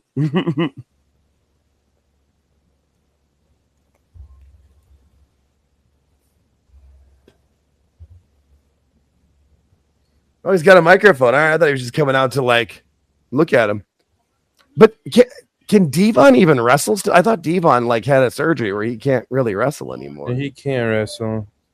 Right? I know Bubba still can, but it's without Devon, man, it's kind of we kind of don't, I don't know. Doesn't really work without Devon. Devon get the table doesn't really work without, Devon. I just saw a video of Devon walking with a limp. Yeah, I forget, he had some sort of surgery a couple of years ago that pretty much solidified that his return, at least as far as I know. Maybe there was another surgery and maybe he's had some sort of recovery. I don't know. Modern medicine changes a lot of shit with a lot of people, but I get concerned. I don't want to see people not being able to walk because they wanted to have one more match, If you want to see someone sell a chair shot the right way, just watch Bubba Ray Dudley. Yeah, that's for sure. And he would lean into it, maybe some of those weren't the best. Well, some of those were actual concussions, so... Yeah, for sure. For sure. He's saying the Dudleys, though. Maybe they're going to do something. I don't know. I don't think that's... I get concerned. Yeah, well, I get concerned every time I see Jeff go up top, because remember that video clip of him basically falling off the top rope and slamming his head on the steel steps? Yup. Yeah. Yeah, no, it's one of the biggest downfalls of wrestling is the guys not being able to walk away when they can still walk, That are that are becoming a victim of their own vices, which, God bless Scott Hall. Yeah, but yeah. I'm sure one thing is why they walk away, truly walk away. They cannot take it out of the mind, or they're offering them a lot of money to do one more match. Yeah. No, it's usually a combination of the two. Yeah, it's hard. It's just, I mean, I can only imagine how hard it would be to walk away from this, though, especially like when you're so over in the rush of the crowd and all of that. Like, I can't speak to anything close to it, but I mean, I can just even think of like the few times I played in the bands that had like when we got to open for decent bands and there was like a big audience and like you get that rush and feel, but they didn't even care about us. I can't imagine being a wrestler and having to walk away from it, especially to most of the guys. Let's be real. You don't get to choose. You don't get that like, all right, this is where we're going out here. Like even the guys that do, a lot of times they were injured and they got forced into being able to make that call. It's just it's a tough business and a tough life, but I don't want to see the Dudleys wrestle anymore. I don't think. Also, Bubba, like he's still like, how much time do they have left on this pay-per-view? Like, I feel like the show's supposed to end in like 15 minutes there, Bubs. Yeah. And he just keeps yakking. Like, yeah, I don't get me wrong. There's parts of I can ask you guys here, what do you think? So we're getting the Hardys versus 3 Diva Dudley boys at Bound for Glory. I guess nostalgia never dies. It doesn't. It doesn't. Not on my bingo card, but I'd love to know what everybody else here thinks. No. Yeah, that's what I say. It's just no. Like, especially like I don't think Devon's healthy. We just don't need it.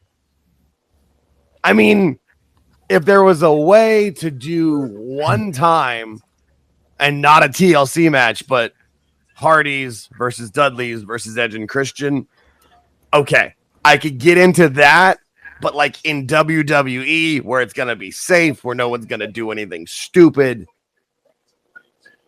But do I need it? No. Like, I don't need to still see the Hardys out here wrestling. Like, watching that match, there was 3 or 4 different times where I was just like, oh, Jeff, don't. Oh, Jeff. And then I think about Matt and like what Sam mentioned earlier about the thing with Sammy. And it's just like, dude, your brain, you're lucky you still have your brain. I don't want to say fully unscrambled because I think it's a little scrambled, but less scrambled. Oh, and I just... Oh, yep. Lowell, Massachusetts. Sorry, I just said Lowell, Massachusetts for Bound for Glory. Chris was absolutely right. October 12th at the Songadas? Oh, wherever the UMass Lowell arena. Cool. Is that their next pay-per-view? Because they don't do one every month. I wonder if so much for college soccer. College soccer. Little reference to the town there, fellas.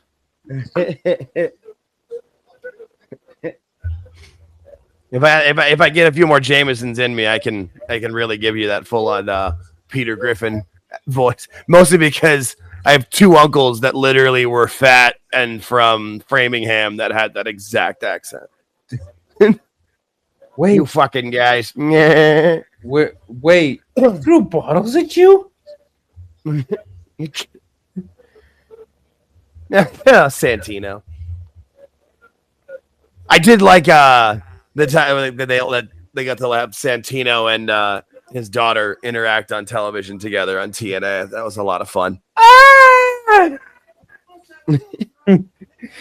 And so I gotta give props to Dose here because Dose kind of described this on LFG. He was talking about an LFG contestant, but on their LFG review, he was like, he referenced Ariana Grace and is like, she's a baby face that still thinks she's a heel. Yeah, no, that's a good way to put it, actually. Like, Okay, yeah, I know. Well, with like the beauty queen or beauty pageant thing that she's doing, like that kind of makes sense of why she's a heel because she's a beauty contestant. But she's a hot woman who's funny, which Tessa to NXT. Extremely likable. Like, oh, shout outs to RJ, by the way. RJ from Reffing It Up podcast. Oh, yeah, RJ's awesome. Shout outs to Jake's former guests. Always. Oh, here's Kazarian. Here's your boy. Yeah.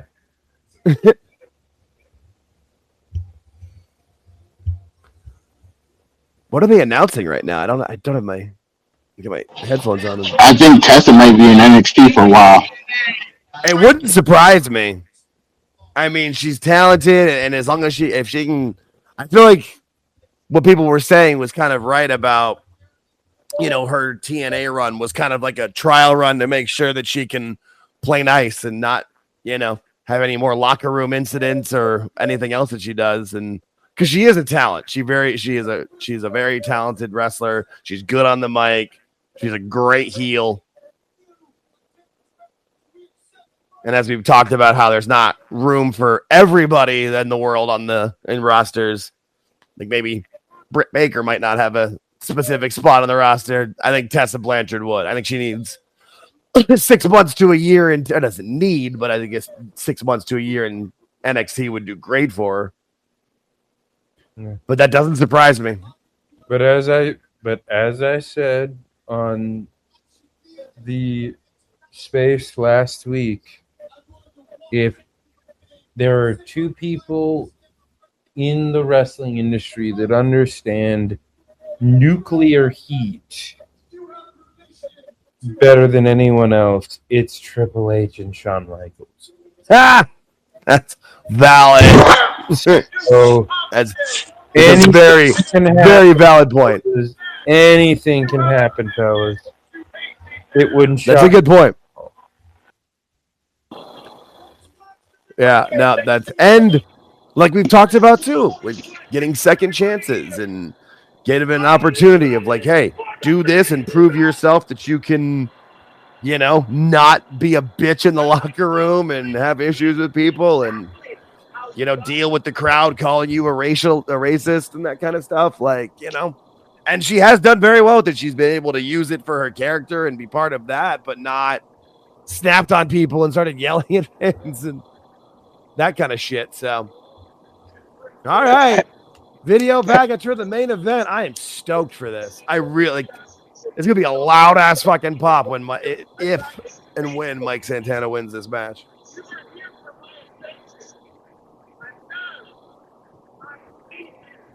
Actually, I have an idea for Britt Baker. If Britt Baker goes to WWE, I have an idea like maybe put Britt Baker, Tessa Blanchard with Charlotte as like a nuclear heat faction. No, because right now you're trying to build Charlotte as a babyface. I was gonna say the only issue with that is that Charlotte wants to be a babyface right now. I feel like she's admitted as much. But I wonder if if they end up breaking up Toxic Attraction over that, which they probably will sooner than later. There maybe could be a female heel faction on NXT, and you could almost even have Tessa be the leader of that, because then she could be the big star, but on NXT and not the main roster. Yeah. Yeah, that could. You've got a good kernel of an idea there. I think that's really not bad. That's actually pretty damn good. The more I think about it, and really with Britt Baker, the whole thing just comes down to her. Is she willing to just, take a step back and take a full developmental deal and listen to coaching? And if she is, she's got a chance to be a pretty big star. I mean, WWE knows how to present people the best way, so she could, but maybe, she also could just say fuck it and be a full-time Floridian dentist, because, I don't know how much she's making doing that job, but it's not, I don't think it's a small amount. I'm also going to say this. If you want to go with the fatal attraction idea, what you do is you make the star in the mouthpiece Britt Baker. Then you could also kind of do an evolution thing with it too, where Tessa is kind of the young up and coming star, and then you have kind of a third wheel as kind of the workhorse in JC, because Fallon's gonna go babyface, and I like Jasmine Nix, but I think she's been kind of passed up by other people on the roster. Yeah. But I also think if they break up the group, like, let's see what she can do on her own. I think that's gonna, and that's, you hate to say it, but it's really the truth. Like, that's gonna be one of those. That's her opportunity to shine. And I feel like nowadays you got to kind of shine and prove yourself pretty quickly, because there's somebody willing to come take your spot pretty damn fast. Well, and with Jasmine, she's very quick. She's very athletic. She's light on her feet. What she lacks is personality, but I don't think she's been able to use her personality that much. Exactly, because she's been in the group and kind of been, the weak link of the group, and that's the position she's supposed to be in. So, yeah, I would think if you get that chance of when they break up the group, what's she gonna do on her own? It'll be very, very interesting to see. And when you have someone that is basically a human brat doll, like, you can do something with that. If you got the Buff Barbie gimmick over with Tiffany Stratton, you can do something with the Bratz doll gimmick with Jasmine. Like, yeah, no, that's a good point. No, it's a very good point, and WWE and NXT specifically has kind of shown they've been able to get the best out of people that are willing to learn and listen and be coached. So yeah, I could see it. I'd be very interested. Oh shit, he's got his own rapper out here introducing him. Yeah, Santana's winning this fucking match. Yeah, me too. Santana's gonna win. He's got to. It just makes too much sense. I mean, he's just gotten himself so fucking over. It's I keep saying it, but it's the truth. It's the authenticity, man. He's himself. He's connecting. I mean, it's kind of similar to like what Jey Uso did. Like, I mean, he just was himself and presented himself to the fans, and kind of, not so much a vulnerability, but it kind of is, and it's just, and people receptive to that shit, and it's awesome to see. Also, like, he's someone who just looks and acts cool, too. Right. Like, there's more of a cool kind of, vibe with me here. It's very much Rey Mysterio and Filthy Animals. Oh, I like that. That's a good way of putting it.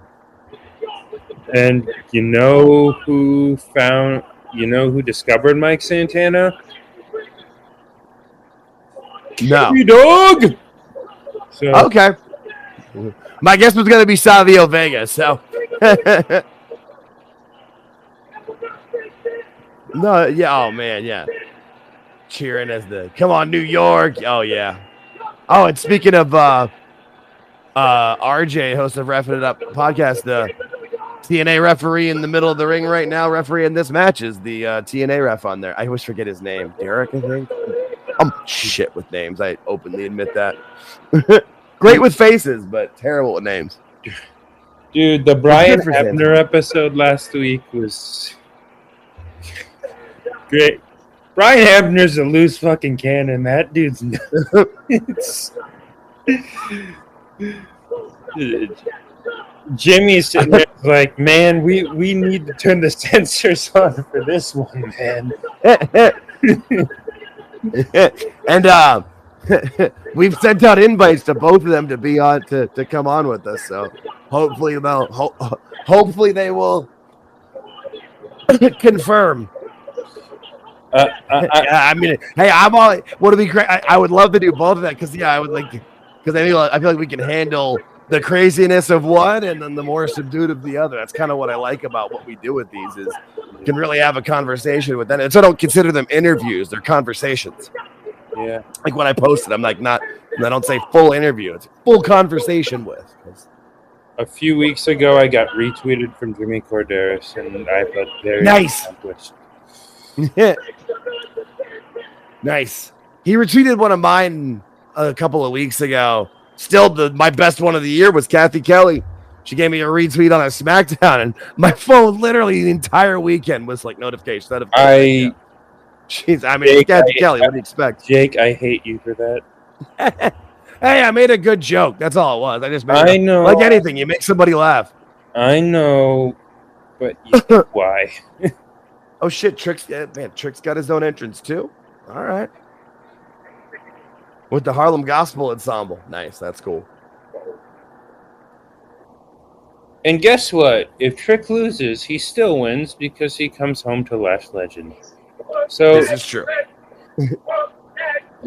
No, and I think he's pretty much confirmed to be main roster bound. I still think this was the last thing you're having him do.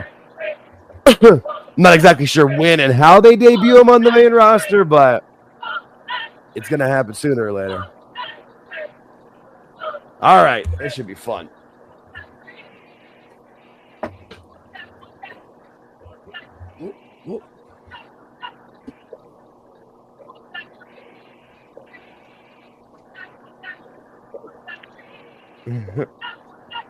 All right. Hey, Jake. Yo, what's up? Right now, like I'm looking at the Twitter right now. AL Ghost saying the Young Bucks are the greatest and the most successful tag team of all time. Is it what the hell? I mean, okay, because they've won 77 indie belts and like did shit. I mean, the New Japan stuff I can say counts, but like, come on. Like, so they won a bunch of Ring of Honor titles when Ring of Honor, was okay at best. Like, I'm sorry, but no. Like that, like even when the Dudleys talk about like their championships, they talk about ECW and WWE. Like that's what they count. Like, I'm sorry, but it's like when people, and I mean, I get that there's people that like the way the Young Bucks wrestle, and that's why for the subjective opinion, when people say they're the best tag team, like, okay, fine. Like, I don't agree with that at all, but sure, if they want to say that, that's their opinion. But to try to say they're the most successful, like, that's just asinine. Like, there's no part of that that's there's no numbers that you could put that'll say that you just no. Like, well, they've won more titles. Okay, just because they won like the GCW title or the PWG title, like come on, like that those don't count. Well, or if they count as like a half of it. And also, I think the sorry. You go first. Sorry. No, you're good. And they're saying the PWG, like the PWGs no longer exist. Right? Yeah, because Excalibur's doing well. What he considers commentary. Oh my god! I'm so sorry about that. No, you can't, boss. Oh, you're good, dude. You're good. I understand. Oh man. All right, this match should be fun. And they've kept the crowd in there. I mean, that's still a packed house. Because it's 11 o'clock local time, so. I love reminding AEW fans why Excalibur wears the mask.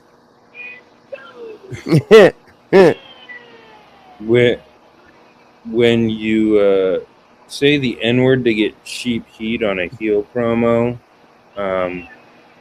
you might want to cover your face after that. Just saying. Yeah. No. Well, and didn't he do a thing like in a wheelchair with like the arms thing? Yeah, I knew nothing about him before AEW, and anything I've learned has not been woof. Just like, actually, I thought he wore a mask because he's ugly. I'm sure that's got a lot to do with it too. He doesn't seem like the Well, I heard it from Jim Cornette. Well, and the thing about a lot of those PWG guys is they kind of ended up living their gimmick. Like Joey Ryan lived his gimmick. That's that's not the best. Yeah. I'm not saying that in a positive way. I'm saying that like he lived his gimmick so much so that he ended up being nailed for allegations. Yo, does TNA have a rematch clause in their title losers? I mean, I assume they probably do, but it's also one of those things where they'll figure out a way out of it, I would assume. Maybe not for a triple threat. I don't know. But I just feel like this is Trick's last match before he's on the main roster. Maybe I'm wrong. Yeah. But we'll see. So I mean, what else? I don't know what else Trick can do, because he started off as a lackey and then broke free and went babyface and was a great babyface for a while, was a babyface champion. Now he's a heel and been a heel champion and been a bigger, like maybe not as big of a heel on NXT, but to the TNA crowd, he's been a massive heel. So I just feel like, I mean, you could bring him back to NXT and do more with it, but I just don't know if there's just what else can you do? But then again, what do they do when they bring him on the main roster? That's what we've been talking about all night. Is there's only so many spots. Which is why Mike Santana's is happy where he's at and should stay right here for a couple more years, even though he's getting over. Because I've seen some people saying like, oh, maybe he should make the jump. Like he could, but again, where are you going to put him? Definitely not going to be in the world title picture, and he is here. So go get that world title, boy. Come on, son. Let's go. I'm excited for this. I want him to win. I'm standing my ass up for this shit. Screw it. Let's go. I'm pumped. Well, if there's one thing the IWC can agree on tonight, it's that they all want Mike Santana to win. Minus the sickos who are like mad at him for what he said about, I don't want to sit on the bench. Motherfucker, like, sorry for him telling the truth. Like, that's what would have happened. Look at what his partners happened. Like, he wanted to actually make a career for himself. Which is, and like, people are like, oh, well, he didn't, like, he took less money to go be in TNA. Yeah, he took less money to give a chance to make a legacy for his career. It's also too when people talk about how they took less money to go from AEW to WWE. I'm like, well, maybe like the base contract is less money, but you have a chance to make more if you perform better in WWE, and if you get over with your merch, you'll make a shit ton more money. I forget what interview it was with Penta where they were talking about him about coming over and the money, and they just mentioned something about his first merchandise check from the mask, and like even in his mask you can see his like eyes and his little smile like yeah, it's the biggest check I've ever fucking seen. Booker T sold out of his masks twice. Like Jesus. Yeah. Sorry, I think I cut somebody off there. I was going to say, well, my bad. I get excited. That's sorry. That's what I do. Booker is killing it on LFG right now. He's leading all the coaches in wins. I mean, that makes sense because of what he's done with reality of wrestling. Like he's surprisingly like a great wrestling coach, because usually guys a lot of times the best coaches are the guys that maybe didn't quite make it or weren't quite super successful. But I mean, not only was he the five-time WCW champion, but he was also King Booker, which was one of the best uses of the King of the Ring of all time, if not the best, honestly. Except for when he was fighting with Dave Batista. Yeah. At the SummerSlam pool house where they had those commercials. Yeah, that's well, and in the match at SummerSlam too, they were reining it into each other for real.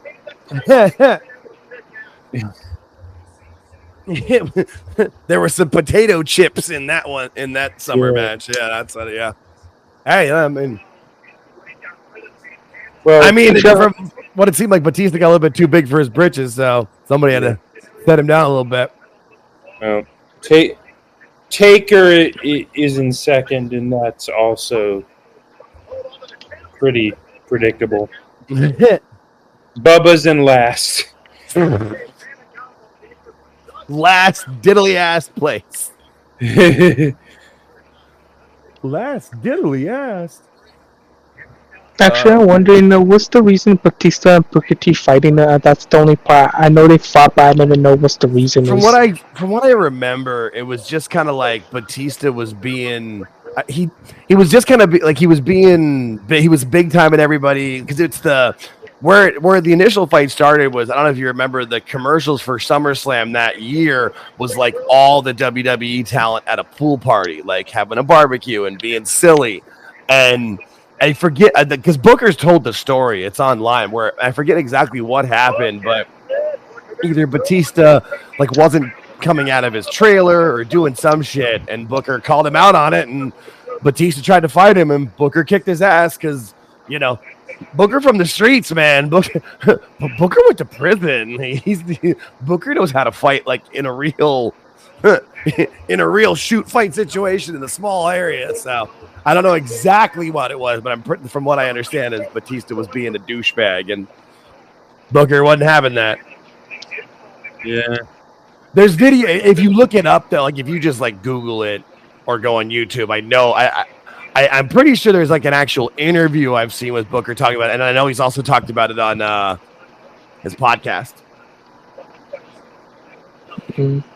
Yeah, no, Booker's one of those guys that's I don't know. I guess I kind of thought when he retired that would be the last you'd hear of him and he'd go away. But his podcast game and his interview stuff, he's been great, and it turns out he's a phenomenal coach, which is awesome. This business needs more coaches like that. You need more. We need more people coming out of coaching, like knowing what to do in psychology, as opposed to gotta get all my shit in and hit my spots, bro. Fuck. It's not all about you. Just get all your spots in. Fuck. Or in Athena's case, I can completely stiff a jobber because I'm working stiff. Yeah. No. Fuck. Yeah, no, that's... Well, Athena said that? No, she did that. She stiffed the shit out of Jody Thread on an episode of Dark because she was mad. I forgot who it was, but I knew it was an episode of Dark. Oh, shit. TNA Slammiversary is the number one trending topic in sports by like a lot. Like it's at over 51,000 posts, and the next one, which is hashtag Baddies Africa, whatever that means. But that one, I don't know. All I did was type it I went to searching trends just because they said Slammiversary was the number one trend, and yeah, number one sports trending TNA Slammiversary with 51,000 posts. Number two, Baddies Africa with 7,700 posts. What? I don't know. I don't understand. See, sometimes I just feel really old, man. The world just Twitter. Now all right, so now I gotta click on it. What the fuck is this? I don't know. X, are you drunk? X. No, there's like an account. Actually, it's a reality show on some network. It's a reality show. People. Oh shit! It's a reality show with lots of fighting. Gotcha. Yeah, no, Baddies Africa's got it. So yeah, no, that's I'm not listening to the volume, but they are ladies smacking the crap out of each other. Apparently, it is a reality show on the Zeus network, whatever that is.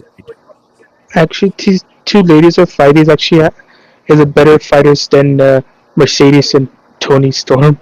Valid. So here's my question here. So who else is there to compete with them? Like, there's no division. None. No, and I don't. And you see what they do. Like, obviously, the Camille situation. Like, what the fuck happened there? And then, Megan Bain. Like, they're, I guess, trying to rebuild her up. Although maybe she's got her brain back because she dumped Joey Janela.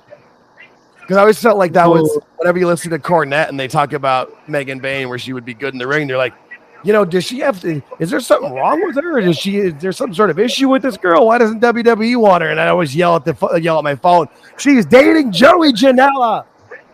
Like that's like I love Cornette and Last, but I feel like they need somebody on their show, not even like vocally, just somebody with a silent who like can tell them what's going on for stuff that they don't know. Because they're either they're both boomers, so they're a little bit older. They don't watch all the product completely. I understand that. But, like, they just, get some things wrong where if they just had somebody be like, no, it's this, no, it's that. The show would be funnier because they would know the topic. I would say that. And Megan Bain's got backstage heat for breaking Harley Cameron's nose. It does not surprise me, especially with how popular Harley Cameron is. Not just popular with the fans. She's well loved in that locker room. That doesn't surprise me because she seems like she's a hard worker, it seems. She wants to get better at this, which doesn't seem like what everybody does. Whoa! There goes Joe Hendry flying out the ring. That plus she's funny and sweet, which right. And she's willing to make an ass of herself, which that's one of those things that people need in this business. What's up, bud? And also, she's super hot. Yes, she is. She is very enjoyable to look at. She is AEW's Chelsea Green. Oh, yeah. No, definitely. 100%. And then Ren Sinclair is like the NXT version. Same idea. Okay, that's my girl, man. That's probably. I don't have any, but hey, I am a married man. I have no girls. I am a married man, a happily married man. No, that's not what I'm saying. I know. I'm just kidding. I know. No, I just think like it's the same idea. They're in that same bracket where there's somebody who's just willing to bust their ass and do better. Is Trick really hurt, or is this a work? He might actually be injured. Yeah, I think I didn't see what happened. So, well, okay. Did the ref put up the X? Because I didn't see. I just saw Mike Santana on the outside, and then one of the refs kind of pushed him inside back to Joe, and now there's referees doing something with Trick.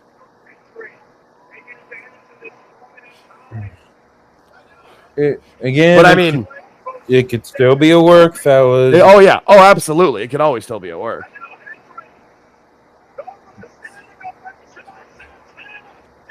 Because they haven't taken him out yet, you know what I mean? Like they're kind of like walking him up the ramp. I'm assuming he'll push him out and run down, but we'll see. Now, if this were 2000s WCW, yeah. He would have like faked the injury and then gotten really injured, and then they would have. Is this a work? Is this a swerve? And then there would be swerve, like, bro. And there would be like five run-ins and like yeah, oh yeah, and then somebody would would have been like over the top mad at somebody earlier in the show, but then it would have been swerved that they were working together the whole time, because that's always what they. Everybody always had to swerve and double swerve and triple swerve, bro. But I mean, we talked about that earlier with Russo, where without a fucking Trick's back, Trick's fine. I knew it. Oh shit, Trick won. He stole it. Okay. That was actually pretty good. I'm surprised, but that was pretty damn good. Fake the injury, sneak back in. Oh, I like heel Trick. I really do. He's good at this. What's up, bud?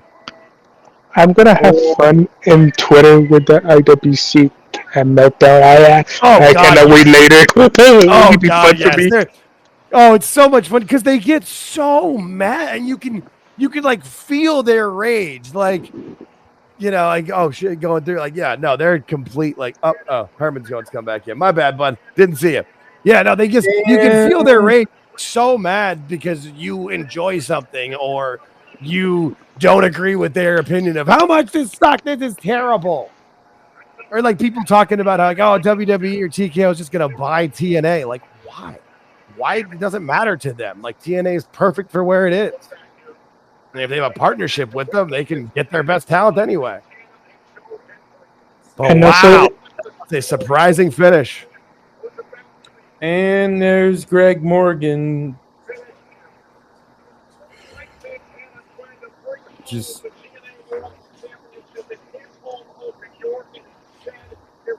well, shit, that was fun. Well, now it makes sense too with the way they were doing it with Trick, and they sold it well where they could maybe he was actually hurt, but nope. No, I knew he was gonna come running back in. I even said it. I just didn't. I thought he would come running back in, but then Santana would still steal it and get the win. But maybe they're gonna keep doing stuff with Trick as a heel down there because again, if he wins or if he loses and then goes up to the main roster, where does he go? It's a tough call. Well, shit, though. That was fun, y'all. I think we should probably wrap it up, though, because it's fucking, 11:20 Eastern, and I've been on here since 6 o'clock. So, but, yeah, thanks, everybody, for coming on. Anybody else got anything else they wanted to get in before we go? Actually, I have one more thing. What's up, buddy? What happened is WWE does buy TNA. I mean, I would think they would just kind of. I honestly think if they bought them, they would do what they're doing with AAA, where they would like let them still run it, but then they would be the overseers. I just don't really think there's a need for it. You know what I mean? Like, I just don't really see the why. I mean, obviously, I'm not a financial wizard because I'm a broke ass bitch, so maybe I'm wrong, but I just don't think there's a need for it in that sense. Like, it works well for what it does. They've got a partnership with them so they can still put the NXT, because I think that's the biggest part of the partnership is the folks in NXT who they want to get more work. They'll do the house shows, obviously, but they know those, every other weekend or every third weekend in Florida. So having TNA is like a great place to have people go and do extra work, or like because Trick, even if he was a full-on heel in NXT, he's not going to get as much heel heat as he is in TNA, taking their title. So it makes a lot of sense and it works. It's just, what are they? I'm not exactly sure where they go with it, but I think it's been a great partnership, and I think it's been a lot of fun. And I think I fully enjoyed that pay-per-view. I was sports entertained and surprised multiple times, which doesn't happen often. So hell yeah, I enjoyed it though. What'd you guys think? I give it a 5. No, not 5. Like a 4 stars. Okay. I usually do grades. I give it a solid B. Not a B plus, not a B minus, but a good solid B is where I'd put that show. It was a lot. There was definitely some fun things, and they've got themselves, I think, still set up well for moving forward because, they've got good storylines. Obviously, we'll see if Masha trying to get her title back, what they're going to do with Trick, with Leon Slater being the X Division champion. I think they've got a lot of setting themselves up for an exciting build up to Bound for Glory. Actually, I think everybody. Yeah, what's up? I think TNA will have some TV specials. Now our way to Bound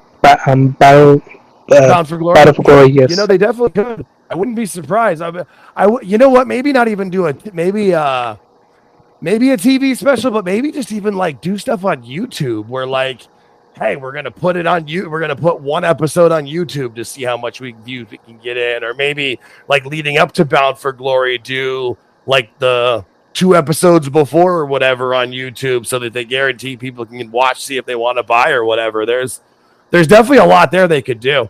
I'm very interested in where they're gonna proceed up to, because they're definitely on fire right now. I mean, that was a packed house and a loud crowd, and they've set themselves up for cool stuff. So I'm excited for sure. Yeah, me too. Cool. Well, awesome, everybody. I really thank you all you guys for hanging out the entire time. That was a lot of fun. We will have to do this again. You know, I wasn't expected to stay on the entire time, but I'm really glad we did. So if you're not already subscribed, go to youtube.com/@AltJakeTakesOn. Share the link with your friends. We're almost at 250 subscribers. Goal is to be at 500 by the end of the year so we can monetize this bitch. But love you all, and we will talk to you next time. Peace, everybody.